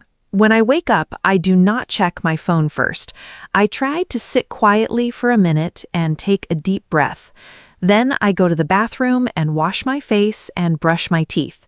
After that, I drink a glass of water because it helps my body wake up. Sometimes I do light stretching for 5 minutes. It is very simple, but it makes me feel fresh. Then I prepare a small breakfast like bread and fruit, and I eat slowly. That sounds like a very nice routine, Anna. My morning habits are a little different. I usually wake up at 7:30, so a bit later than you. The first thing I do is turn off my alarm, and sometimes I check my phone, but I try not to spend too much time on it. Then I go to the bathroom, brush my teeth, and wash my face. After that, I like to drink a cup of coffee because it gives me energy. I do not always stretch, but I sometimes open the window to get fresh air. I like that you open the window, Mark. Fresh air is very nice in the morning. I also think it helps us feel more awake. After breakfast, I like to plan my day. I write a short list of things I need to do. It is not long, just simple tasks. This helps me feel organized and calm. If I know what I need to do, I do not feel stressed. Sometimes I also listen to soft music while I get ready. It makes my morning feel more peaceful and enjoyable. That is a great idea, Anna. I do not always plan my day, but I think I should try it. My morning is sometimes a bit busy, so I just get ready quickly. After my coffee, I get dressed and prepare to go out. I usually eat something small, like a banana or a sandwich. I do not have a big breakfast because I don't feel very hungry in the morning. But I know breakfast is important, so I try to eat at least a little before I start my day. Yes, even a small breakfast is good, Mark. It gives your body some energy. I also think it is important to take time in the morning. If we hurry too much, we can feel stressed. I try to wake up a little earlier so I have time to relax. Even 10 extra minutes can make a big difference. In that time, I can sit quietly or enjoy my tea. It helps me start the day in a calm way. I understand that, Anna. I think I need to wake up a bit earlier too. Sometimes I feel rushed, and it is not a good feeling. When I have more time, I feel better and more relaxed. I also like to listen to music in the morning when I have time. It makes me feel happy and ready for the day. Music can change my mood in a positive way. Yes, music is very powerful. It can change how we feel. I also like to keep my mornings simple. I do not try to do too many things. Just a few good habits are enough. For example, drinking water, eating breakfast, and planning my day. These small things help me feel ready. I think it is better to have a simple routine that we can follow every day. I agree, Anna. Simple routines are easier to keep. If a routine is too long, we may stop doing it. I try to keep my morning easy and quick, but I also want to add some good habits like stretching or planning my day. I think small changes can make a big difference over time. Yes, small changes are very important. We do not need to change everything at once. Just one new habit can help. For example, drinking water in the morning is very easy, but it is good for our body. Over time, these small habits become part of our life. Then we do them without thinking. That is true, Anna. Habits become natural when we repeat them. I'd also think it is important to enjoy our morning. If we like our routine, we will continue it. If we do not enjoy it, it will be hard to keep. So it is good to choose habits that we like. I completely agree, Mark. Enjoying the routine is very important. In part 1, we talked about our own morning habits. We shared simple things like waking up, drinking water, eating breakfast, and listening to music. These are easy ideas that anyone can try. Yes, Anna, we shared simple and useful habits. Everyone can choose what works best for them. There is no perfect routine. The best routine is the one you can follow every day. Now we are ready to move to part 2, where we will talk about why morning habits are important. In part 2, let's talk about why morning habits are important. I think a good morning routine helps us start the day in a positive way. When I follow my routine, I feel calm and ready. If I wake up late and hurry, I feel stressed. Morning habits can change our mood. For example, drinking water, stretching, or eating breakfast can give us energy. It is like a signal to our body that the day is starting. When we have a routine, we do not need to think too much. Everything feels easier and more natural. Yes, Anna, I agree with you. Morning habits are like a guide for the day. When I follow a simple routine, I feel more organized. If I skip my routine, I feel confused and slow. I think a good morning helps us think clearly. For example, when I drink coffee and sit quietly for a few minutes, I feel more focused. Also, morning habits can save time. When we know what to do, we do not waste time thinking or deciding. It makes the morning smooth and simple. That's a very good point, Mark. Saving time is very important, especially in the morning. I also think morning habits can reduce stress. When we do things slowly and in order, we feel more relaxed. But when we rush, we can feel nervous and tired.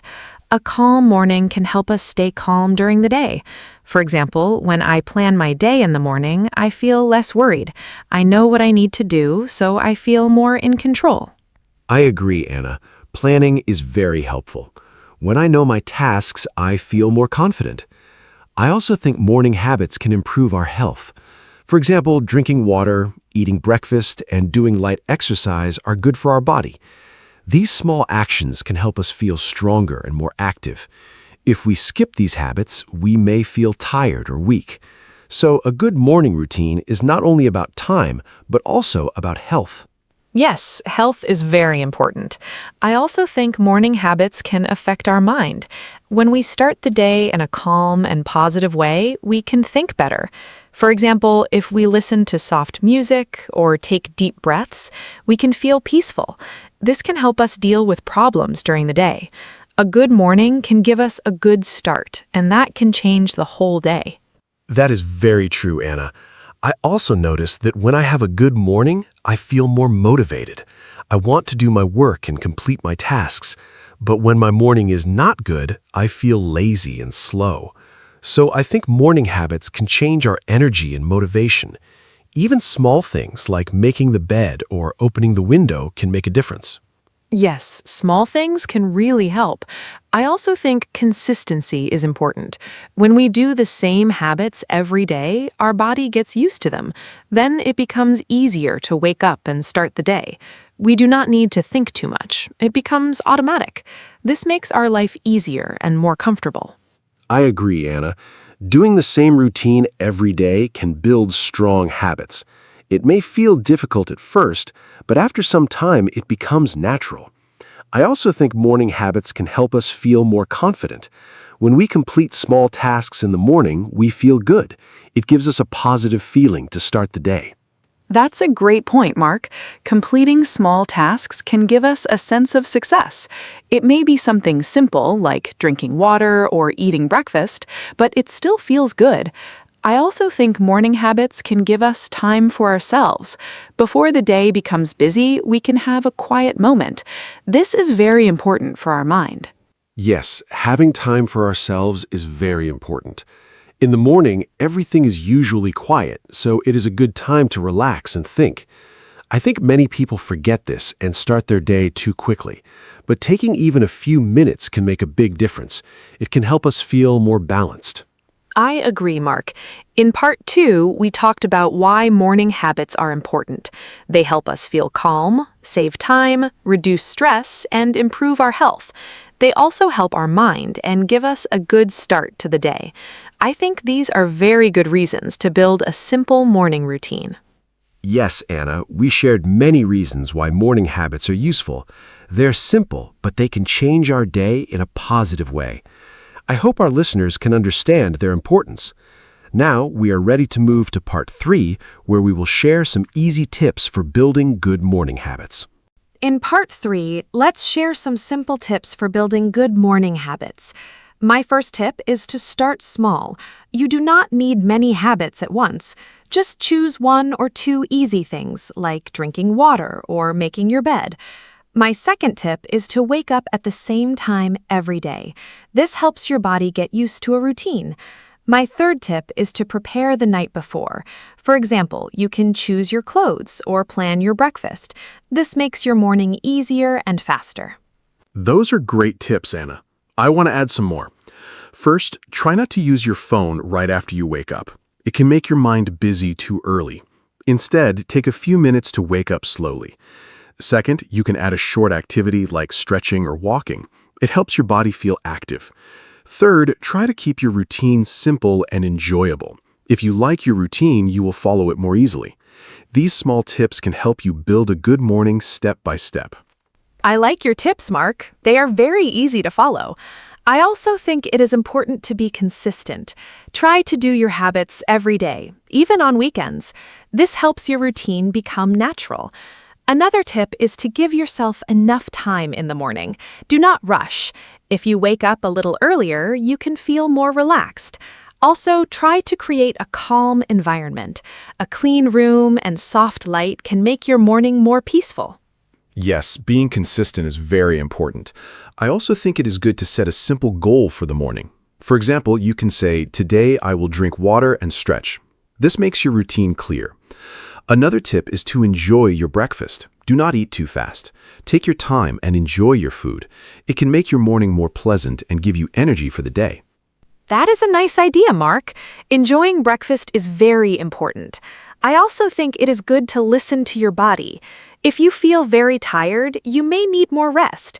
Do not push yourself too hard. A good routine should help you, not make you feel stressed. Also, you can try different habits and see what works best for you. Everyone is different, so your routine can be unique. I agree, Anna. Everyone is different, and that's okay. I also think it is good to stay positive. If you miss your routine one day, do not feel bad. Just try again the next day. Building habits takes time. Another tip is to keep your routine short. 10 to 20 minutes is enough for many people. This makes it easier to follow every day. Yes, keeping it short is a very good idea. I also think it is helpful to make your routine enjoyable. For example, you can listen to your favorite music or drink your favorite tea. These small things can make your morning special. When you enjoy your routine, you will want to continue it. That's true, Anna. Enjoyment is very important. I also think it is good to track your habits. You can use a notebook or a simple list. When you see your progress, you feel happy and motivated. This can help you continue your routine. I like that idea, Mark. Tracking can help us stay motivated. I also think it is important to be patient. Habits do not change in one day. It takes time. But if you keep trying, you will see results. Step by step, your morning will become better. Yes, Anna, patience is key. Small steps can lead to big changes. In part 3, we shared many simple tips like starting small, being consistent, and keeping the routine enjoyable. These tips are easy and practical for daily life. Thank you, Mark. I think these tips can really help beginners. They are simple and easy to try. In part 3, we focused on how to build good morning habits step by step. I hope our listeners feel ready to try their own routine. I agree, Anna. We shared many useful ideas. Now we are ready to move to the ending, where we will share our final thoughts and say goodbye. Thank you, everyone, for listening to our podcast today. We talked about morning habits and shared many simple ideas. I hope you learned some new words and useful tips for your daily life. Remember, you do not need a perfect routine. Just start with 1 or 2 small habits, like drinking water or waking up at the same time. Over time, these habits can make your morning better. You can listen again and repeat our sentences to practice English. Thank you for spending your time with us. I hope you feel ready to try a new morning routine tomorrow. Thank you, Anna, and thank you to all our listeners. It was great to talk about morning habits together. A good morning can change your whole day. I hope you can try some of the simple tips we shared. Do not worry if it is not perfect. Just keep trying and find what works for you. Learning English and building habits both take time, so be patient. Practice every day, even a little. Thank you again for listening, and we hope you enjoyed this episode. Before we say goodbye, I want to remind you to practice your English every day. You can listen to this podcast again and repeat after us. You can also talk about your own morning habits in simple English. For example, you can say, I wake up at 7, or I drink coffee in the morning. This is a good way to improve your speaking. We are very happy to be part of your learning journey. Thank you again for listening to us. Take care. That is a great idea, Anna. Practice is very important. Even a few minutes every day can help you improve. Try to listen, repeat, and speak out loud. Do not be afraid of making mistakes. Mistakes are part of learning. Also, try to enjoy the process. Learning English can be fun and useful. We are very happy to share this time with you. Thank you for joining us today. Yes, Mark, I feel very happy too. This was a simple and friendly conversation. I hope our listeners felt comfortable and enjoyed it. Morning habits are easy to talk about, and they are useful in daily life. I hope you found some ideas that you can use. Thank you again for being with us today. I agree, Anna. It was a warm and easy talk. I hope our listeners learned something new. We shared simple ideas that anyone can try. Keep practicing and do not give up. You are doing a great job by listening and learning. Thank you for your time and attention. As we finish our podcast, I want to say one more thing. Please be patient with yourself. Building new habits and learning English both take time. Step by step, you will improve. Keep going and stay positive. Thank you for listening, and I wish you a happy and productive day. Thank you, Anna. That is a very kind message. I also want to wish everyone good luck. Keep learning, keep practicing, and enjoy your journey. We believe in you. Thank you for listening to our podcast today. Now it is time to say goodbye. Thank you so much for joining us. We hope you enjoyed this episode and learned something new. Please come back for our next podcast. We will talk about more easy topics to help you learn English. Have a great day and see you next time. Goodbye, everyone, and thank you again. We hope you have a wonderful day. Take care of yourself and keep practicing your English. We look forward to talking with you again soon. Goodbye, and see you next time. Hello, everyone. Welcome to our podcast. My name is Anna. I am so happy you are here today. Today, we have a very special topic. We are going to talk about family. Family is very important to all of us. In this podcast, I am with my friend Mark. We will talk about our families, our parents, brothers, sisters, and more. I think this is a great topic for people who are learning English. It is simple, but it is also very personal and nice. I hope you enjoy our conversation. Now, let me say hello to Mark. Hi, Mark. How are you today? Hi, Anna. I am great, thank you. And hello to all our listeners. I am Mark, and I am very happy to be here today. I love talking about family. For me, family is everything. It is the most important thing in life. I think this topic is perfect for beginners because we all have a family, and we all know words like mother, father, sister, and brother. So this podcast will help you learn those words in English and use them in real conversations.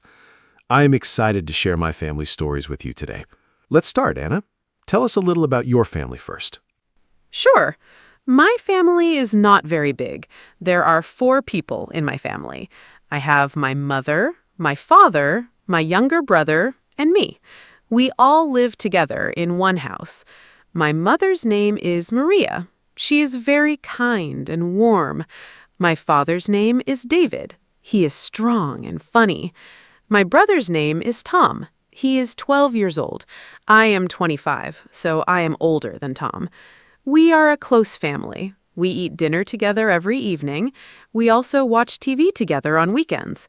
I love my family very much. They are always there for me. What about you, Mark? How many people are in your family?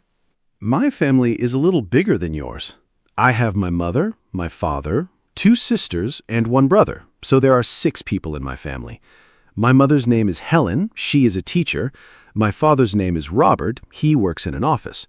My older sister is Lisa. She is 30 years old. My younger sister is Becky. She is 20. My brother's name is Sam. He's 22. I am the second oldest. We all grew up in the same town. Now some of us live in different places, but we still talk every week. Family is family, right? It doesn't matter where you live. That's what I believe. Do you live close to your parents, Anna? Yes, I do. I still live with my parents. I know some people think that is unusual, but I really like it. My home is warm and comfortable. My mother cooks very well, and I love her food. In the mornings, we have breakfast together before work and school. My father drives Tom to school every day. It is a nice routine. I also help my mother in the house. I clean my room, and sometimes I cook, too. Living with family can be wonderful. Of course, sometimes we disagree, but we always talk and fix things. I think good communication is very important in a family. Do you live with your family, Mark, or do you live alone? I live alone now. I moved out of my parents' house 3 years ago. I have my own apartment. At first, it was difficult. I missed my family a lot. I missed my mother's cooking the most. Her pasta is amazing. Now I cook for myself, but it is not the same. I visit my parents every Sunday. We have lunch together and we talk for a long time. It's my favorite day of the week. I also call my brother Sam almost every day. We are very close. Having your own place is good for independence, but family time is still very special to me. I think you're lucky to still live with your family, Anna. Do you think you will move out soon? Maybe in a few years. Right now, I'm saving money. Apartments are expensive in my city, and honestly, I really enjoy living with my parents. But yes, one day I will move out and start my own life. I think it is important to become independent. My parents always say, "Anna, you can stay as long as you want." They're so sweet. I think my mother will be a little sad when I leave. We are very close. She is not just my mother, she's also my best friend. I can tell her everything. I hope one day I will have my own family too, a husband and maybe 2 children. Do you want children someday, Mark? Yes, definitely. I love children. I think having a family is a beautiful thing. I want 2 or 3 children someday. Right now, I am not married, but I hope to get married in the future. I think being a good father is one of the most important things a man can do. My own father is a great example for me. He was always there when I needed him. He helped me with school, with problems, with everything. I want to be like him. I also want my future children to know my parents, their grandparents. Grandparents are very special. They have so much love and wisdom. Do you have grandparents, Anna? Are they still alive? Yes, I do. I have 2 grandparents on my mother's side. My grandmother's name is Rose, and my grandfather's name is George. They are both in their 70s, and they are still very active. They live in a small village about 2 hours from our city. We visit them in the summer. I love going there. Their house is old, but very cozy. My grandmother always bakes bread and cakes. The smell is wonderful. My grandfather tells amazing stories about the past. I can listen to him for hours. Unfortunately, my father's parents passed away before I was born, so I never met them. That makes me a little sad. But I feel very lucky to have Rose and George. Do you have grandparents too? Yes, I have one grandmother. Her name is Betty. She's 81 years old, and she's still very sharp and funny. She lives in a care home now, but she is happy there. I visit her every month. She always remembers everything and asks me many questions. Are you eating well? Do you have a girlfriend? She makes me laugh every time. My grandfather on my mother's side passed away 5 years ago. His name was Jim. I miss him very much. He was a great man, very wise and gentle. My father's parents both passed away when I was young. I have some photos of them, but no real memories. It is a little sad. But Betty is wonderful, and I treasure every visit with her. Betty sounds wonderful. I love that she is still funny and curious at 81. Old people have so many interesting stories and experiences. Let's talk about siblings now. You said you have 2 sisters and a brother.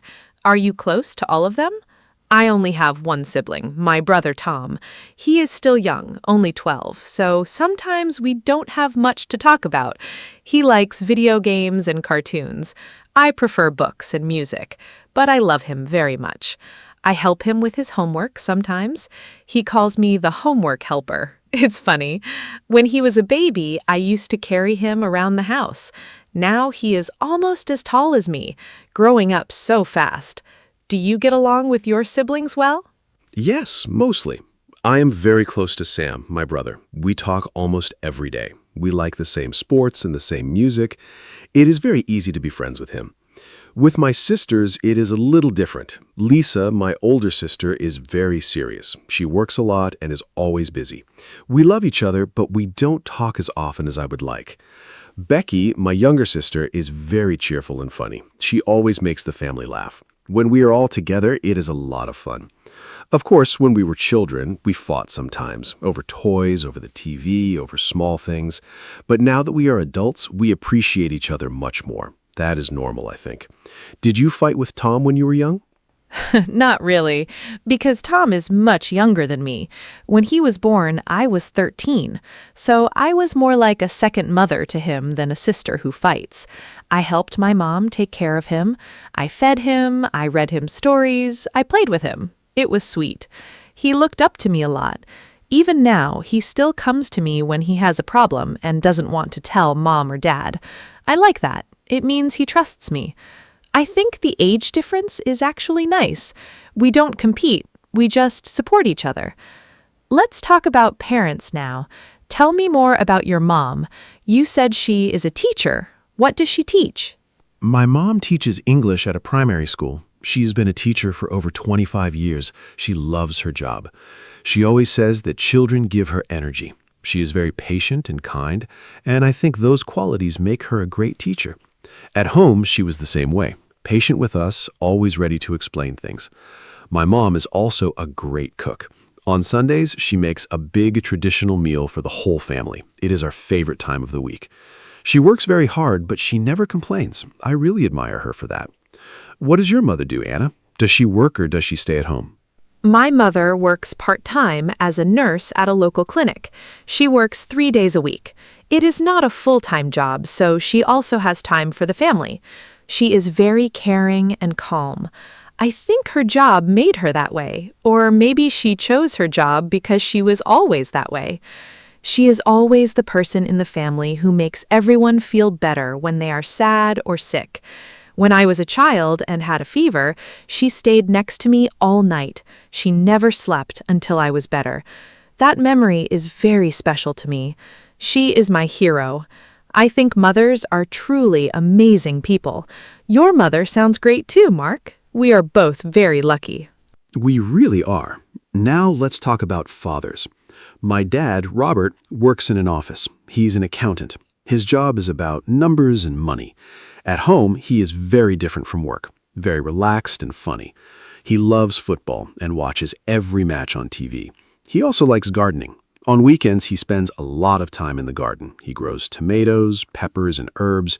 It is his hobby, and he is very proud of it. Every summer, we eat vegetables from his garden. They taste so much better than vegetables from a shop. My dad is also very wise. When I have a big decision to make, I always call him first. His advice is always good. What is your dad like, Anna? My dad is a mechanic.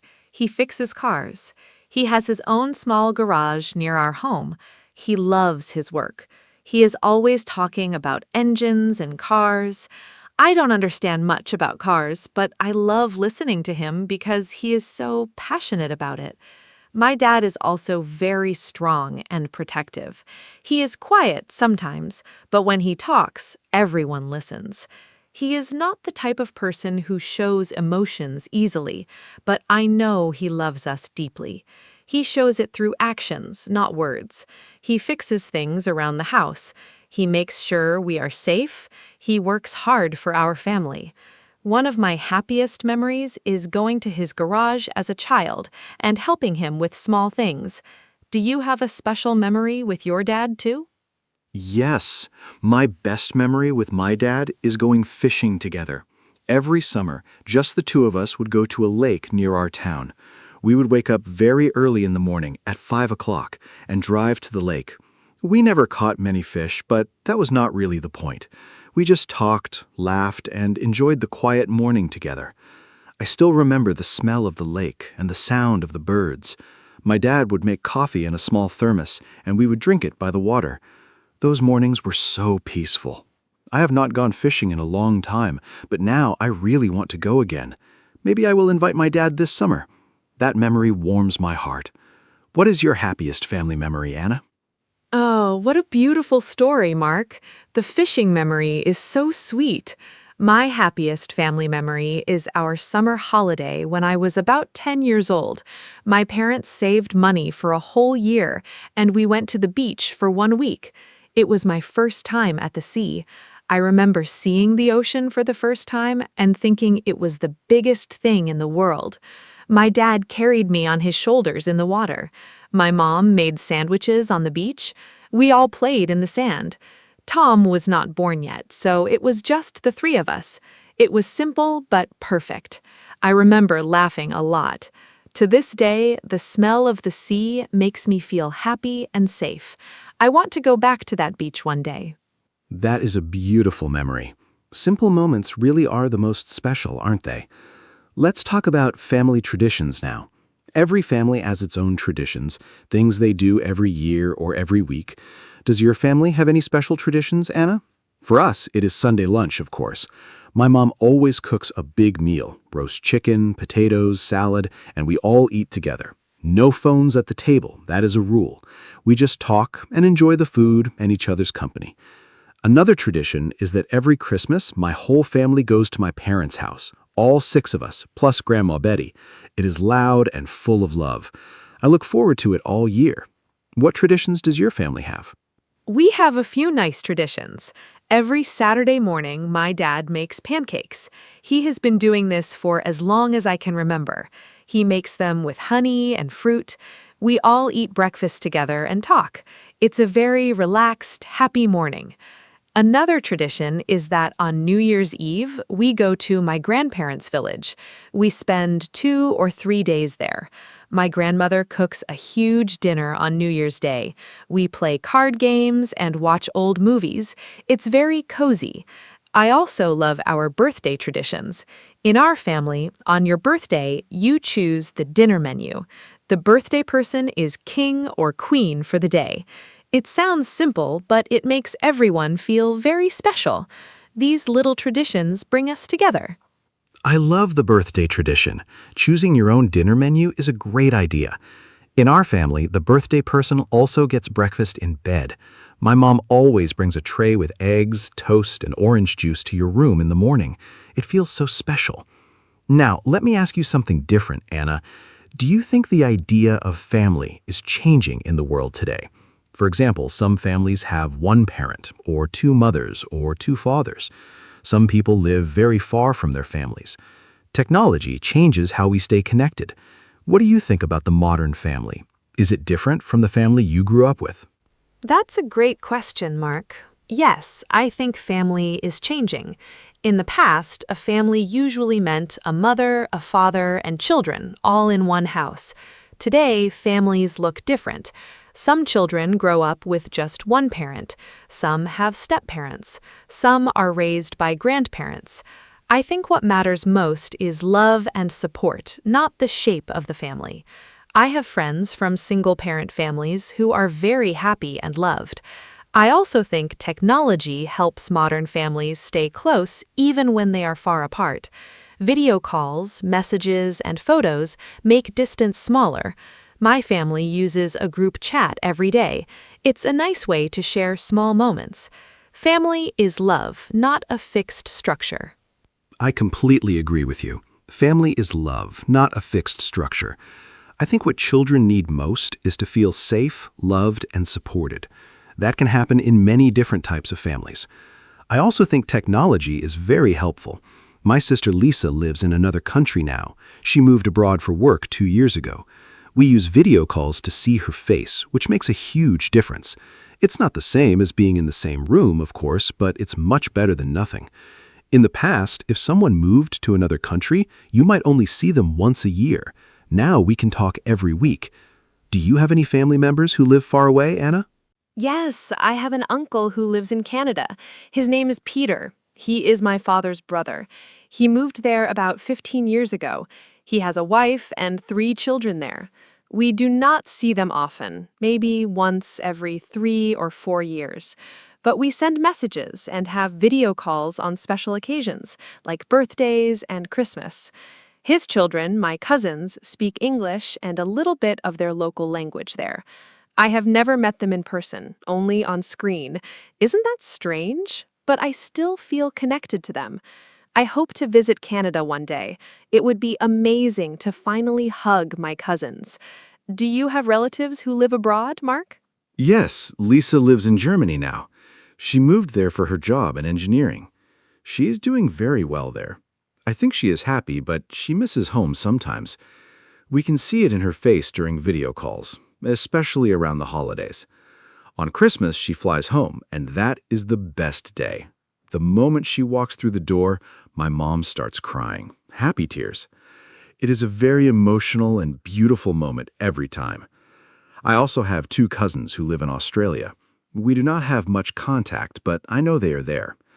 Family spreads around the world these days, but the heart stays connected. I think that's a wonderful thing about family. How do you feel when you think about your uncle in Canada? I feel a little sad, but also happy for him. He built a beautiful life there. He has a good job, a lovely family, and a nice home. My father misses him, though. You can see it. When they talk on the phone, my dad is more relaxed and happy than usual. Brothers have a special bond, I think, even when they grow up and live far apart. It reminds me that family connections don't disappear with distance. They just change shape. Let's talk about something lighter now. Mark, what is the funniest thing that ever happened in your family? Every family has funny stories. I'm sure you have a good one. Oh yes, I have a very funny story. One Christmas, my dad was cooking the turkey. He's not usually the cook, that is my mom's job, but he wanted to surprise her.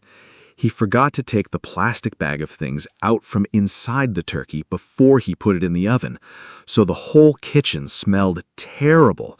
We had to open all the windows in winter. It was so cold and so funny. My mom came home and saw the disaster, and instead of being angry, she laughed until she cried.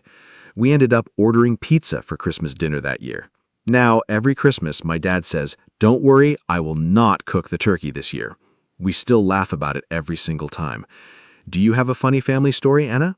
That is hilarious. Pizza for Christmas dinner? That is a story to tell for life. My funny story is about my brother, Tom. Last year, he wanted to make breakfast for my mom on Mother's Day. He was 11 at the time. He decided to make toast with jam. Simple, right? But he put 4 pieces of bread in the toaster at the same time and then forgot about them. He went to watch TV. The toast got black and smoke filled the kitchen. The fire alarm went off. We all ran downstairs thinking there was a real emergency. My mom came in her pajamas, very worried. Then she saw Tom standing by the toaster looking very guilty. We all laughed so much. Mom still got her breakfast, slightly burnt toast with lots of jam. Ha! Burnt toast for Mother's Day. Tom meant well. That is the sweetest part. The effort is what matters. It's funny how these small disasters become the best family memories. Now, Anna, I want to ask you about pets. Some people consider pets as part of the family too. Do you have a pet at home? In my family, we had a dog when I was a child. His name was Bruno. He was a big brown dog, very friendly and loyal. We had him for 12 years. When he died, the whole family cried. He was really part of our family. After Bruno, my parents did not want another dog because the goodbye was too painful. I understand that completely. Do you have pets? Yes, we have a cat. Her name is Mia. She is 4 years old and she is gray and white. She is a very calm and lazy cat. She sleeps most of the day, but she loves sitting on our laps in the evening. Tom absolutely loves Mia. He always tries to dress her up in small clothes, and she tolerates it for about 2 seconds before running away. It is very funny to watch. My dad, who pretended he didn't want a cat at first, is now secretly her biggest fan. Every morning he gives her a small piece of his breakfast. He thinks we don't notice, but we all see it. Mia is definitely part of our family. Pets bring so much joy and warmth to a home. Did you ever want another dog after Bruno? Yes, sometimes I think about getting a dog for my apartment, but I'm not sure I have enough time for one right now. Dogs need a lot of attention, walks, and company. I work long hours sometimes. I don't want to get a dog and then not give it the care it deserves. Maybe in the future, when I have a more settled life. For now, I'm happy to visit my friend's dog on weekends. His dog is very funny and energetic. I love playing with him. Mia sounds adorable. I love the image of your dad secretly giving her breakfast. That is so typical of people who say they don't like cats and then fall completely in love with them. Okay, Anna, let's talk about something important. How do you show love in your family? That is a beautiful question. In our family, we show love in many ways. My mom says I love you a lot, out loud, directly. She is very expressive. My dad shows love through actions. He fixes things, he provides for us, he shows up. He does not say I love you as often, but when he does, it means the world. My brother gives very enthusiastic hugs. He just runs at you and hugs you with his whole body. It is very sweet. I show love by being present and by listening. When someone in my family has a problem, I sit down and really listen without interrupting. I think listening is one of the best ways to show someone you care. How does your family show love, Mark? In my family, food is definitely love. My mom shows love by cooking. If she makes your favorite meal, she is saying, "I love you" in her own language. My dad shows love by teaching. He always wants to help us learn something new and be ready for life. My grandmother Betty shows love by remembering small details. She always asks about specific things I mentioned last time. It shows she really listened and cared. Becky, my funny sister, shows love through jokes and laughter. She makes sure no one feels sad or alone. Sam shows love by always being available. You can call him anytime and he answers. Each person in a family has their own love language. I think recognizing those different ways is very important. It helps you feel more connected. I love the idea of different love languages in a family. It is so true. Some people hug, some people cook, some people fix things, some people just listen. All of those are forms of love. Mark, let me ask you one more thing before we start to wrap up. What is the most important lesson your family taught you? For me, the most important lesson is that family always comes first. No matter what happens, good times or bad times, your family is there. My parents always said, "We may not be perfect, but we are always here for each other." That has shaped how I see the world. I try to be that kind of support for the people I love. What lesson did your family give you, Mark? The most important lesson from my family is to work hard and never give up. My dad used to say, "Nothing good comes easy, but everything good is worth it." He worked very hard his whole life to give us a comfortable home and education. My mom showed me the value of patience and kindness every single day. And from watching my siblings, I learned how to compromise and share. Because with 4 children in one house, you have no other choice. Together, these lessons shaped who I am today. I'm grateful for every single one of them. I think families are our first and most powerful teachers. No school can teach you what a loving family teaches you. That is something I believe very deeply. Beautifully said, Mark. Families really are our first school. I want to say one more thing. I think it is also important to appreciate your family while you can. Sometimes we are so busy with work or school or phones that we forget to really be present with the people we love. I am trying to be more mindful about this. I put my phone away at dinner. I ask my parents how they are feeling, not just what they are doing. I sit with Tom when he wants to show me something on his computer, even if I don't understand it. Small moments of attention are a gift. I think after today's conversation, many of our listeners will want to call or hug their families. I hope so. Now, let's say our goodbyes, Mark. Yes, let's wrap up. Today was such a warm and wonderful conversation. I really enjoyed talking about family with you, Anna. I think we touched on so many important things: parents, siblings, grandparents, traditions, memories, love, and lessons. I hope all of you listening today enjoyed it too, and I hope it helped your English a little. Try to use some of the words and phrases we talked about today. Words like siblings, tradition, memory, show love, and come first. Use them when you talk about your own family. The best way to learn a language is to connect it to something real and personal, and nothing is more personal than family. Thank you for being with us today, everyone. Thank you so much, Mark. It was wonderful talking with you today. And thank you to all our lovely listeners for spending this time with us. I hope this podcast was not only good for your English, but also made you smile and think about your own family. Family is a topic we can all relate to, no matter where we are from or what language we speak. That's the beauty of it.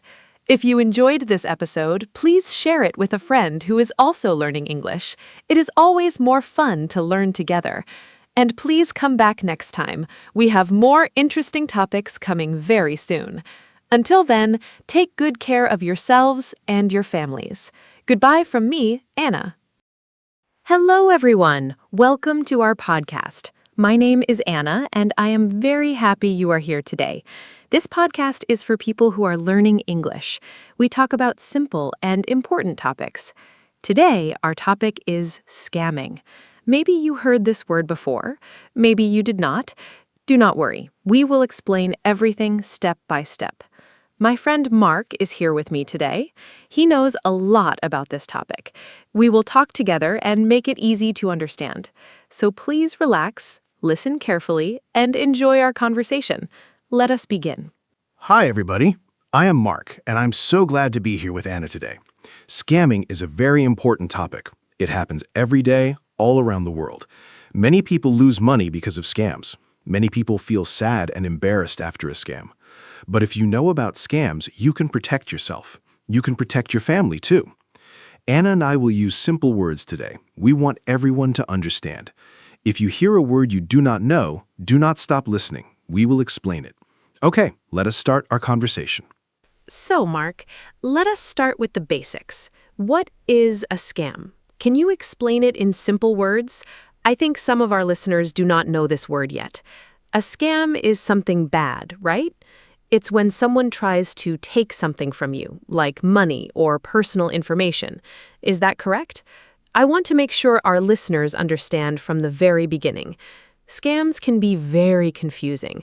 Sometimes people do not even know they are in a scam. That is why it is so important to talk about this. Please explain it for us, Mark. Yes, Anna, you are right. A scam is when a person or a group of people tries to trick you. They want to take your money or your personal information. They do this by lying. They pretend to be someone they are not. For example, they might say, "I'm from the bank," but they are not from the bank. They are lying. The goal of a scammer is to get something from you without you knowing. Scams can happen on the phone, on the internet, or even in person. They happen everywhere. That is why we need to learn about them. Knowledge is the best protection. That is a great explanation. So scammers are people who lie to get money or information. Mark, I have a question. Are scams new? Did scams happen a long time ago too? Or is this something that started because of the internet? I am curious because today we hear about scams on our phones and computers, but maybe scams are not a new thing. Maybe people were scamming even hundreds of years ago. I think it is interesting to know the history a little. Can you tell us something about that? Even a simple explanation is fine. Great question, Anna. Scams are not new at all. People have been scamming others for hundreds and hundreds of years. A very old scam is the shell game. In this trick, a person hides a ball under 3 cups. They move the cups very fast. You try to guess where the ball is, but the scammer cheats. You almost always lose money. Another old scam is selling fake medicines. People sold water and said it could cure any sickness. Of course, it did not work. So yes, scams are very old. Today, scammers just use new tools like phones and the internet, but the idea is the same. They lie to get your money. Wow, that is very interesting. So scams have been around for a very long time. Okay, Mark, let us talk about today's scams. What are the most common scams right now? I think many of our listeners have seen or heard about some of them. Maybe they received a strange phone call, or maybe they got a weird email. I personally get strange messages sometimes on my phone. It is a little scary. I do not always know if something is real or fake. So what are the most common types of scams that people see today? Please share some examples. Sure, Anna. There are many common scams today. The first one is the phishing scam. In this scam, someone sends you a fake email or message. It looks like it is from a real company, like a bank or a store. The message says, "Click this link and enter your password." But if you click it, they steal your information. Another common scam is the lottery scam. You get a message that says you won a prize, but to get the prize, you must pay a fee first. Of course, there is no prize. Another one is the tech support scam. Someone calls and says your computer has a problem. They ask to access your computer. Then they steal your information. These are very common today. Oh, I have heard of phishing before. That word always sounds funny to me. phishing. It sounds like fishing, right? Like fishing in the water. But instead of catching fish, scammers are trying to catch people. Mark, do you think this is where the word comes from? Also, I want to ask, why do so many people fall for these scams? Sometimes I see a scam message and I think, that is so obviously fake. But I know that many people believe these messages. Why is it so easy to trick people? Can you explain? Yes, Anna, you are right. Phishing does come from the word fishing. Scammers are fishing for victims, just like catching fish. It is a clever word. Now, why do people fall for scams? There are a few reasons. First, scammers are very good at lying. They practice a lot. They know what words to use. Second, they often create fear or excitement. For example, your account is in danger. Act now. When people feel scared, they do not think carefully. They just react. Third, some people are lonely or sad, and scammers pretend to be their friend. This makes it easy to trick them. Scammers understand human feelings very well. That is why it works. That makes a lot of sense. Scammers use fear and emotion to trick people. That is very clever, but in a bad way.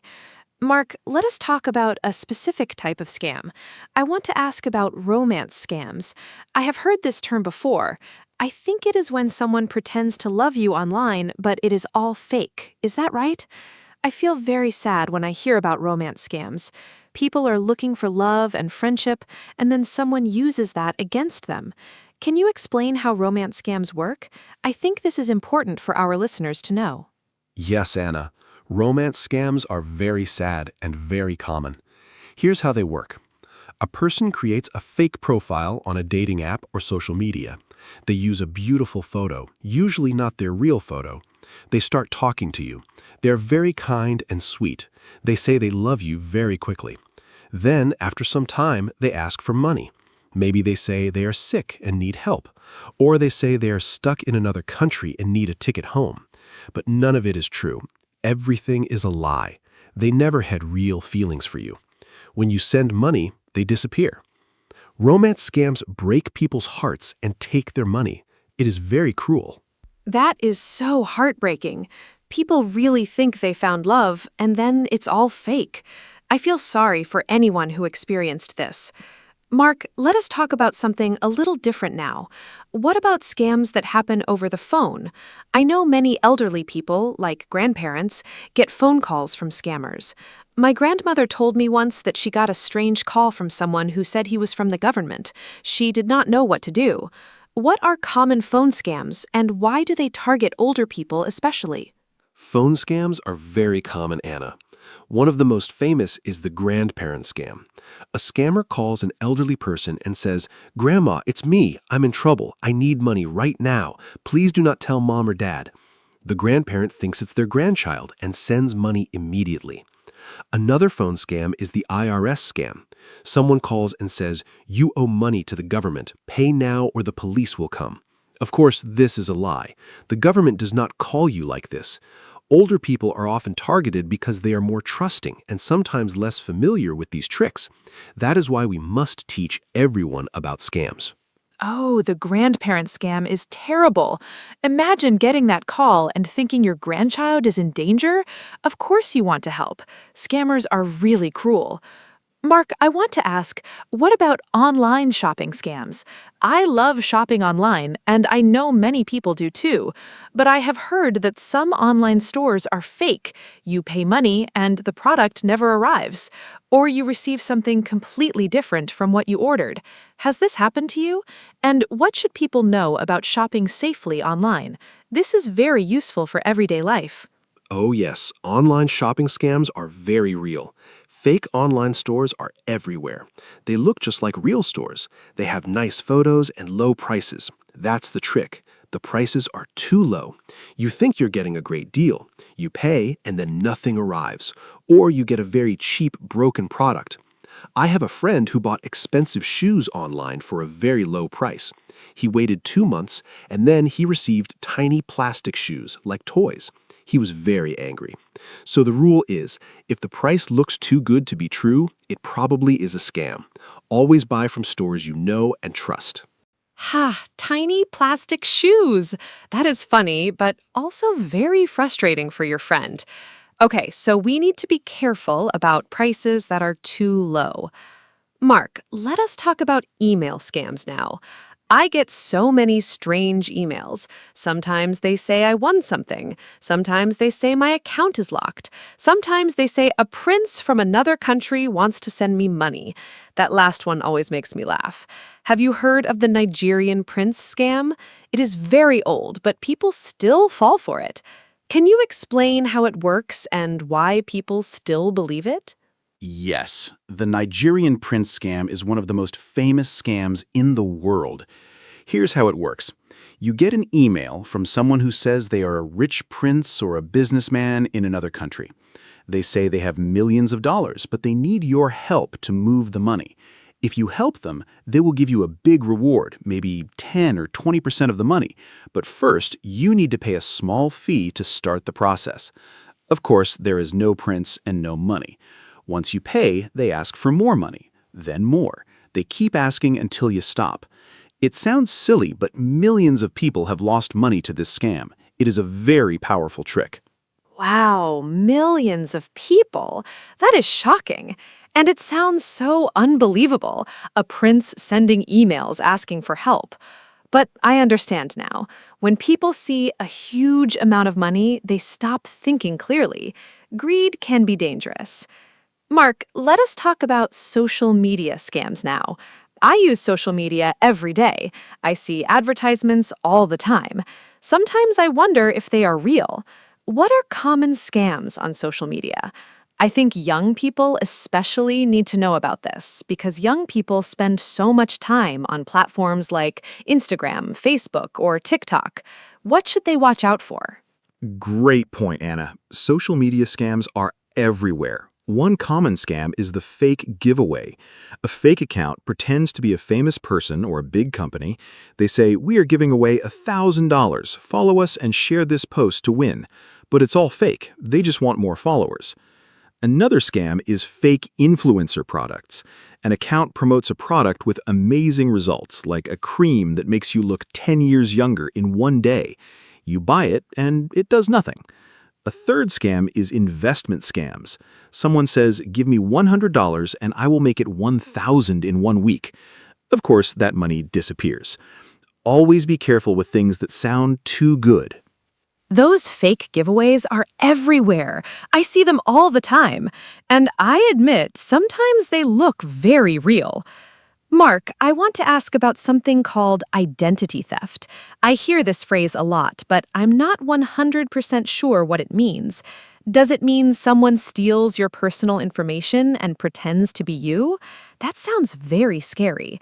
Can you explain what identity theft is, how scammers do it, and what can happen if someone steals your identity? I think this is a very important topic, and our listeners need to know about it. Yes, Anna, identity theft is very serious. It means someone takes your personal information like your name, your address, your date of birth, or your bank details, and uses it to pretend to be you. For example, they might open a bank account in your name or buy things with your credit card. How do they get your information? Sometimes through phishing emails, sometimes through fake websites. Sometimes they even go through your trash to find old documents with your information. The effects can be very bad. You might lose money. Your credit score might go down. It can take months or years to fix the problem. That is why protecting your personal information is so important. Going through your trash. I never thought about that. That means we even need to be careful with old papers and documents. Mark, let us talk about something positive now. How can people protect themselves from scams? I think our listeners want to know what they can do. It is good to know about the dangers, but it's also important to know the solutions. What are the most important rules for staying safe? If you had to give just 3 or 4 simple tips, what would they be? Please keep it simple so everyone can remember. Great idea, Anna. Here are my top tips. Number 1, never give your personal information to someone you do not know. This includes your passwords, bank details, or ID numbers. Number 2, if something sounds too good to be true, like a big prize or a huge investment, it's probably a scam. Number 3, don't click on links in emails or messages from people you don't know. Go directly to the official website instead. And number 4, take your time. Scammers always try to create urgency. They say act now or only today. A real company will give you time to think. If you feel pressured, that's a warning sign. Stop and think before you do anything. Those are wonderful tips, simple and easy to remember. I especially like the last one. Take your time. Scammers want you to act fast so you do not think, so slowing down is a great defense. Mark, I want to talk about what to do if you think you are being scammed right now, in the middle of it. What if someone is on the phone with a scammer and they suddenly realize something is wrong? What should they do? Should they say something? Should they just hang up? I think many people do not know how to react in that moment. It can be scary and confusing. That is a very important question. If you think you are talking to a scammer, the best thing to do is stop the conversation immediately. Just hang up the phone. You do not need to explain or say goodbye. If it's an email or message, do not reply. Do not click any links. Do not give any information. If you already gave some information, like your phone number or email, change your passwords right away.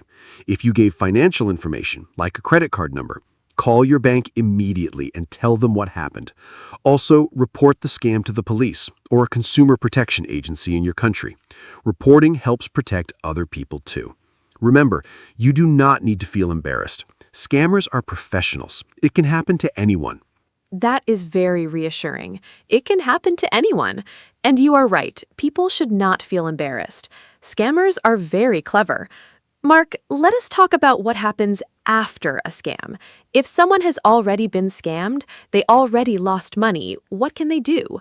Can they get their money back? I know some people feel hopeless after a scam. They feel ashamed and do not tell anyone. But I think it's important to speak up. What advice do you have for someone who is already a victim of a scam? This is so important, Anna. First, I want to say if you were scammed, it is not your fault. Scammers are very good at what they do. They trick smart people every day, so please do not feel ashamed. Now, what can you do? First, report it. Tell the police, tell your bank, tell a consumer protection organization. Some countries have special departments for cybercrime. Second, if you paid by credit card, contact your bank quickly. Sometimes they can stop the payment or return the money. If you paid by wire transfer or gift card, unfortunately, it is very hard to get the money back. Third, warn others. Tell your friends and family so they don't fall into the same trap. Your experience can help others. That is such good advice. Reporting is so important, not just to help yourself, but to help others too. Mark, I want to ask about gift cards. I heard that scammers love gift cards. Why do scammers ask for gift cards instead of bank transfers? I found this very strange when I first heard about it. A gift card is just for buying things in a store, right? Like an iTunes card or a Google Play card. Why would a scammer want that? And what should people do if someone asks them to pay with a gift card? Is this always a scam? Excellent question, Anna. Scammers love gift cards for one big reason. They are almost impossible to trace. When you send money by bank transfer, the bank can sometimes find it or stop it. But with a gift card, you just give the numbers on the back of the card. The scammer uses those numbers immediately to get money. It's very fast and very anonymous. That is why scammers say, go to the store, buy a $200 Google Play card, and give me the numbers. Here's the most important rule. No legitimate company, government office, bank, or real person will ever ask you to pay with a gift card. Ever. If someone asks you to pay with a gift card, that is 100% a scam. Always. 100% a scam. I love that. That is a rule that is very easy to remember. Mark, let us talk about children and young people now. Are young people at risk from scams? I sometimes think that young people are safer because they grew up with technology, but maybe I'm wrong. Maybe young people are also tricked by scammers. What kinds of scams target young people specifically? Are there scams in online games, for example? I know many young people play video games online. Are there scammers in gaming, too?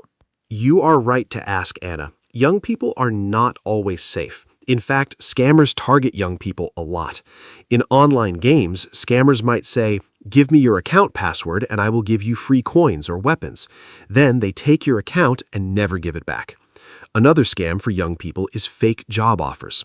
They send a message on social media saying, "Work from home and earn $500 a week easily." The young person is excited, but then they ask for money first to buy training materials or supplies. Of course, there is no job. Scammers also use social media to create fake profiles and ask young people for personal photos or information. Young people must be careful too. That is so important to know. Even young people who are very comfortable with technology can be tricked. Mark, I also want to ask about investment scams in more detail. I hear a lot about cryptocurrency scams these days. Many people are interested in Bitcoin and other cryptocurrencies, and scammers use this interest to steal money. How does a cryptocurrency scam work? Is it hard to recognize? I know this might be a little more complicated, but please explain it simply so our A1 and A2 listeners can understand the basic idea. Sure, Anna. Cryptocurrency scams are very common right now. Here's a simple example. Someone contacts you, maybe on social media, and says, "I know a secret way to make a lot of money with Bitcoin. I already made $10,000. Let me show you how." They seem very friendly. They show you fake screenshots of their profits. They ask you to invest a small amount first, maybe $100. You see your account growing, you invest more, then one day the website disappears, the person disappears, your money is gone. This is called a pig butchering scam. They slowly fatten you up by making you trust them more and more, then they take everything. Always be very careful with investment advice from strangers. Pig butchering? What a strange and scary name. But it makes sense. They make you feel safe and then take everything. Mark, let us change the topic a little. I want to talk about scams that happen in real life, not just online or on the phone. Are there scams that happen in person, face-to-face, like on the street, for example? I know some cities have people who try to trick tourists. What kinds of in-person scams should people watch out for, especially if they are traveling to a new city or a new country? Yes, In-person scams are very real, especially in tourist areas. One classic scam is the gold ring scam. Someone walks up to you on the street and says, "Excuse me, I found this gold ring. I don't need it. You can have it." Then they ask for a small amount of money for a good luck fee. The ring, of course, is not gold. Another scam is the friendship bracelet scam. Someone puts a bracelet on your wrist and then demands money for it. Another common one is fake monks. People dressed like Buddhist monks give you a small gift and then ask for a donation. They are not real monks. In markets, some sellers use tricks with scales to make you think you are getting more than you are. Always be aware of your surroundings. Oh, I actually saw the friendship bracelet scam when I was traveling in Europe. Someone tried to put a bracelet on my wrist, and I quickly said no and walked away. Now I understand exactly what was happening. Mark, let us change the topic a little. I want to talk about one more type of scam, job scams. I know many people are looking for jobs, especially young people, and scammers know this. They create fake job advertisements. What does a fake job advertisement look like, and how can someone tell if a job offer is real or fake? This is very practical information that can really help people. Job scams are a huge problem, Anna. A fake job advertisement usually has these signs. First, the salary is unrealistically high, like earn $2,000 a week working only 2 hours a day from home.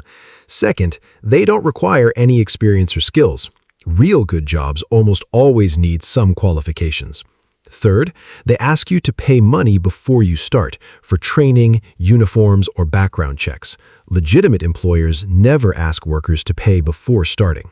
Fourth, the communication is strange, bad grammar in the emails, or they only communicate by WhatsApp or Telegram, not by official company email. Fifth, you can't find information about the company online. If you see these signs, be very careful. Research the company before you apply. Those are such helpful signs to watch out for. I love how you gave us a clear list. Mark, I think it is also important to talk about how to report a scam. We mentioned this briefly before, but let's go a little deeper. If someone in another country is trying to scam people in your country, who do you even call? Is there a special number? And does reporting actually make a difference? Sometimes people feel like reporting is useless, like nothing will happen. What do you think? Does reporting scams actually help? Reporting absolutely helps, Anna. Maybe your report alone won't stop a scammer immediately, but when many people report the same scammer, the police and agencies can take action. In most countries, you can report scams to the National Police, the Consumer Protection Agency, or a special cybercrime department. In the United States, for example, you can report to the FTC, the Federal Trade Commission. In the UK, there's Action Fraud. In many countries, you can also report scam phone numbers directly to your phone company. Your report adds important data. It helps investigators find patterns and stop criminals. So yes, please report every scam. Even if you didn't lose any money, your information matters. That is great motivation to report. Every report matters. Mark, before we start wrapping up, I want to ask one more important question. What about people who feel too embarrassed to tell anyone they were scammed? I know this is a real problem. Victims often feel ashamed or stupid. They do not want to tell their family or friends. They keep it secret. But keeping it secret can be dangerous, right? How can we help people feel comfortable talking about scams? And how should friends and family react when someone tells them they were scammed? What is the right way to support them? This is so important, Anna. Shame is one of the biggest problems after a scam. People feel stupid and do not ask for help. But the truth is, if you were scammed, you are not stupid. Scammers spend years learning how to trick people. It is their full-time job. They are professionals.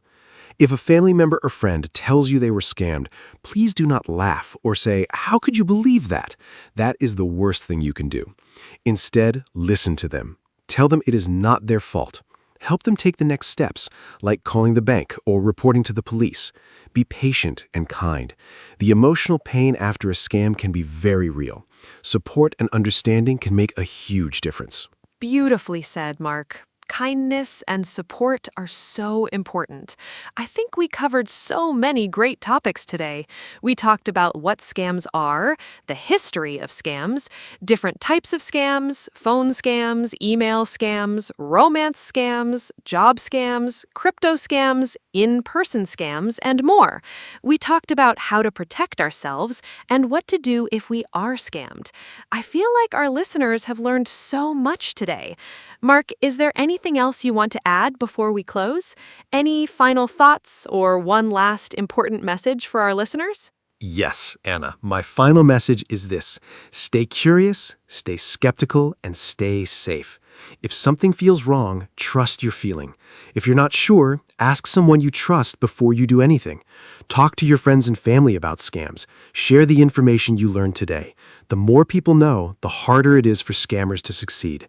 And remember, scammers want you to feel alone and scared, but you are not alone.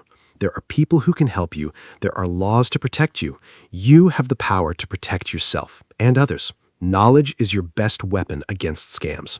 And that brings us to the end of today's episode. Thank you so much for listening to our podcast. I hope you learned something useful and important today.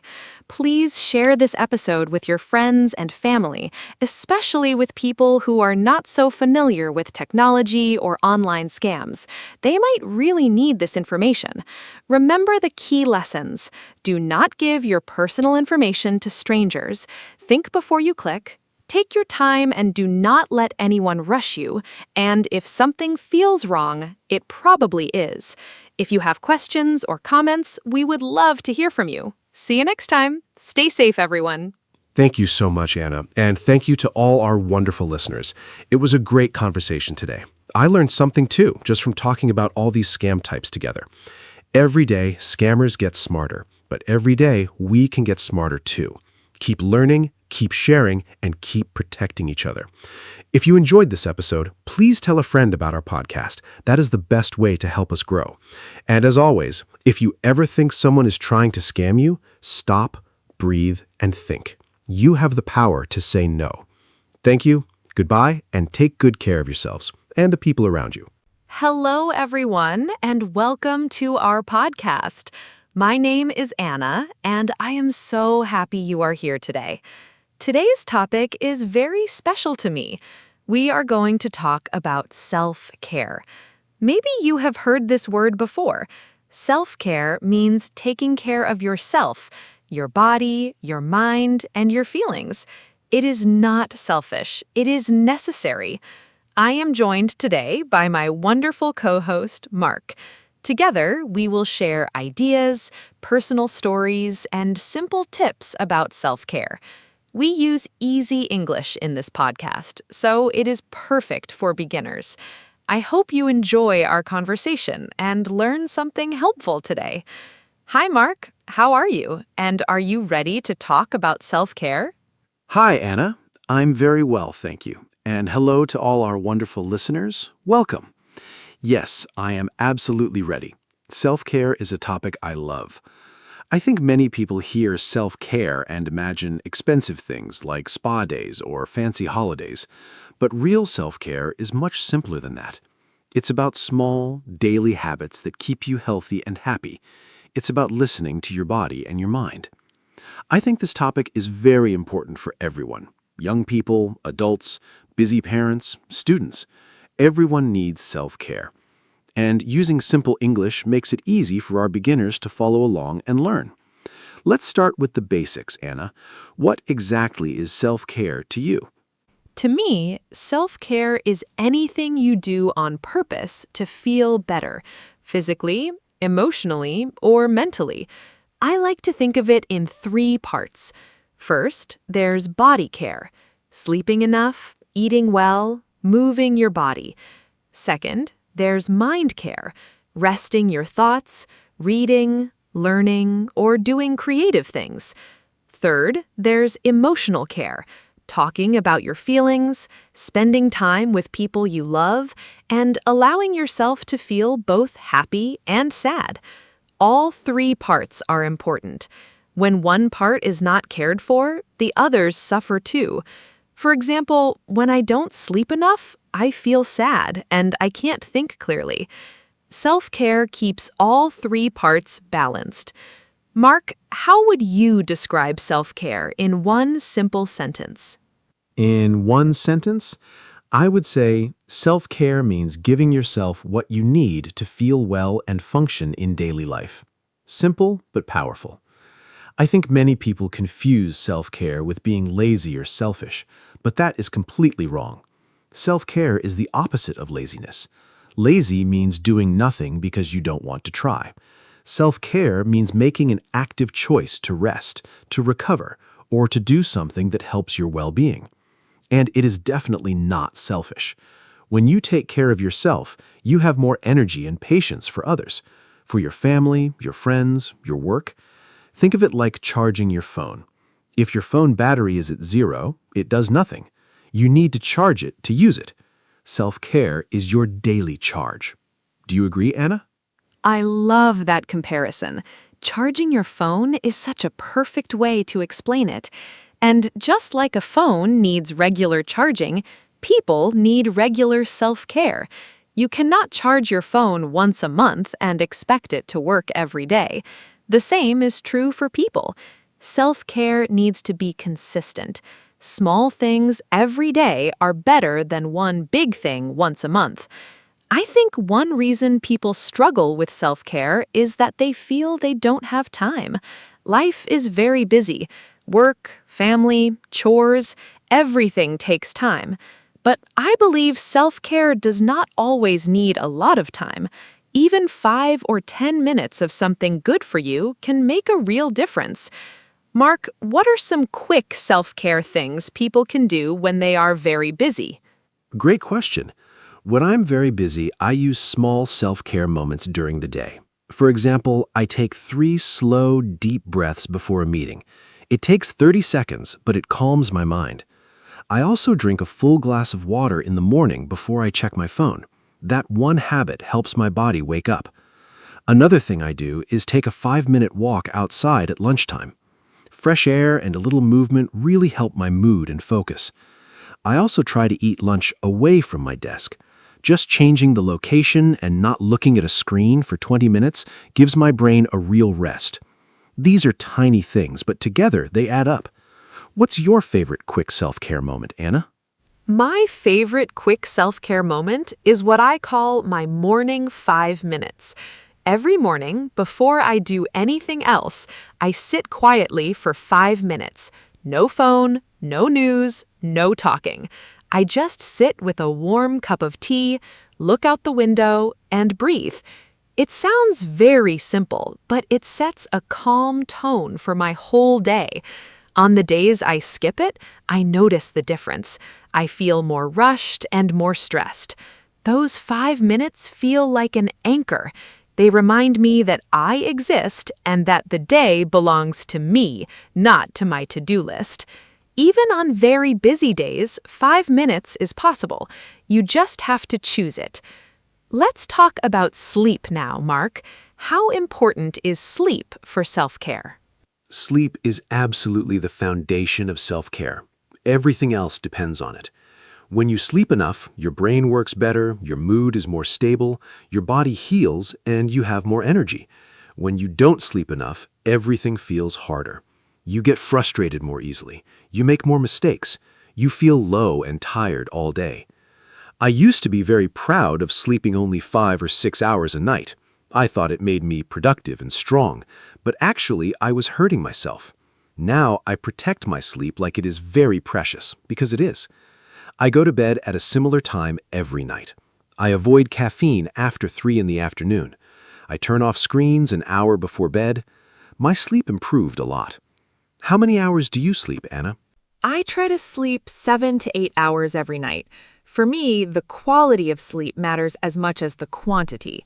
Sometimes I sleep 8 hours, but wake up feeling tired because my sleep was not deep or restful. I found that my sleep quality improved when I created a bedtime routine. About 30 minutes before bed, I stop using my phone, I dim the lights in my room, I read a few pages of a book, a real paper book, not a screen. Sometimes I write a few lines in my journal. These habits tell my brain it is time to slow down and rest. My body starts to relax naturally. A good bedtime routine is one of the best self-care gifts you can give yourself. Mark, let's talk about food. How does eating well connect to self-care? Food is a very important part of self-care. What we eat directly affects how we feel, physically and emotionally. When I eat a lot of processed food, sugar, and junk, I feel heavy and foggy. My mood goes down. My energy crashes after a short time. But when I eat fresh vegetables, fruits, proteins, and drink enough water, I feel lighter, clearer, and more energetic. I'm not a perfect eater. I love pizza and chocolate, but I try to make good choices most of the time. I also think how you eat matters, not just what you eat. Eating slowly, without distractions, and actually tasting your food is a form of self-care too. It is called mindful eating. Do you practice mindful eating, Anna? I try to. Mindful eating was hard for me at first because I was so used to eating while watching TV or scrolling on my phone. I would finish my whole meal and not even remember eating it. Now I try to eat at a table without screens, and I focus on the taste and texture of the food. It makes the meal more enjoyable, and I also notice when I am full, which means I eat less but feel more satisfied. I also notice which foods make me feel good and which make me feel bad. For example, too much coffee makes me anxious. Heavy food at night makes me sleep badly. Paying attention to your body is a form of self-care. Your body sends signals. You just have to listen. What about movement and exercise, Mark? Movement is one of the most powerful forms of self-care, and it does not have to mean going to the gym every day. Any movement counts. Walking, dancing, swimming, cycling, stretching, yoga, they all help your body and your mind. When I exercise, my brain releases chemicals that make me feel happier and more relaxed. It's a natural mood booster. I used to hate exercise. I thought it was boring and painful, but then I found activities I actually enjoy. I love cycling outdoors and playing basketball with friends. Because I enjoy them, I actually do them. That's the key. Find movement you enjoy, not movement you force yourself to do. When it feels like fun, it's not hard to keep doing it. What kind of movement do you enjoy, Anna? I love walking and dancing. Walking is my everyday movement. I try to walk at least 30 minutes a day. I often walk in the park near my home. I listen to music or a podcast while I walk, which makes it very enjoyable. Sometimes I walk with a friend and we talk the whole time, so I get exercise and social connection at the same time. Dancing I do at home, just for fun. I put on music I love and I just dance alone in my kitchen. It always makes me laugh and feel joyful. I think movement connected to joy is the best self-care. You don't need a perfect body or special equipment. You just need to move in a way that feels good. Let's talk about something different now. Rest and relaxation. Is rest the same as self-care? Absolutely. Rest is a vital part of self-care. And I think many people feel guilty about resting. They think resting means wasting time, but that is a harmful mindset. Rest is productive. When you rest, your body repairs itself, your brain processes information, and your creativity recovers. There are different types of rest, too. Physical rest means your body stops moving, sleeping, or lying down. Mental rest means your brain stops working hard. Maybe you listen to calm music or sit quietly. Social rest means you spend time alone, away from people. Creative rest means you stop creating and just enjoy other people's art or beauty. Most people only think of sleep when they hear rest, but we need all these types. Which type of rest do you find hardest, Anna? The hardest type of rest for me is mental rest. My brain is always thinking. Even when I lie down to relax, my mind is making lists, replaying conversations, planning tomorrow. It is very hard to switch it off. I've been practicing techniques to help with this. One thing that really works for me is a body scan. I lie down, close my eyes, and slowly bring my attention to each part of my body, from my feet up to my head. It takes about 10 minutes, and it usually quiets my mind. Another thing that helps is writing a brain dump in my journal before bed. I write down everything I'm thinking or worried about. Once it's on paper, my brain seems to relax. Have you found ways to quiet your mind, Mark? Yes, meditation has been the biggest help for me. I know some people think meditation is strange or difficult, but it's actually very simple. You just sit quietly, focus on your breathing, and when your mind wanders, which it always does, you gently bring it back to your breath. I started with just 5 minutes a day using a free app on my phone. Now I meditate for 15 minutes every morning, and it has changed my life. I'm calmer, more patient, and better at handling stressful situations. I also spend time in nature to quiet my mind. Being outside, surrounded by trees or near water, helps me feel very peaceful. Nature is a free, powerful tool for mental rest. Do you spend time in nature, Anna? Yes, and I think nature is one of the most underrated forms of self-care. Being outside in a park, a forest, or near the sea, it does something magical to the body and mind. My stress level drops very quickly when I am in nature. Even sitting in a garden or near a plant at home helps. I read that spending just 20 minutes in nature lowers the stress hormone cortisol in your body. That is a scientific fact. I try to visit a park or a natural space at least a few times a week. In winter, when it is cold, even just opening a window and listening to birds helps me feel connected to the natural world. Mark, let's talk about hobbies now. Are hobbies a form of self-care? Yes, definitely. Hobbies are wonderful self-care. A hobby is something you do purely for enjoyment, not for money or achievement. When you do a hobby, you enter a special mental state where you are fully focused and time seems to fly. Psychologists call this flow. It is very good for your brain and your mood. My hobbies are reading, cooking new recipes, and playing chess. When I cook something creative, I feel relaxed and proud at the same time. Reading takes me to different worlds and gives my own worries a rest. Chess challenges my mind in a fun, low-stakes way. I think everyone needs at least one hobby that they do just for the pleasure of it. A hobby says, I matter. My joy matters. What are your hobbies, Anna? My hobbies are painting, reading, and gardening. Painting is my favorite form of self-care. When I paint, I forget everything else. There is no past, no future, just the colors and the canvas in front of me. It is like meditation with paint. I am not a professional artist. My paintings are simple and sometimes messy, but that does not matter at all. The process is what heals me, not the result. Gardening is also wonderful. I have a small balcony with pots of flowers and herbs. Watering them, watching them grow, touching the soil, it is all very calming and grounding. There is something very beautiful about caring for living things. And reading, of course, is a daily treat. Mark, do you think self-care looks different for everyone? Absolutely. Self-care is very personal. What works for one person might not work for another.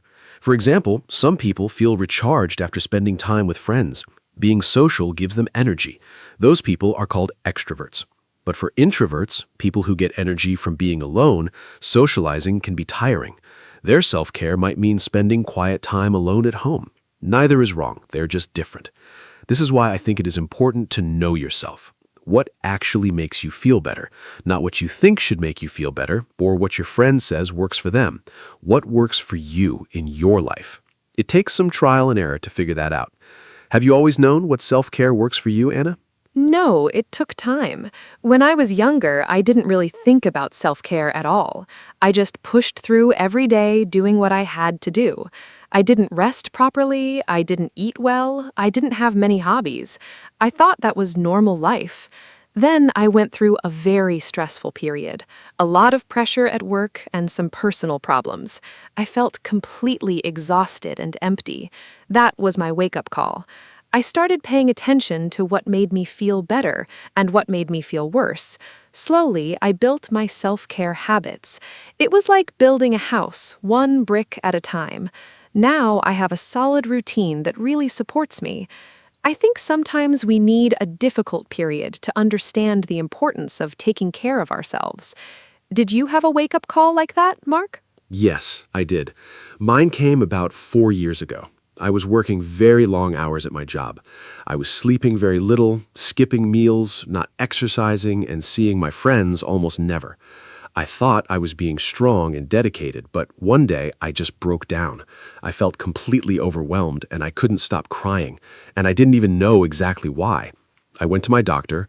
She told me I was burned out. That was a new word for me then. Burnout means you are so exhausted, physically and emotionally, that your mind and body stop functioning well. My doctor said, "Mark, you cannot pour from an empty cup." That sentence changed everything for me. I started making self-care a real priority from that point. What does burnout feel like to you, Anna? Burnout feels like running on empty. You are awake, but not really present. You feel tired all the time, even after sleeping.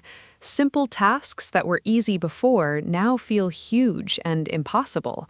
You lose interest in things you used to enjoy. You feel irritable and sometimes very sad or empty inside.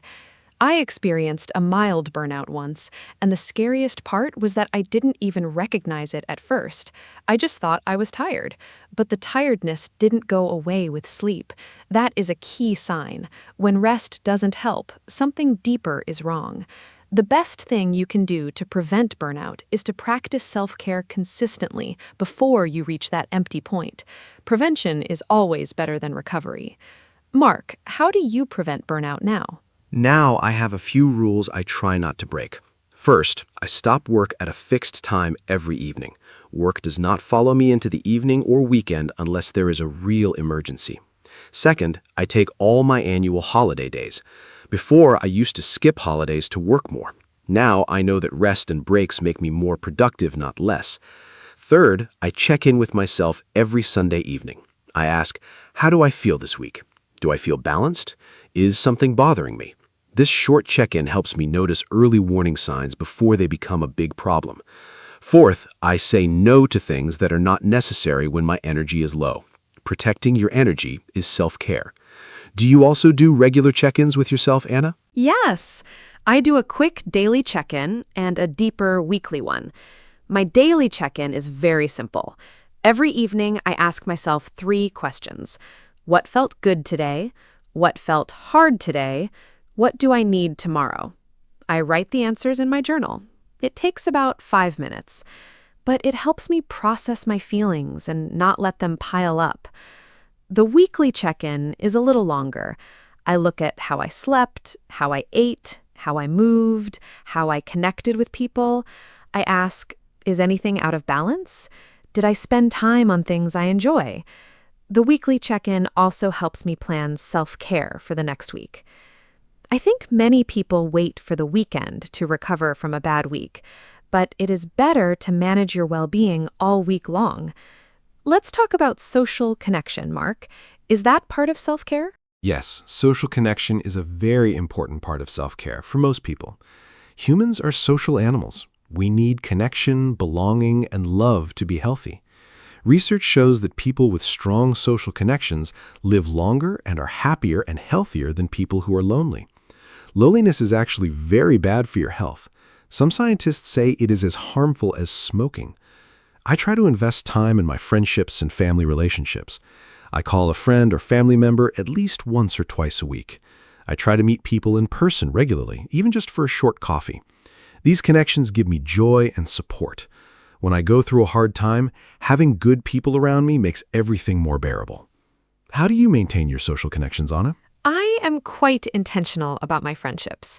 I have a small group of close friends, and I prefer deep connections over many shallow ones. I have a regular phone call with my best friend every Thursday evening. We have been doing that for 3 years. Even if we are both busy, we protect that time. I also have a small group of friends, 4 of us, and we meet for dinner once a month. Those evenings are always wonderful. We laugh, we talk honestly, we support each other. I also believe in the quality of connection, not just the frequency.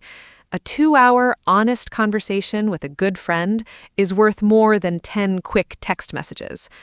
Mark, what about alone time? Is being alone also part of self-care? Absolutely.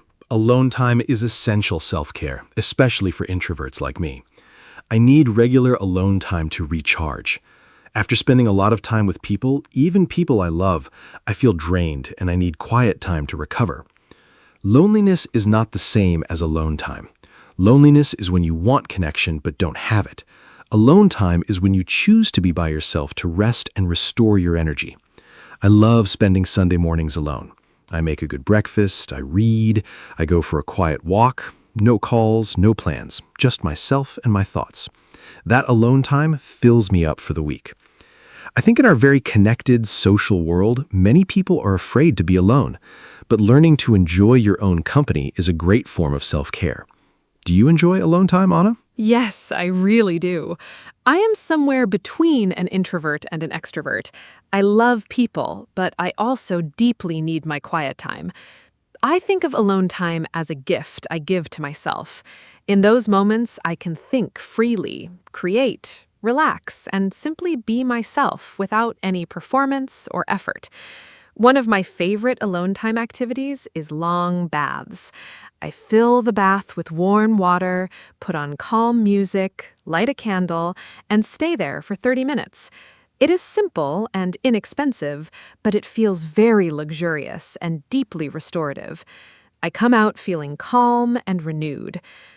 I think self-care does not need to be expensive. Let's talk about that. Can self-care be free or low cost, Mark? This is so important to say. Self-care does not have to cost money. In fact, many of the most powerful self-care practices are completely free. Sleeping is free, breathing exercises are free, walking in nature is free, drinking enough water is free, calling a friend is free, writing in a journal is nearly free, stretching at home is free, watching the sunrise or sunset is free, laughing with someone you love is free. I get a little frustrated when I see advertisements for expensive self-care products. They make people feel that self-care is only for people with money, and that is simply not true. Yes, a massage or a spa day can be lovely, but the daily habits that truly support your health are available to everyone, regardless of money. What is your favorite free self-care activity, Anna? My favorite free self-care activity is walking in nature, especially in a park or a forest. It costs nothing, and the benefits are enormous. When I walk among trees, my mind becomes quiet. I pay attention to small, beautiful things, the sound of leaves, the color of the sky, a bird singing. It pulls me out of my head and into the present moment. That is another very important self-care skill, being present. So many people live in the past, replaying old memories, or in the future, worrying about things that haven't happened yet. Being present means you are here, now, in this moment. And the present moment is usually calm and manageable. Nature helps me do that. Mark, what do you think about digital detox as a form of self-care? Digital detox, taking a break from screens and technology, is one of the most needed forms of self-care today. We are surrounded by screens all day. Phones, computers, televisions, tablets. Our brains never get a break from information. This constant stimulation is very tiring for the nervous system. I try to have one screen-free hour every evening. I also try to have at least one screen-free morning on weekends. When I do that, I feel less anxious and more calm. I notice the world around me more. I have more creative thoughts. I'm more present in conversations. Even small digital breaks help. Leaving your phone in another room for an hour, or putting it face down on the table during meals. Do you do any kind of digital detox, Anna? Yes, I have a few digital rules that really help me. I don't look at my phone for the first 30 minutes after I wake up. That quiet time belongs to me, not to social media or the news. I also don't use my phone at the dinner table. Meals are for food and conversation, not screens. And on one day each month, I try to have a full, slow day. No social media, no news, minimal phone use. On those days, I read, cook, walk, or do craft activities. I always feel wonderfully refreshed afterward. I think we all need to remember that we control our technology. Technology should not control us. Mark, let's talk about something personal now. What is your favorite part of your self-care routine? My favorite part of my self-care routine is my morning. I wake up a little early, so I have time just for myself before the day begins. I drink a large glass of water first. This wakes up my body. Then I do 10 minutes of gentle stretching. Then I meditate for 15 minutes. After that, I make coffee and write 3 things I am grateful for in my journal. This whole morning routine takes about 45 minutes, but it sets up my entire day in a positive way. I feel calm, focused, and ready when I start work. The days I skip my morning routine, I feel the difference immediately. I am more reactive, more anxious, so I protect my mornings carefully. Morning routines are very popular in self-care. Do you have one, Anna? Yes, my morning routine is very important to me. Mine is a little different from yours, but it also starts with quiet time. I wake up, and before getting out of bed, I take 3 deep, slow breaths. Then I sit with my tea for 5 minutes in silence. After that, I write in my journal, just a few sentences about how I feel and what I want from the day. Then I wash my face with cold water, which wakes me up beautifully. I get dressed, eat a simple, healthy breakfast, and then I am ready. The whole routine is about 40 minutes. Mornings used to be chaotic and rushed for me. Now they are calm and intentional. A good morning really does create a good day. Mark, let's talk about gratitude. Is gratitude a form of self-care? Yes, gratitude is a beautiful and powerful form of self-care.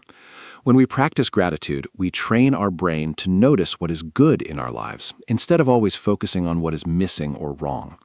Research shows that people who regularly practice gratitude feel happier, sleep better, and have stronger relationships. I write 3 things I am grateful for every morning. They don't have to be big things. Today, I wrote, I am grateful for hot coffee, for sunshine through my window, and for a good conversation with my brother yesterday. Small things count. When you do this every day, you start to notice more and more things to be grateful for. Your brain changes its default from what is wrong to what is good. That shift is life-changing. Do you practice gratitude, Anna? Yes, I do. I write in my gratitude journal every evening before bed. I write 3 things from my day that I am grateful for. Even on difficult days, and there are difficult days, I can always find 3 things. Maybe I am grateful that the day is over and tomorrow is a new start. Maybe I am grateful for a kind stranger who smiled at me. Maybe I'm grateful for my health. Gratitude helps me end the day on a positive note, which helps me sleep better too. I also try to express gratitude to people, to actually say thank you and mean it, to write a kind message, to tell someone that I appreciate them. Gratitude shared with others is even more powerful. It connects people and creates warmth. Mark, how do you think we can build self-care habits and actually keep them? Building and keeping self-care habits is all about starting small and being consistent. Many people try to change everything at once. They want to exercise every day, meditate, eat perfectly, sleep 8 hours, journal, and read all from Monday. That is too much change, too fast. The brain resists big, sudden changes. Instead, start with one small habit. Do it for 2 weeks, then add another. Small steps over time create big changes. I also suggest habit stacking, attaching a new habit to something you already do. For example, I do my stretching right after I brush my teeth in the morning. It's connected to an existing habit, so I almost never forget it. Another tip, track your habits on a simple calendar.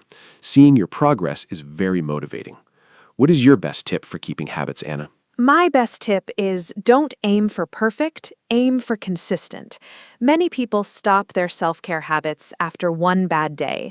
They miss one morning walk and think, I failed, the habit is broken. But that is not true. One missed day is not a failure. What breaks a habit is giving up completely after a small slip. So I tell myself, missing once is an accident, missing twice is a choice. So if I miss my morning routine one day, I make sure to do it the next day. I also keep my self-care habits very simple. The simpler the habit, the easier it is to maintain even on hard days.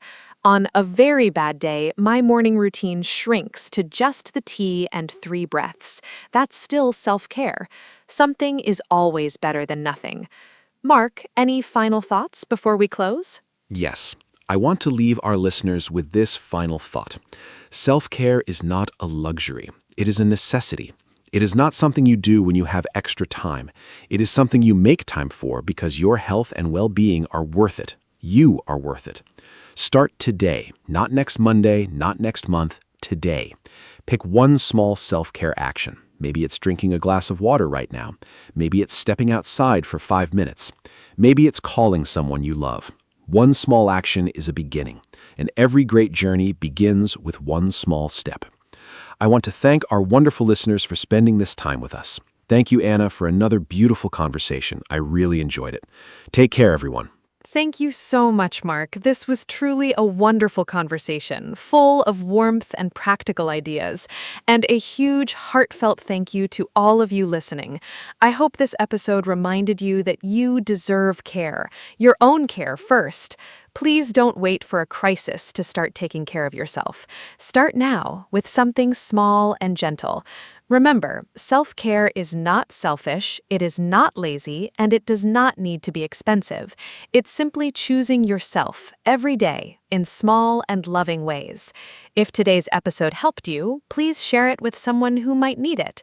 And come back next time for more friendly English conversations. Until then, be kind to yourselves. Goodbye and take care. From me, Anna.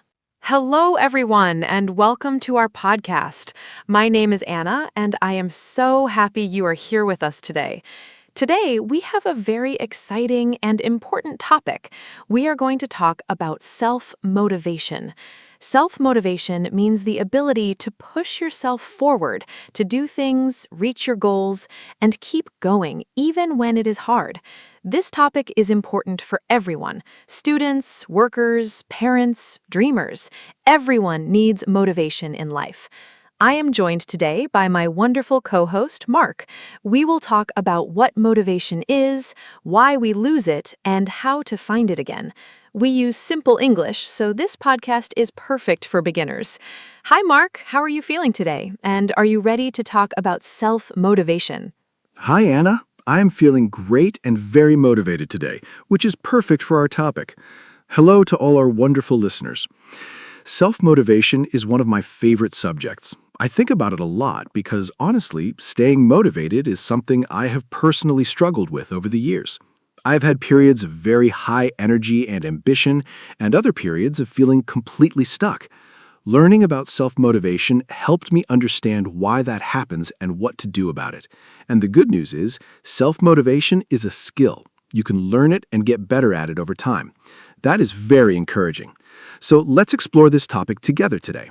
Anna, let's start from the beginning. What exactly is self-motivation? Great question. Self-motivation is the inner drive that makes you want to do something or achieve something without needing someone else to push you. When you are self-motivated, you start things by yourself. You keep going by yourself. You don't wait for your boss, your teacher, or your parents to tell you what to do. You just do it because you want to. There are two types of motivation. The first is external motivation. This means you do something because of an outside reward, like money, praise, or grades. The second is internal motivation. You do something because it makes you feel happy, proud, or fulfilled inside. Self-motivation is mostly about internal motivation. Mark, what do you think is the difference between the two types in everyday life? The difference is very important in everyday life.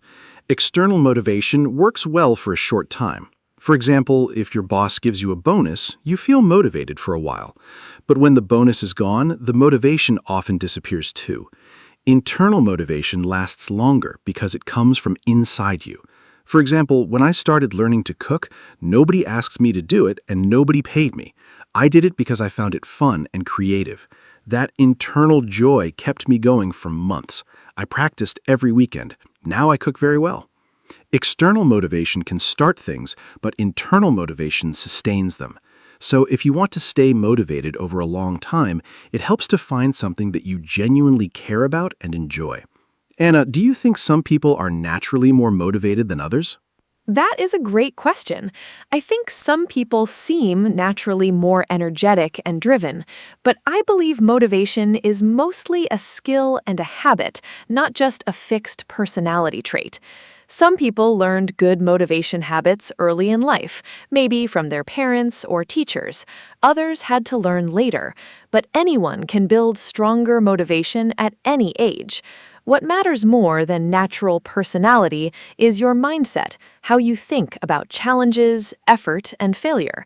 People with a growth mindset believe they can improve through effort. They see failure as a lesson, not as proof that they are not good enough. That mindset creates strong self-motivation. People with a fixed mindset think abilities are fixed. You either have them or you don't. That thinking kills motivation. Mark, have you heard of the growth mindset before? Yes, the growth mindset comes from the work of psychologist Carol Dweck. She did many years of research and found that students who believed their abilities could grow and improve performed much better than students who believed their abilities were fixed. It is a very powerful idea. I remember when I first heard about it, I realized I had been using a fixed mindset in some areas of my life. For example, I always said, I am bad at math. That's just who I am. That belief stopped me from even trying to get better. When I changed to a growth mindset and said, I can improve at math if I practice and get help, everything changed. I started trying harder and I did improve. Your beliefs about yourself directly affect your motivation. Anna, how did you first learn about self-motivation? I started learning about self-motivation after a difficult year in my mid-20s. I had big dreams. I wanted to start my own small business, improve my English, travel more, and get healthy. But I wasn't doing any of those things. I had the dreams, but not the action. I felt frustrated and confused. Why could I not just do the things I wanted to do? I started reading books about habits and motivation. One book that changed my life was about setting clear goals and taking small actions every day. I learned that motivation doesn't always come first. Sometimes action comes first and motivation follows. That was a completely new idea for me. I thought you had to feel motivated before you could act, but actually, you often feel motivated after you start acting. Mark, what do you think about that idea? I think that idea is one of the most useful things anyone can learn about motivation. Many people wait to feel motivated before they begin. They say, I will start exercising when I feel more energetic, or I will study when I feel like it. But that feeling often never comes, or it comes and goes very quickly. The secret is to start even when you don't feel like it. Start small. Do just 2 minutes. Just open the book. Just put on your shoes. That small start usually creates a little momentum, and momentum builds motivation. I heard someone compare it to pushing a heavy cart. It's hardest to move at the very beginning, but once it starts rolling, it's much easier to keep going. Starting is always the hardest part. Have you experienced this, Anna? Yes, absolutely. This is something I experience almost every week. For example, I go for morning walks. There are many mornings when I wake up and I really don't want to go. My bed is warm and comfortable, and going outside in the cold seems terrible. But I have a rule. I just put on my walking shoes. That's it. Just the shoes. Once I have my shoes on, I almost always go. And once I am outside and walking, I feel wonderful. I am always happy I went. I never come home and think, I wish I had stayed in bed. The motivation follows the action. This is called the 2-minute rule by some coaches. You just commit to 2 minutes of anything. Often, 2 minutes turns into 20. What small actions help you start when you don't feel motivated, Mark? For me, the biggest small action is making my bed in the morning. It sounds so simple and almost silly, but it works for me. When I make my bed, I have already completed one task. My brain feels a small win and it wants another. That feeling of completion gives me energy and a sense of control over the day. Another small action I use is writing one sentence in my journal first thing in the morning. Just one sentence about how I feel or what I want from the day. Once I write that one sentence, I usually write more. These entry point habits are very powerful. They lower the barrier to starting. The hardest part of any task is beginning. Make the beginning as small as possible, and you make it easy to start. Let's talk about goals now, Anna. How important are goals for self-motivation? Goals are extremely important for self-motivation. Without a clear goal, motivation has nowhere to go. Imagine you are driving a car, but you have no destination. You would just drive around without purpose. Goals give you direction. They tell you where to go and why. But not all goals are created equal. I think goals need to be specific and personal. A goal like, I want to be healthier, is too vague. A better goal is, I will walk for 30 minutes 3 times a week for the next month. That is specific, measurable, and realistic. Also, the goal needs to be your goal, not your parents' goal, not your teacher's goal, not what society says you should want. Goals that come from your own values and desires create much stronger motivation. Mark, how do you set your goals? I use a simple system that I learned a few years ago. I set goals in 3 time frames. First, I have a big long-term goal, something I want in the next 1 to 3 years. For example, improving my professional skills or building a healthy lifestyle. Second, I break that big goal into smaller monthly goals. What can I do this month to move toward the big goal? Third, I break the monthly goal into weekly actions. What will I do this week, specifically? This system makes big, scary goals feel manageable. Instead of thinking, I want to write a book someday, which feels impossible, I think, I will write 200 words today. 200 words a day becomes a book over time.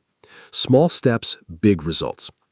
Do you write down your goals, Anna? Yes, writing goals down is very important to me. There's a well-known idea that people who write their goals are much more likely to achieve them. When you write a goal, it becomes more real and more serious. It moves from a vague wish in your head to a clear intention on paper. I write my goals in my journal at the beginning of every month, and I review them every week. Reviewing goals regularly is just as important as writing them. It keeps your attention focused. We are very easily distracted by social media, by other people's opinions, by daily problems. Reviewing your goals brings you back to what matters to you. I also write why next to each goal. Why do I want this? The why is very powerful. It is the fuel for motivation. Mark, let's talk about the why. How important is knowing your why? Knowing your why is perhaps the most important thing in self-motivation. The why is your reason for doing something. And the deeper and more personal the reason, the more powerful the motivation. For example, someone might say their goal is to exercise. Their why could be to lose weight, to feel more energetic, to be healthy for their children, or to feel confident. The last 2 reasons, being there for children, feeling confident, are emotionally strong. They connect to core human needs. When things get hard, those deep reasons keep you going. A shallow why breaks under pressure. A deep why holds.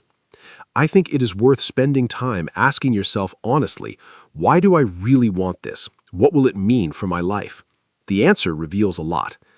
Anna, what is a why that has driven you strongly? One of my strongest whys was learning English seriously.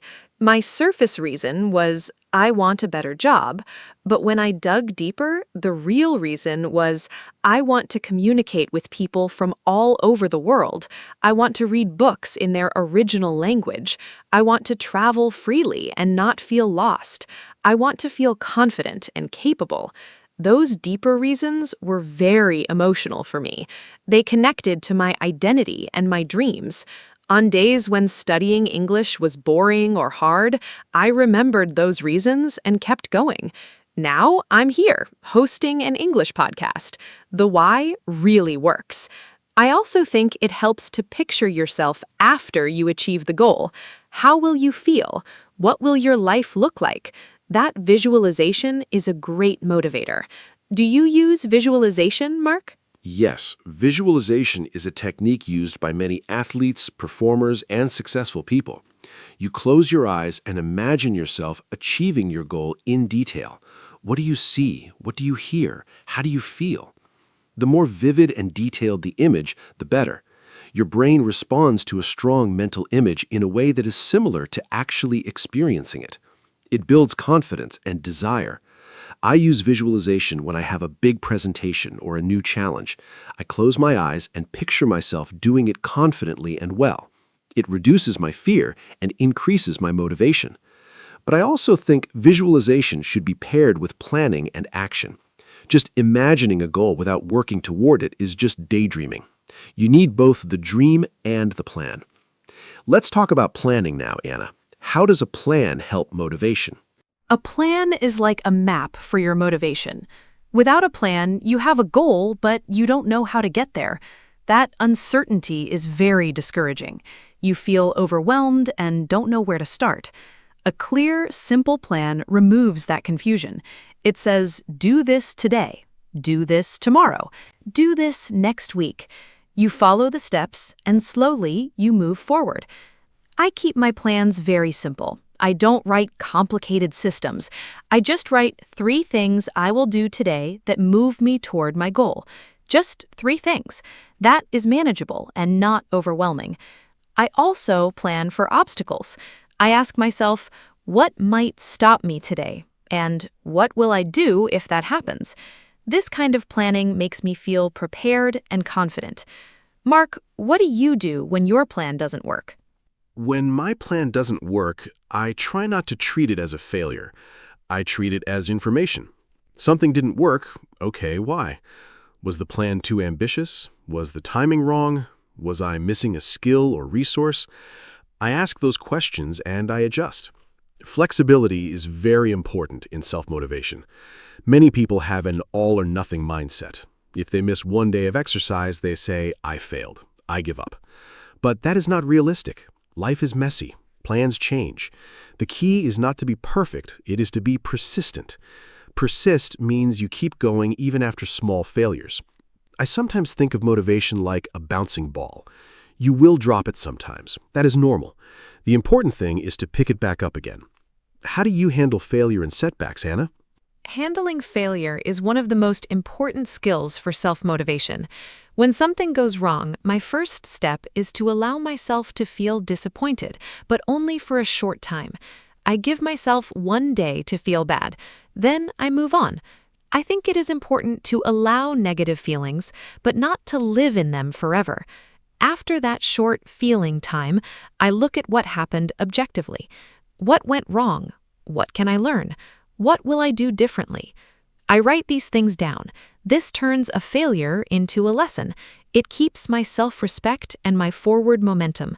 I also remind myself of past successes. When I doubt myself after a failure, I look at my journal and read about times I succeeded. That reminder gives me confidence to try again. Let's talk about confidence and motivation. Are they connected, Mark? Yes, confidence and motivation are deeply connected. When you feel confident, you believe you can do something, so you try. When you try and succeed, your confidence grows. And growing confidence increases your motivation. It's a positive cycle. But the opposite is also true. When you feel low confidence, you doubt yourself and avoid trying. When you avoid things, you miss the chance to succeed, and that decreases your motivation further. So how do you build confidence? Mainly through small successes. You set a small, achievable goal. You achieve it, you feel proud and capable. You set another small goal. Over time, these small wins build a strong foundation of confidence. I always say success builds success. One small win is the seed of the next. Anna, what gives you confidence when you feel low? When I feel low in confidence, a few things help me. First, I remember my past wins. I have a small list I keep in my journal, moments when I did something I was proud of. Reading that list reminds me that I am capable. Second, I do something I am already good at. If I feel insecure about a new challenge, I first do a task I know I can complete well. That small success warms up my confidence, like stretching before exercise. Third, I talk to someone who believes in me. Sometimes we need a friend to remind us of our strengths. we can be very blind to our own abilities. Having one or two people who genuinely support you is incredibly valuable for motivation. Mark, how does the people around us affect our self-motivation? The people around us have a huge effect on our motivation, probably more than we realize. Research shows that we are strongly influenced by the habits and attitudes of the people we spend the most time with. If you are surrounded by motivated, positive, ambitious people, their energy is contagious. You naturally start to think and act like them. But if you spend most of your time with people who complain, give up easily, or discourage new ideas, that energy is also contagious, in a negative direction. I'm not saying you should abandon friends who struggle, but I do think you should be intentional about where you spend your energy and who you listen to. Find people who inspire you. Spend more time with them. Their motivation will feed yours. Do you have people like that in your life, Anna? Yes, I have a few people who are very important for my motivation. My best friend is a very hardworking and creative person. When I am around her, I feel more energetic and ambitious. She inspires me without even trying. I also follow a few people online, writers, coaches, creators, whose work and words inspire me. Reading their stories or watching their videos helps me feel connected to a bigger world of motivated people. I think community is very powerful for motivation. Many people join groups or clubs, running groups, study groups, online communities, where everyone shares the same goal. That shared energy is very motivating. You feel less alone in your efforts, and when others see your progress, it encourages you to continue. Have you ever joined a group to help with motivation, Mark? Yes. A few years ago, I joined a running group. I'm not a natural runner. I find it hard, and I used to hate it. But when I started running with a group every Saturday morning, everything changed. I did not want to let the group down. I knew they would be there, and I didn't want to be the person who didn't show up. That social commitment was very motivating. Over time, I also started to enjoy the conversations during the runs. And the feeling of finishing a run with a group is wonderful. You celebrate together. I went from hating running to looking forward to Saturdays. The group changed my motivation completely. Commitment to others is a very powerful tool for motivation. When you make a promise to yourself, it's easy to break. When you make a promise to others, it's much harder. Anna, let's talk about habits and routines now. Yes, habits and routines are incredibly important for self-motivation. Here's the thing about motivation. It naturally goes up and down. Some days you feel very driven and energetic. Other days you feel flat and unmotivated. If your progress depends only on your feelings, you will be very inconsistent. But if your progress depends on habits and routines, you keep moving forward even on low motivation days. A habit is an automatic behavior. You do it without thinking too much. You brush your teeth every morning, not because you feel motivated, but because it is a habit. You can build the same kind of automatic behavior around your goals. If studying English every morning becomes a habit, you will do it whether you feel motivated or not. Consistency beats motivation every single time. Mark, how do you build good habits? Building good habits is a skill. I follow a few simple principles. First, I make the habit very easy to start. If the habit is too hard at the beginning, I will avoid it. So I start with the smallest possible version. Want to read more? Start with 1 page a night. Want to exercise? Start with 5 minutes. Once the habit is established, I can gradually increase it. Second, I link the new habit to an existing one, habit stacking. After I drink my morning coffee, I will do 10 minutes of English practice. The coffee is the trigger for the new habit. Third, I track my habits. I use a simple calendar and put a mark on every day I do the habit. A streak of marks is very motivating. You don't want to break the chain. These 3 simple steps have helped me build lasting habits. What is a habit you built that changed your life, Anna? The habit that changed my life most is daily reading. I started reading just 10 pages every night before bed. It seemed like nothing at first, but 10 pages a night is about 300 pages a month. That is 1 or 2 books a month. Over 1 year, I read more than 15 books. Those books changed how I think, how I communicate, and how I see the world. I learned so many new things about psychology, about habits, about history, about creativity. I became a better thinker and a better English speaker, all from 10 pages a night. I never would have believed that at the start. This is a great example of how a tiny, consistent habit creates enormous change over time. The power of small and consistent actions is amazing. Let's talk about procrastination now, Mark. Why do people procrastinate? Procrastination is one of the biggest enemies of self-motivation. It means you delay doing something even when you know you should do it. You say, "I'll do it later," and later never comes. Why do people procrastinate? It's usually because of one of these reasons. First, the task feels too big or overwhelming. Second, there's a fear of failure. If you don't start, you can't fail. Third, there's a fear of imperfection. You want to do it perfectly, so you wait for the perfect moment that never arrives. Fourth, the task is boring or unpleasant. Understanding why you are procrastinating is the first step to stopping it. Each reason needs a different solution. For the too big reason, break the task into tiny pieces. For the fear of failure reason, remind yourself that done is better than perfect. Anna, what is your best tip for fighting procrastination? My best tip for fighting procrastination is the 5-minute commitment. When I don't want to start something, I tell myself, just do it for 5 minutes. After 5 minutes, you can stop if you want. Almost always after 5 minutes, I am already working, and I keep going. The starting was the barrier, not the task itself. Another tip I love is removing distractions before I start. I put my phone in another room. I close unnecessary browser tabs. I make myself a cup of tea. Then I sit down with everything ready and nothing to distract me. A clear environment helps a clear mind. I also use a timer. I work for 25 minutes with full focus, then take a 5-minute break. This is called the Pomodoro technique. It makes long tasks feel very manageable. Have you tried the Pomodoro technique, Mark?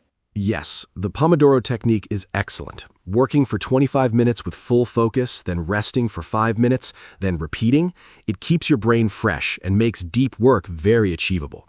I use it for writing, studying, and complex tasks. But even simpler than Pomodoro is just removing your phone from the room. I think the smartphone is the #1 killer of self-motivation in the modern world. Every notification is a little interruption. Every scroll through social media is 5 or 10 minutes of your goal time gone. I started leaving my phone in another room when I work or study, and my productivity increased enormously. We are not strong as our habits. Our environment often controls us. So, design your environment to support your goals, not to distract from them. Anna, let's talk about energy and self-motivation. Are they connected? Absolutely. Energy and motivation are very closely connected. When your energy is low, even small tasks feel impossible. When your energy is high, you feel motivated to do many things. So taking care of your physical energy is a form of self-motivation. This means sleeping enough, eating nutritious food, moving your body regularly, and taking real breaks. I noticed that my most motivated periods always coincide with the times I sleep well and exercise regularly. My lowest motivation periods are always when I am tired, eating poorly, or sitting too much. Many people try to push through low energy with willpower or caffeine, but that only works for a short time. The sustainable solution is to manage your energy levels through good physical habits. Motivation follows energy. Mark, when during the day are you most motivated? I am definitely a morning person. I feel most sharp, creative, and motivated in the first 2 to 3 hours after I wake up. That's when I do my most important and creative work. I protect those morning hours very carefully. I do not check social media or emails until I've finished my most important task of the day. After lunch, my energy naturally drops a little. I use that lower energy time for smaller, routine tasks, answering messages, organizing, reading. In the late afternoon, my energy often comes back a little, but not as strongly as the morning. Understanding your own energy patterns is very useful for self-motivation. Schedule your hardest, most important tasks for your highest energy time. Don't waste your peak hours on easy tasks. Do you know your own energy patterns, Anna? Yes, I am also more productive in the mornings. My mind feels clearest before noon. I use that time for writing, learning, or anything that requires real concentration. In the afternoons, I feel slower, so I use that time for lighter work, organizing, responding to messages, doing simple tasks. I also discovered that short afternoon walks boost my energy significantly. Even a 10-minute walk outside around 3 o'clock gives me a second wave of motivation and energy for the rest of the day. I think people underestimate the power of movement as an energy booster. When you feel unmotivated and sluggish, the best thing to do is often the thing you least want to do. Get up and move. It almost always helps. Mark, let's talk about self-talk. How does the way we talk to ourselves affect motivation? Self-talk has an enormous effect on motivation. The words we say to ourselves in our heads are like a constant background voice, and that voice is either encouraging or discouraging. Many people have a very harsh inner critic. They say things to themselves like, "You're so lazy," "You always fail," or "You will never be good enough." That kind of self-talk destroys motivation. If a friend talked to you like that, you would stop spending time with them. But we say these things to ourselves all day. The good news is that you can change your self-talk. It takes practice, but it is possible. Notice when the negative voice appears. Challenge it. Replace it with something kinder and more realistic. Instead of, "I can't do this," try, "This is hard, but I can try one step at a time." That small shift changes your whole emotional state. Anna, how do you practice positive self-talk? I practice positive self-talk in several ways. First, I pay attention to my thoughts when I face a challenge. If I hear a negative thought, I name it. I say, "Oh, there's the inner critic again." Naming it gives me distance from it. It reminds me that the thought is not the truth, it is just a habit. Second, I have a few go-to phrases I use when I need encouragement. For example, "One step at a time." "Progress is more important than perfection." "I have done hard things before." These phrases are short and simple, but they shift my mindset quickly. Third, I sometimes speak to myself in the third person. Instead of, "I can't do this," I say, "Anna, you can do this." Research shows this technique, talking to yourself by name, creates useful emotional distance and increases self-control and motivation. Do you ever use encouraging phrases, Mark? Yes, I have a few personal mantras, short phrases I repeat to myself when I need strength. One of mine is, "Start before you're ready." It reminds me not to wait for the perfect conditions. Another one is, "Discipline is freedom." At first, this sounds strange. How can discipline be freedom? But I have found it to be very true. When I am disciplined about my goals and habits, I actually feel freer. I have more energy, more time, and more confidence. Discipline creates the life I want. Without discipline, I drift and feel lost. Another phrase I love is, "Compare yourself to who you were yesterday, not to who someone else is today." Comparing yourself to others is very damaging to motivation. The only competition that matters is with your past self. Are you better today than yesterday? That is what counts. Anna, what is your personal mantra? My personal mantra is, "Done is better than perfect." I need to remind myself of this often because I have perfectionist tendencies. I sometimes delay finishing things because they are not quite right. But perfectionism, as we discussed before, is a motivation killer. It keeps you stuck. Done is better than perfect reminds me that completing something imperfect is 1,000 times more valuable than an unfinished masterpiece that exists in my imagination. I also love the phrase, "Every day is a new start." When I have a bad day or miss a habit, I remind myself that tomorrow is a fresh beginning. The past day is gone. I can choose differently tomorrow. That idea takes the pressure off and keeps me motivated to try again. Before we say goodbye today, I want to leave our listeners with a few final thoughts. Self-motivation is not about being perfect. It is not about feeling excited every single day. It's about building habits, knowing your why, taking small steps, and being kind to yourself when things are hard. Every person listening today has goals and dreams inside them. The question is not whether those goals are possible, they probably are. The question is, will you take the first small step today? Not tomorrow, not next Monday, today. One step, no matter how small. That step is the beginning of everything. I believe in every person listening. You have what it takes. And remember, motivation follows action. So go take that first step. Thank you so much for listening, and thank you, Anna, for this wonderful conversation today. Thank you, Mark. This was such an energizing and inspiring conversation. And a huge thank you to all of you who listened today. I hope this episode gave you something useful, a new idea, a tip, a phrase, or just the reminder that you are capable of more than you think. Self-motivation is a skill, and like any skill, it grows with practice and patience. Be patient with yourself. Celebrate your small wins. Find your why. Build tiny habits. Surround yourself with people who inspire you. And please, be kind to your inner voice. You are your own most important coach. If this podcast helped you even a little, please share it with a friend who might need some motivation today. Come back next time for more friendly English conversations. Until then, keep going. You've got this. Goodbye from me, Anna. Hello, everyone. Welcome back to our podcast. My name is Anna, and I am so happy you are here with us today. Today's topic is very important and very personal. We are going to talk about self-respect. Maybe you know this word, or maybe it is new to you.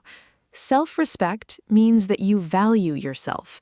It means you treat yourself well, and you believe you are important. This is a big topic, but we will use simple English today, so don't worry. I am here with my wonderful co-host, Mark. We will share ideas, stories, and tips together. I hope this podcast helps you feel good about yourself. Hi, Mark. How are you today? Are you ready to talk about self-respect?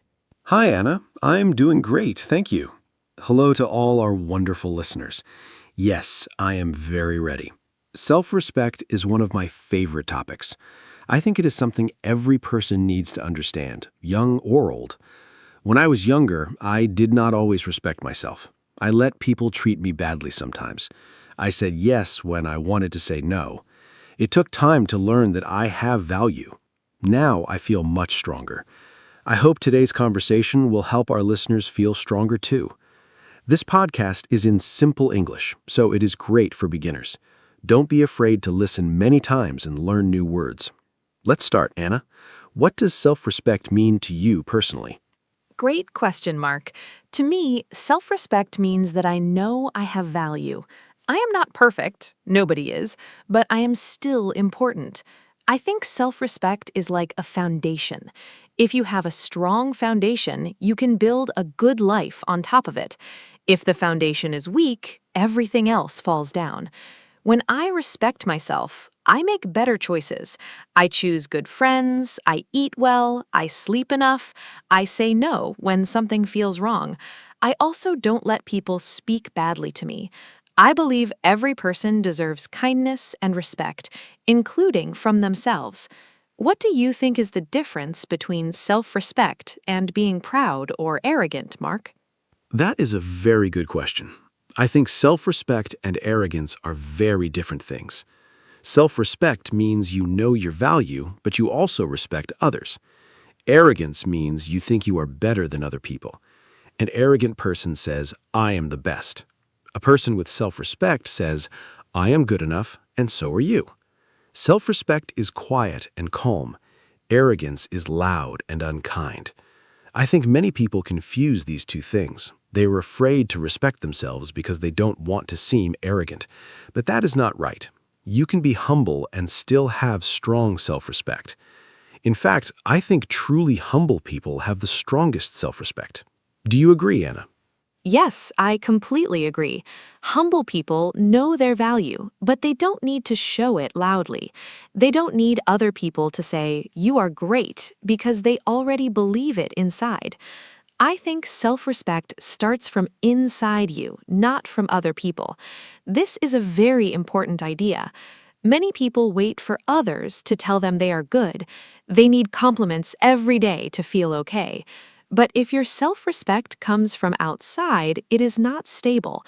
Today, someone says something nice and you feel good. Tomorrow, no one says anything and you feel bad. Real self-respect does not change like the weather. It is steady. It comes from knowing yourself and accepting yourself.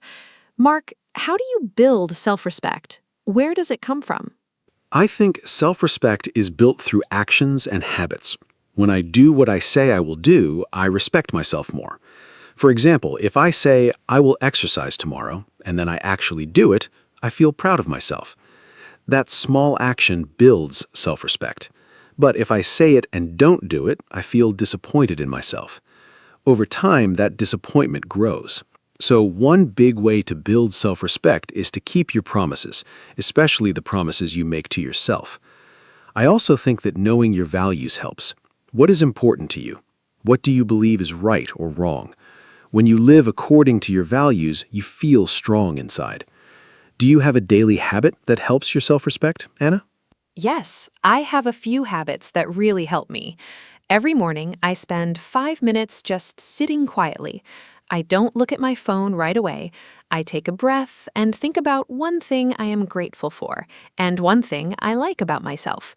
It sounds simple, but it really helps me start the day feeling positive. Another habit is writing in a journal.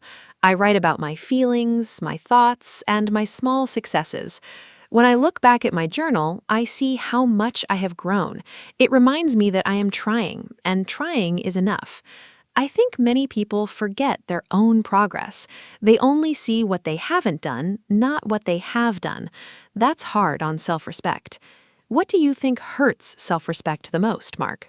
I think the thing that hurts self-respect the most is negative self-talk. That means the bad things we say to ourselves in our own head. For example, I am stupid, I am ugly, nobody likes me, or I can never do anything right. These thoughts are like little voices, and if we listen to them too much, we start to believe them. The sad thing is, we would never say these things to a friend. If a friend made a mistake, we would say, "It's okay, try again." But we say very cruel things to ourselves. I think we must practice being kind to ourselves the same way we are kind to others. If you catch yourself saying something mean to yourself, stop. Change it to something kinder. Have you experienced negative self-talk, Anna? Oh, absolutely. I think everyone has. When I was in school, I was very hard on myself. If I got a bad grade, I would say, "You are so stupid, Anna." I would not eat well, I would not sleep, I would just feel terrible for days. Looking back, I was very unkind to myself. One thing that helped me was a teacher who told me, "Anna, you are not your grades. You are so much more than that." Those words stayed with me for a long time. I think we all need someone like that in our lives, someone who reminds us of our worth. But we also need to be that person for ourselves. We cannot always wait for someone else to be kind to us. We must be kind to ourselves first. Mark, did anyone ever help you see your own value? Yes, my older brother helped me a lot. When I was about 16, I had a group of friends who were not very nice. They made fun of me sometimes. They called me names. I thought that was just normal because they were my friends. My brother saw what was happening and he said, "Mark, friends do not treat each other this way. You deserve better." At first, I didn't believe him. I thought maybe I was the problem, but slowly I understood that I was allowing people to disrespect me because I didn't respect myself. That was a turning point for me. I slowly changed my friends. I started to choose people who treated me well. And when I was around kinder people, I started to feel better about myself too. Do the people around us really affect our self-respect, Anna?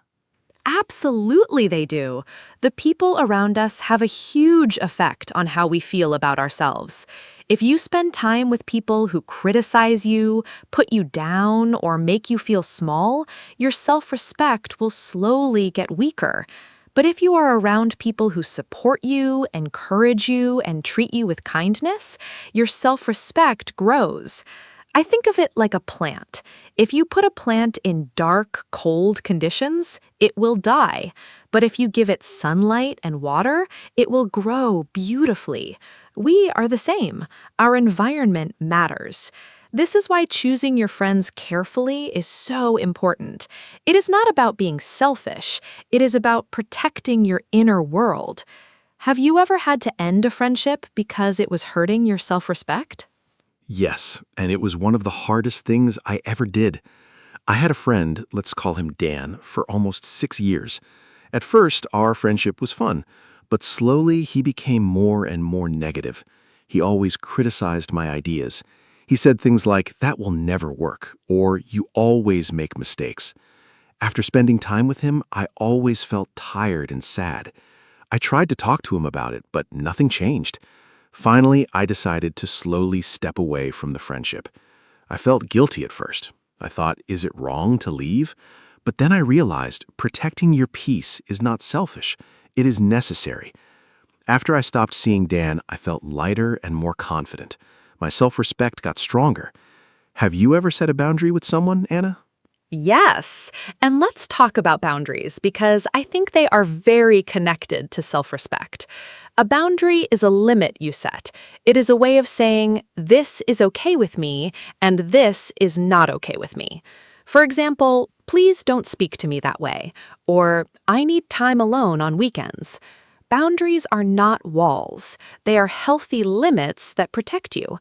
I used to have trouble setting boundaries because I was afraid people would not like me. I wanted everyone to be happy with me. But trying to make everyone happy made me very unhappy. When I started setting small boundaries, people around me actually respected me more, not less. It's like when you respect yourself, others learn to respect you too. Does setting boundaries feel difficult to you, Mark? It used to be very difficult for me. I'm a person who likes to help others, so saying no felt very bad. I thought saying no meant I was a bad person or a bad friend. But I learned that saying no is actually a form of honesty. If I say yes when I mean no, I'm being dishonest with myself and with the other person. And over time, that builds frustration and even anger inside. Boundaries also help the other person. When you're clear about what you need, the relationship is more honest. There are fewer misunderstandings. I now practice saying no calmly and without too many explanations. Just, "No, I can't do that right now," is enough. You don't have to apologize for having limits. What is one boundary that changed your life, Anna? One boundary that really changed my life was about my phone and social media at night. I used to check my phone right before sleeping. I would see photos of other people's lives, read negative comments, compare myself to others. I would go to sleep feeling bad about myself. One day, I decided no phone after 9 o'clock at night. It was hard at first. I felt anxious, like I was missing something. But after 1 week, I was sleeping better, feeling calmer, and thinking more positive thoughts about my own life. That one boundary made a huge difference to my self-respect and my happiness. Sometimes the smallest changes have the biggest results. I think social media can be very dangerous for self-respect if we are not careful. Do you think social media hurts self-respect, Mark? Yes, I do. Social media can be very damaging for self-respect, especially for young people. On social media, everyone shows their best moments, the nice holidays, the perfect food, the beautiful photos, but nobody shows their hard days, their bad mornings, or their problems. So when you look at social media, you're comparing your real, normal life to other people's highlight reel, the best parts only. That comparison is never fair, and it always makes you feel worse. I think the key is to use social media intentionally. Follow accounts that inspire you or teach you something. Unfollow accounts that make you feel bad. And remember that a photo is never the whole truth.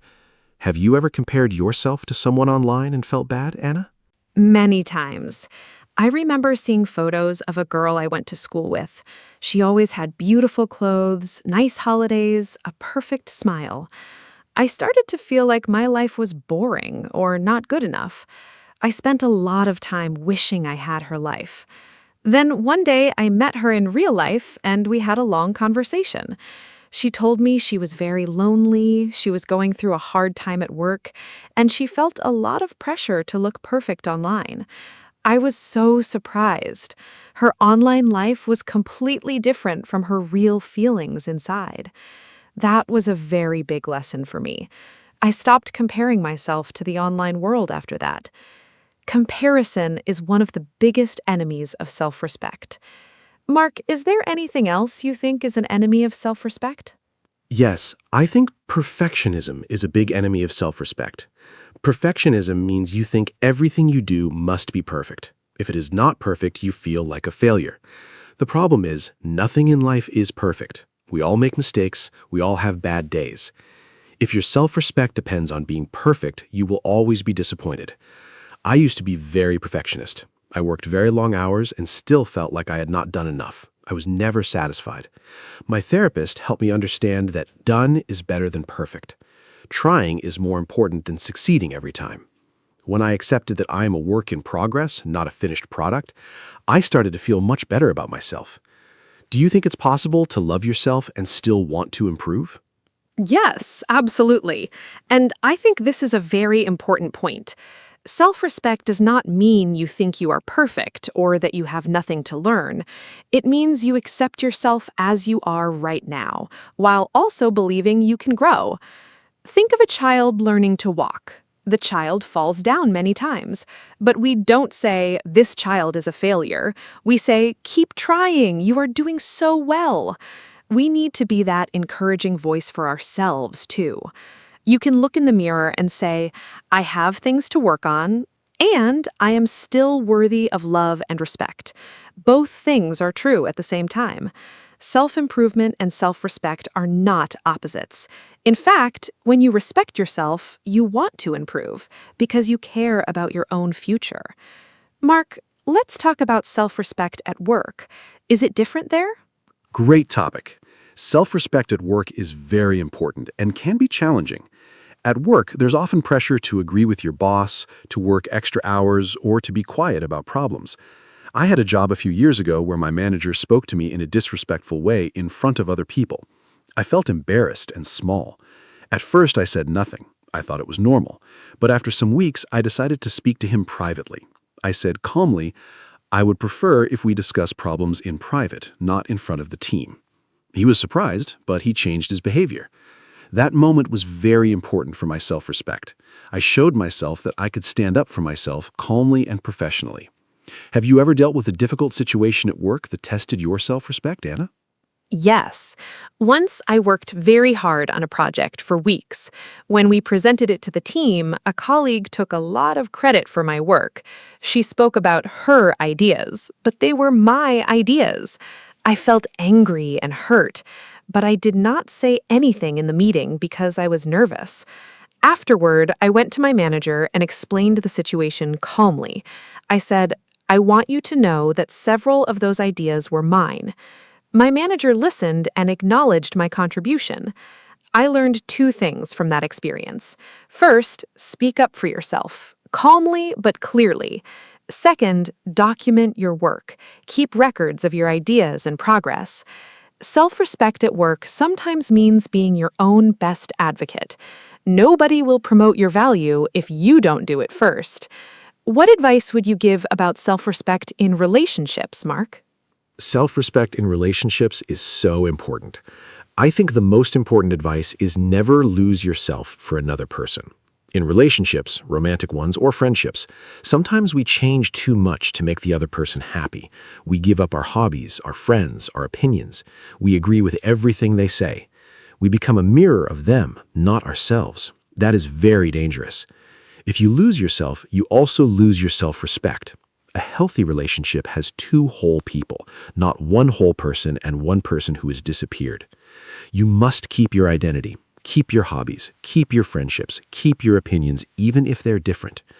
Of course, compromise is part of every relationship, but there is a big difference between healthy compromise and losing who you are. Have you ever lost yourself in a relationship, Anna?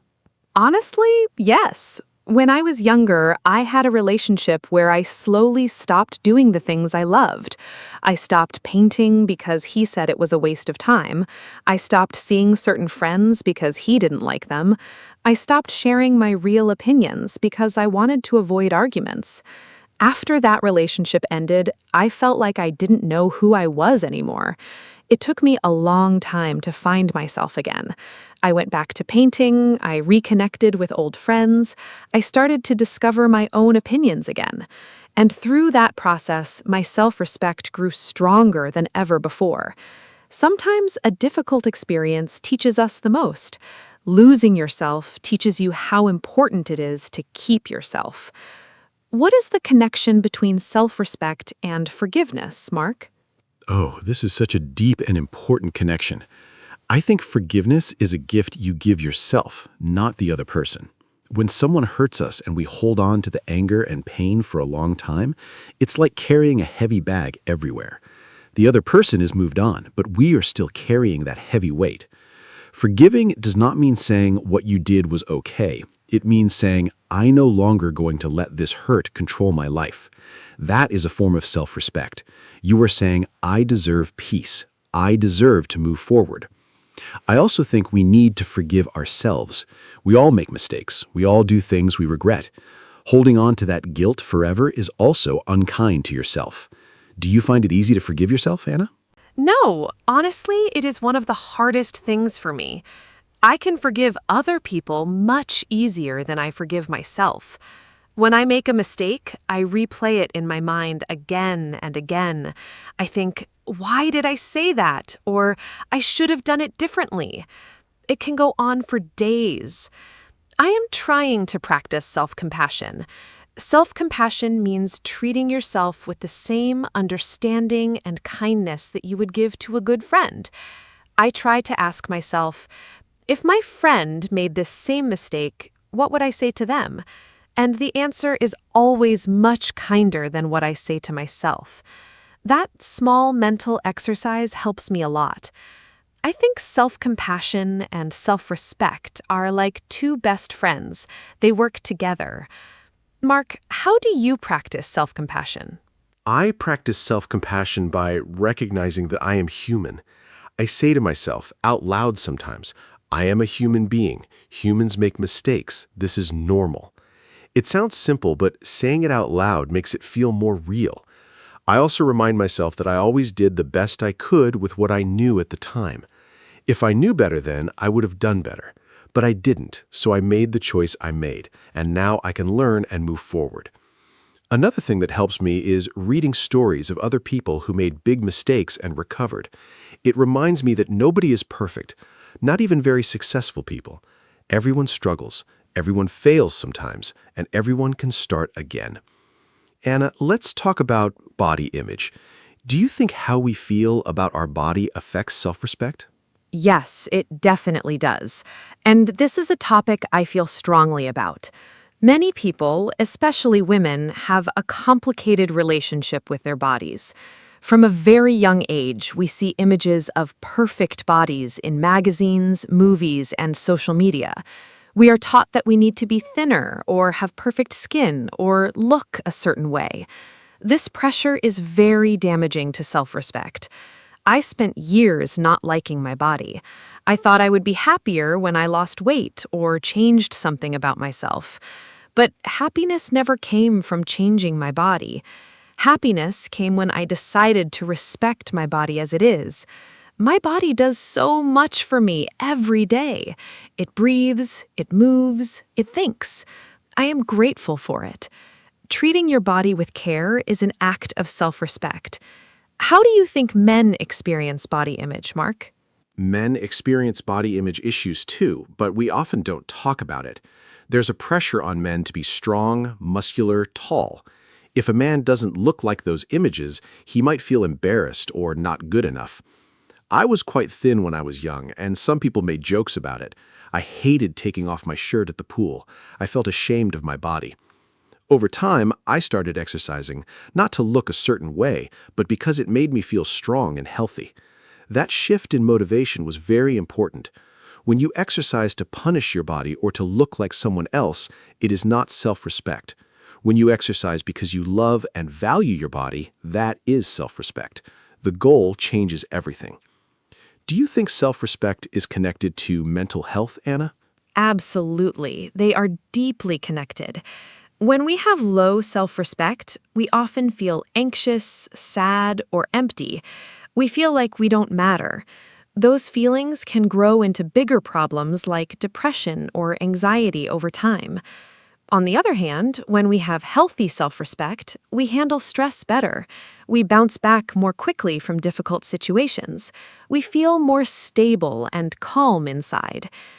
I think self-respect is like a mental immune system. When it is strong, you can handle life's challenges without breaking. When it is weak, even small problems feel enormous. This is why working on self-respect is not selfish. It's actually taking care of your mental health. Have you ever struggled with your mental health, Mark? And how did self-respect play a role? Yes, I went through a period of depression about 5 years ago. I was working too much, sleeping too little, and ignoring my own needs completely. I thought, I must be productive. I must achieve more. I had no time for rest, for friends, for fun. My self-respect was actually quite low at that time, even though from the outside I looked busy and successful. I finally asked for help and started seeing a therapist. One of the first things she helped me understand was that I was treating myself like a machine, not a person.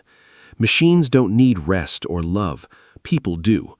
Learning to put my own needs on the list, not at the bottom, but somewhere in the middle, was a huge step. Do you think asking for help is a sign of self-respect, Anna? Yes, I strongly believe asking for help is a sign of self-respect, not weakness. It takes courage to say, I'm struggling and I need support. It shows that you value yourself enough to get the help you need. In many cultures, asking for help is seen as something to be ashamed of. Especially for men, there's a message that says, be strong, handle it yourself, don't show your feelings. But that message is very harmful. Everyone needs help at some point. A person who asks for help is saying, I deserve to feel better. I am worth the effort. That is beautiful self-respect. I also think that being around people who ask for help normalizes it. When my friend told me she was seeing a therapist, I felt brave enough to try it too. Have you told others about your experience with therapy, Mark? Yes, I have, and I'm glad I did. At first, I felt nervous to tell people. I thought they would think I was weak or strange, but the reactions were almost always positive. Many people said, me too, or I'm thinking about doing that as well. Opening up made real connections. It also helped me feel less alone. I think one of the most powerful things you can do for yourself and others is to be honest about your struggles. It helps both you and the people around you. Self-respect also means being honest, especially with yourself, not pretending everything is fine when it is not hiding your needs to look perfect. True self-respect includes accepting your vulnerabilities. Anna, let's move towards some practical tips. What are your top everyday actions for building self-respect? Great idea. Here are my favorite everyday actions. First, speak kindly to yourself. Pay attention to the words you use in your head. Replace, I am so stupid, with, I made a mistake and I can learn from it. Second, keep small promises to yourself. If you say you will take a walk, take the walk. These small acts tell your brain, I matter. Third, do one thing every day that you enjoy, just for you. Not for work, not for others, just something that makes you feel alive and happy. Fourth, spend time with people who make you feel good about yourself. Fifth, rest without guilt. Rest is not laziness. Rest is part of being a healthy, whole human being. These 5 things can truly change how you feel about yourself over time. What are your top tips, Mark? My top tips are these. 1. Practice saying no once a week to something small. Build the muscle slowly. 2. Stop apologizing for things that don't need an apology. Many people say sorry too often for having a different opinion, for asking a question, for existing in a space. You don't need to apologize for those things. 3. Celebrate your small wins. Did you finish a hard task? Did you have a difficult conversation? That deserves a small celebration. 4. Learn something new regularly. When you grow, you feel capable, and that builds self-respect. 5. Take care of your body. Sleep, eat well, move. How you treat your body sends a message to your mind. Treat it with care, and your mind will believe you are worth caring for. Which of these do you think is the hardest for most people, Anna? I think the hardest one for most people is stopping over-apologizing. It is such a deep habit, especially for women. We apologize for everything. Sorry, can I ask a question? Sorry, I have a different opinion. Sorry for taking up space. I used to do this all the time. I thought being apologetic made me polite, but actually, over-apologizing sends a message that says, I don't think I have the right to be here. It is the opposite of self-respect. Now, I try to replace unnecessary sorry with thank you. Instead of sorry I'm late, I say thank you for waiting. It changes the energy completely. It is still polite, but it does not put yourself down. Small language changes can really shift your mindset over time. Mark, what do you think is the connection between self-respect and success? I think self-respect is the foundation of success, whatever success means to you. When you respect yourself, you believe you deserve good things. You believe your goals are worth pursuing. You are willing to work for them because you think you are worth the effort. Without self-respect, even if you achieve something big, you might not feel happy or satisfied. You might think, I got lucky, or I don't really deserve this. That's called imposter syndrome, the feeling that you are not good enough even when you are doing well. I've experienced that myself. On the other hand, with strong self-respect, even failure does not destroy you. You say, this did not work, what can I learn, how can I try again? Self-respect gives you resilience. Anna, do you think self-respect can be learned at any age? Yes, 100%. Self-respect can be learned and grown at any age. I have met people in their 50s and 60s who said they finally found their self-respect after a long life. It is never too late. In fact, some of the most self-assured people I know are older people who have lived through many experiences, learned from them, and accepted themselves fully. The brain can change and grow at any age. Science has proven this. Habits can be changed at any age. Old beliefs can be questioned and replaced at any age. Of course, it is wonderful if children learn self-respect early. That is why it is so important to teach children to know their value from a young age. But if you didn't learn it as a child, you can absolutely build it now. Before we say goodbye, I want to say a big thank you to Anna for this wonderful conversation. Talking about self-respect is not always easy, but it is so necessary. I hope that everyone listening today takes away at least one small idea that helps them feel more valued and more confident. Remember, self-respect is not arrogance. It is not selfishness. It is the quiet, strong belief that you matter. And that belief is available to every single person, including you. If you are struggling with self-respect right now, please be patient with yourself. It's a journey, not a destination. Every small step counts. Start with one kind thought about yourself today, and come back to listen to this podcast again. Repetition is great for learning. Thank you so much for being with us today, everyone. Thank you, Mark. What a truly beautiful conversation this has been. And a huge thank you to all of you who listened today. I hope this podcast gave you something to think about and something to feel. Self-respect is a lifelong practice. Some days are easier than others, but every time you choose yourself, every time you say no to something that hurts you, every time you speak kindly to yourself, every time you set a small boundary, you are building something beautiful inside you. You are building your self-respect. If today's episode helped you, please share it with someone who might need it too. And remember our key message: you are worthy, you are enough, and you deserve to be treated with kindness, starting by yourself. Until next time, take care of yourselves. Goodbye from me, Anna. Hello, everyone. Welcome to our podcast. My name is Anna, and I am so happy you are here with us today. This podcast is made for beginner English learners, and we always try to make every episode simple, clear, and fun. Today we have a very useful topic for you. We are going to talk about two very important English words, do and does. These small words are used constantly in everyday English, in questions, in negative sentences, and in many common expressions. A lot of beginners feel confused about when to use do and when to use does. By the end of this episode, I promise you will feel much more confident. Let me introduce my co-host, Mark. Hello, hello. Thank you, Anna. Hi to all our wonderful listeners. Yes, today we are talking about do and does, two words that might seem simple, but they are actually incredibly important in English grammar. Getting these right will help you ask questions correctly, make negative sentences properly, and understand conversations much better. Anna and I are going to take it step by step, starting from the very basics and building up to natural, everyday examples. We will also do some fun quizzes together so you can practice along with us. So, get comfortable, relax, and let's get started. I think today's episode is going to make a real difference to your English. Let's go. Okay, so let's start from the beginning. Do and does are helper verbs in English. We also call them auxiliary verbs.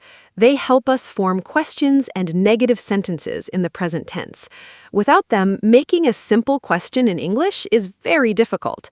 For example, how do you ask someone about their habits or routines? Do you drink coffee? Does she work here? These questions use do and does as helpers.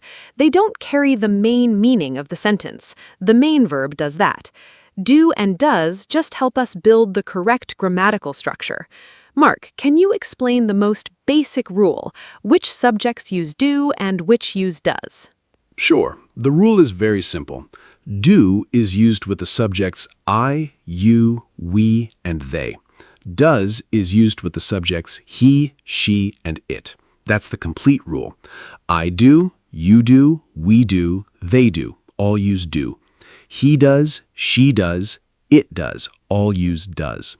Another way to think about it, does is for singular third-person subjects, one person or one thing that is not you or me.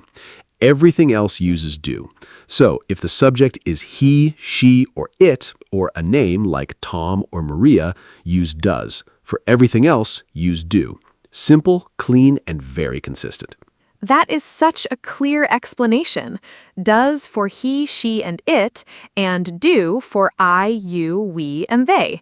I want to give our listeners a simple memory tip. Think of does as the special form for one other person, a third person.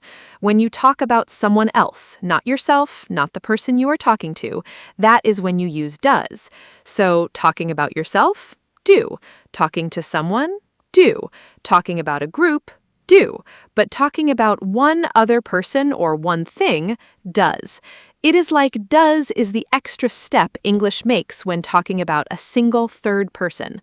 Mark, let's give some example sentences now. Great idea. Let's hear both do and does in simple sentences. I do yoga every morning. I, so do. You do your homework every evening. You, so do. We do the shopping on Saturdays. We, so do. They do a great job at work. They, so do. Now with does. He does the cooking at home. He, so does. She does yoga on Tuesdays. She, so does. It does not work properly. It, so does. My dog does funny things every day. My dog equals it, so does. Listen to the pattern. Do for I, you, we, and they. Does for he, she, it, and single names. Easy. Those examples are perfect and very natural. I love he does the cooking and she does yoga. Those are sentences you hear all the time in real life. Now, I want to talk about how do and does are used in questions, because this is one of the most important uses. To make a present tense question in English, we put do or does at the beginning of the sentence, before the subject. For example, we take the sentence, you like coffee, and turn it into a question. Do you like coffee? We just move do to the front. Mark, can you show our listeners how this works with several examples, including both do questions and does questions? Of course. Making questions is very straightforward. For do questions with I, you, we, and they, put do first. Do you speak English? Do they live near here? Do we have class today? For does questions with he, she, and it, put does first. Does she work in the city? Does he like spicy food?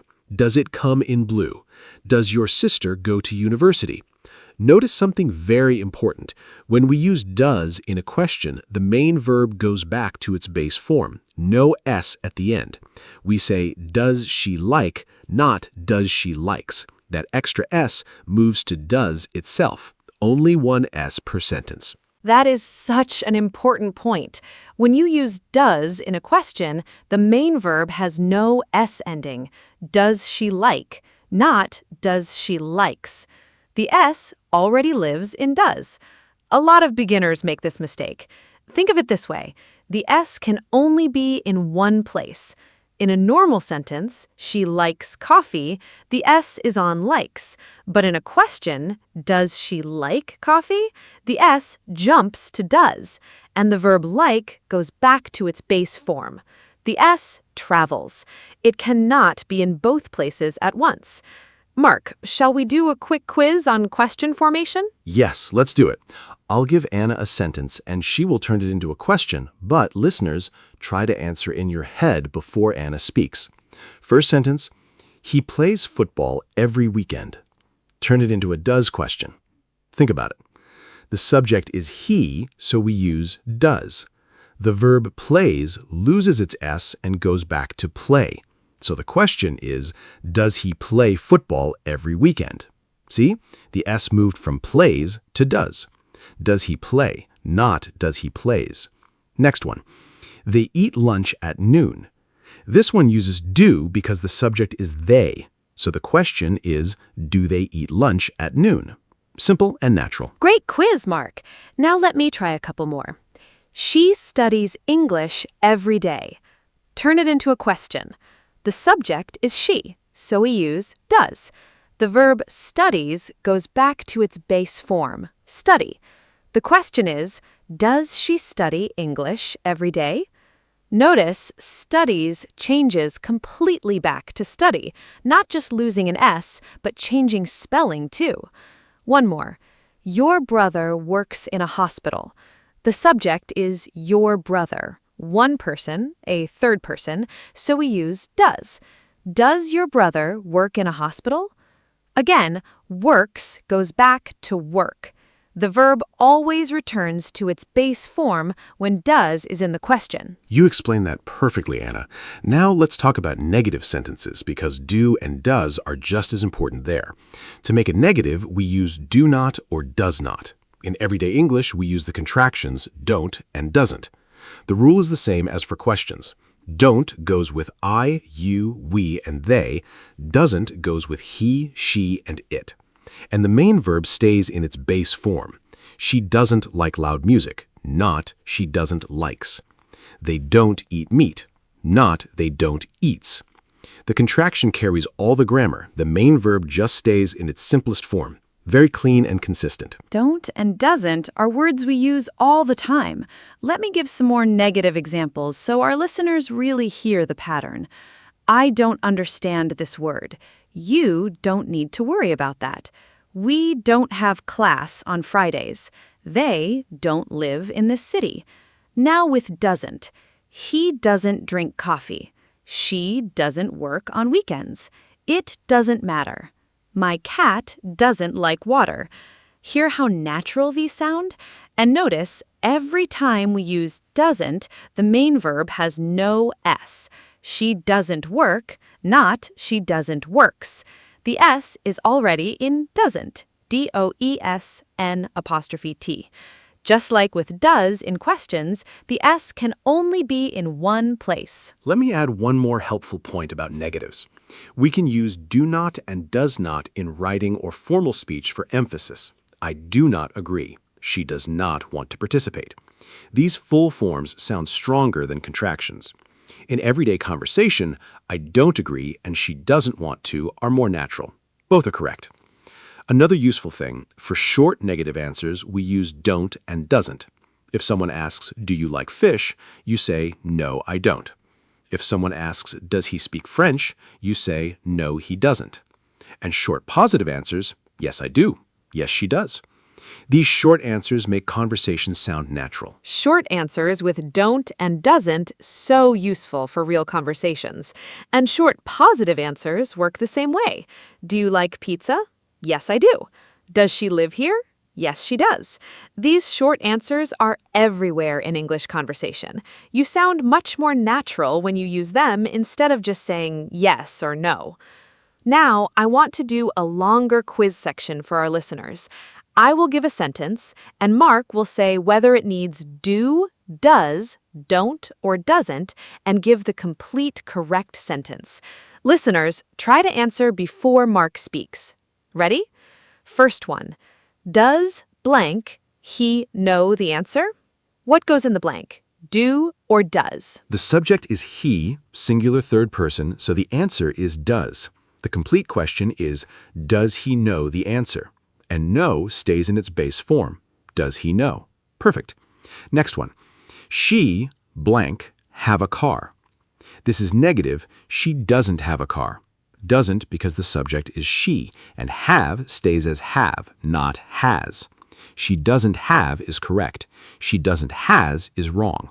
Next, do your parents speak any other languages? The subject is your parents, plural, so we use do. Do your parents speak any other languages? Great practice, listeners. Are you getting them right? Let me do a few more. Blank, it rain a lot here in winter. The subject is it, so we need does. The answer, does it rain a lot here in winter? And rain stays the same. One more. I blank really understand this grammar rule. This is negative. I don't really understand this grammar rule. Don't because the subject is I, and understand stays the same. Now listen. I don't really understand this grammar rule. Very natural, right? That is exactly the kind of sentence you might say in real life. I think our listeners are doing great. I can feel the grammar getting stronger. Mark, any tricky ones? Here is a slightly tricky one. My sister and I, blank, walk to school. The subject is my sister and I, two people, so it is plural. Use do. Negative, my sister and I don't walk to school. Question, do my sister and I walk to school? The and makes it plural. Now another tricky one. Everyone blank their best. Everyone sounds plural but is treated as singular in English, so use does. Everyone does their best. This surprises many learners. Everyone, someone, nobody, anybody all use does, not do, because they are grammatically singular. This is an important exception to remember. Everyone does, not everyone do. That surprises so many learners. So the full list of subjects that use does is he, she, it, names like Tom, Maria, my teacher, and words like everyone, someone, nobody, anybody, something, nothing. All of these are treated as singular. Everything else, I, you, we, they, and plural groups uses do. I want our listeners to have a really clear picture of this. Mark, can you also explain what happens when the main verb ends in consonant plus y, like study or try? These verbs can be a little surprising for beginners learning English. Great question. In positive sentences, verbs ending in consonant plus y change to ies for he, she, it.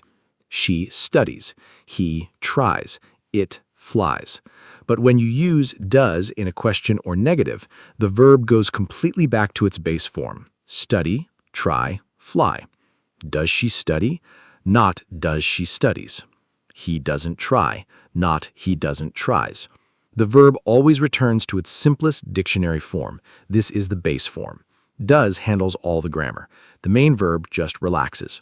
So never add ies or s to the main verb when does or doesn't is in the sentence. The main verb just relaxes. I love that. When does is in the sentence, it takes all the grammatical weight, and the main verb just stays in its simplest form. Now let's talk about something very practical, using do and does to talk about daily routines and habits. This is one of the most common uses in everyday English. We use the present simple tense to talk about things that happen regularly. Mark, can you walk our listeners through a short example conversation about daily routines that uses do, does, don't, and doesn't naturally? Something that sounds like a real chat between two people? Sure. Here's a natural routine conversation. Do you exercise regularly? Yes, I do. I go for a run every morning. Does your partner exercise too? No, she doesn't. She doesn't like running, but she does yoga on weekends. Do you eat breakfast every day? I do, but my son doesn't. He doesn't have time in the mornings. Does he eat lunch at school? Yes, he does. See how naturally do, does, don't, and doesn't flow in a real conversation? Almost every question about habits and routines uses one of these. And the short answers, yes I do, no she doesn't, yes he does, make the conversation sound completely natural and fluent. That mini conversation is perfect. It shows all four forms: do, does, don't, and doesn't. I love how the short answers work. Yes, I do. No, she doesn't. These short answers are essential for natural conversation. Without them, you sound robotic. Now, let's give our listeners more topic areas to practice. Do and does questions are great for hobbies. Do you play chess? Does she like reading? Great for work and study. Do you work from home? Does he study at university? And for preferences, do they prefer tea or coffee? Does it come with a warranty? Mark, can you give a few more question examples in these topic areas? Happy to. More hobby questions. Do you play chess? Does your friend enjoy hiking? Do they watch many films? Work and study. Does your company offer training? Do you take English classes? Does the library open on Sundays? Shopping. Does this bus go to the center? Do you need any help? Does this jacket come in a smaller size? All completely real questions for daily life. Notice how simple the structure is. Once you know whether to use do or does, the rest follows naturally. Do or does first, then the subject, then the base form of the verb. 3 simple steps to make any present tense question. 3 steps to make any present tense question. I love that, and it works every single time. Now let's talk about something that I think trips up many beginners, using do and does for emphasis in positive sentences. For example, when someone says, "You don't care about this," and you want to disagree strongly, you can say, "I do care." Or if someone doubts your statement, you add does or do for stress. "She does like you, I promise." This emphatic use of do and does is very common in spoken English. Mark, can you give some examples of this emphatic use of do so our listeners can hear what it sounds like and understand when to use it? Yes, the emphatic do and does is expressive and common in real speech. Here are some examples. I do love this city. Strong feeling, the love is real. She does try her best, reassuring someone who doubts it. We do appreciate everything you've done. Formal but warm. He does know what he's talking about. Defending someone. It does work, I promise. Insisting something is true. The stress falls on do or does. You say those words a little louder and longer. This is a powerful way to show that something is definitely true, especially when someone has expressed doubt or disbelief. Emphatic do and does. So expressive. I do love this city. I can just hear the emotion. Now I want to talk about something practical. Do can also be a main verb on its own. For example, I do my homework every evening. She does the dishes after dinner. In these sentences, do and does are not helping another verb. They are the main verb. This can confuse beginners because they are playing 2 different roles. Mark, can you explain the difference clearly with some examples so our listeners can recognize when do or does is the main verb versus the helper verb? Great distinction. When do or does is a helper verb, it is followed by another verb. Do you like music? Do helps like. She doesn't work here. Does helps work. But when do or does is the main verb, it means to perform an action. I do the laundry on Sundays. He does his homework after school. What do you do?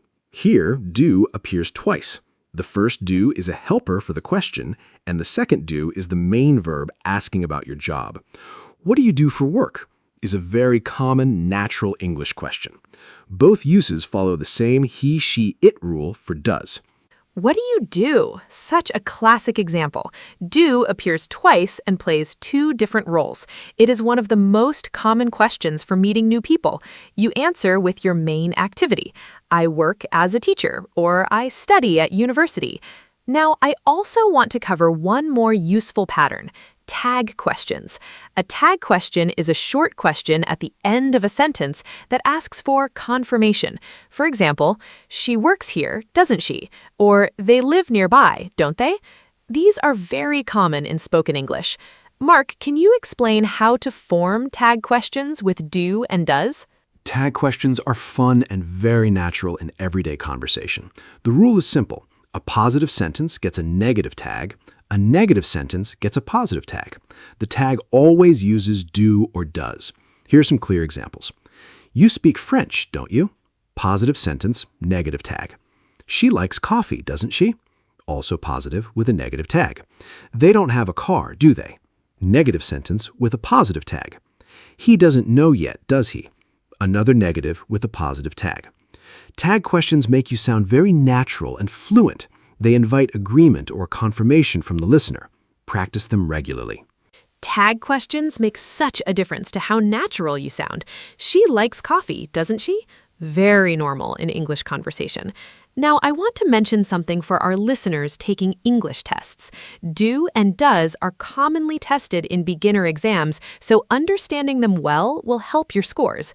Common test types include fill in the blank, she blank, not like cold weather, the answer is does, or choosing the correct question, blank, they have any brothers or sisters. Do is correct because the subject is they. Mark, do you have any exam tips for using do and does correctly under pressure? Here are my top tips. First, always identify the subject. Is it he, she, it, or a singular name? Use does. Is it I, you, we, they, or a plural noun? Use do. Second, remember the base form rule. After do or does, the main verb never has an S ending. Does she likes is wrong. Does she like is correct. Third, check for doesn't with singular third-person subjects. She doesn't like is correct. She don't like is wrong. Fourth, read the whole sentence carefully. Long subject phrases like my best friend or the teacher are still he, she situations, so use does. Those exam tips are really practical. Now let's do one more quiz before we wrap up. I will give sentences with mistakes, and Mark will correct them. Listeners, find the mistake before Mark speaks. First, does they live in the city? The mistake, they, is plural. It needs do, not does. Correct? Do they live in the city? Second, she don't drink tea. The mistake, she, is singular third person, so it needs doesn't, not don't. Correct? She doesn't drink tea. Can you hear the mistakes now? The more you practice spotting errors, the better you get. Let's keep going, Mark. Here are two more corrections. Do he speak any languages? The mistake, he is singular third person, so it needs does, not do. Correct. Does he speak any languages? Next, does your friends like Italian food? The mistake, your friends is plural, so it needs do, not does. Correct. Do your friends like Italian food? One more. She doesn't works on Mondays. The mistake, after doesn't, the main verb must be in its base form. Works becomes work. Correct. She doesn't work on Mondays. Error correction exercises are excellent for training your eye and ear to notice these patterns quickly. Error correction is such great practice. Now let's give our listeners some ideas for practicing do and does at home. One great activity: write 10 questions about a friend's or family member's daily life using do and does, then actually ask those questions in English. Another activity: make sentences about your own family. My brother doesn't make his bed. My mother does the cooking. My father doesn't cook.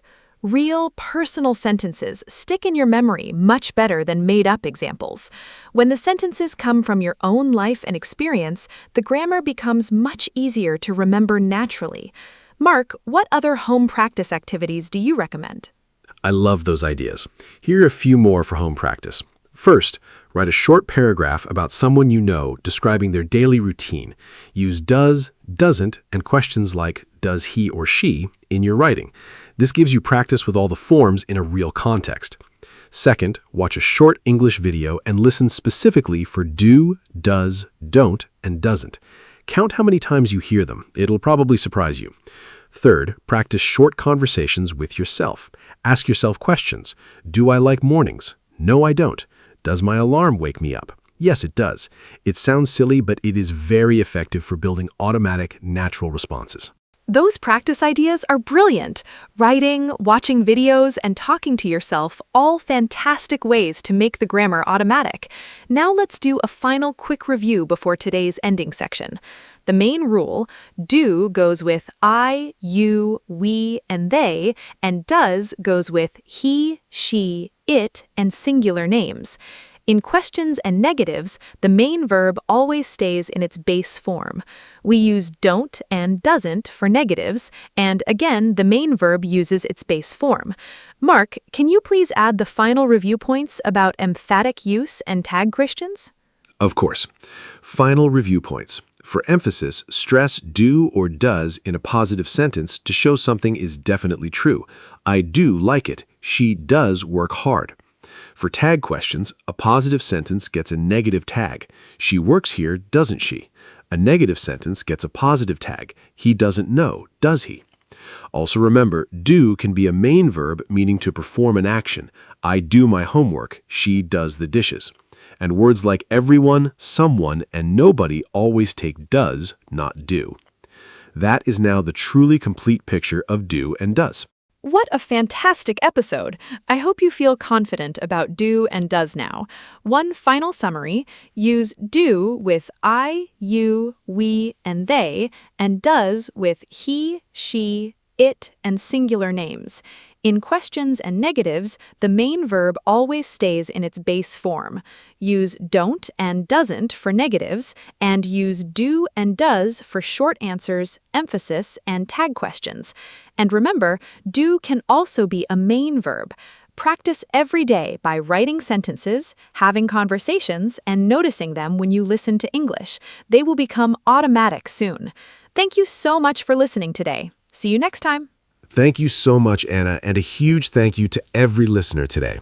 You have learned something that will improve your English every single day because do and does are everywhere in the language. Every question you ask, every negative sentence you make, these words are there, so make them your friends.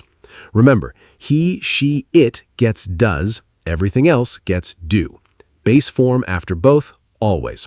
Practice a little every day. 5 minutes of writing sentences makes a big difference over time. We are so proud of you for learning and growing. Keep going, and we will see you in the next episode. Goodbye.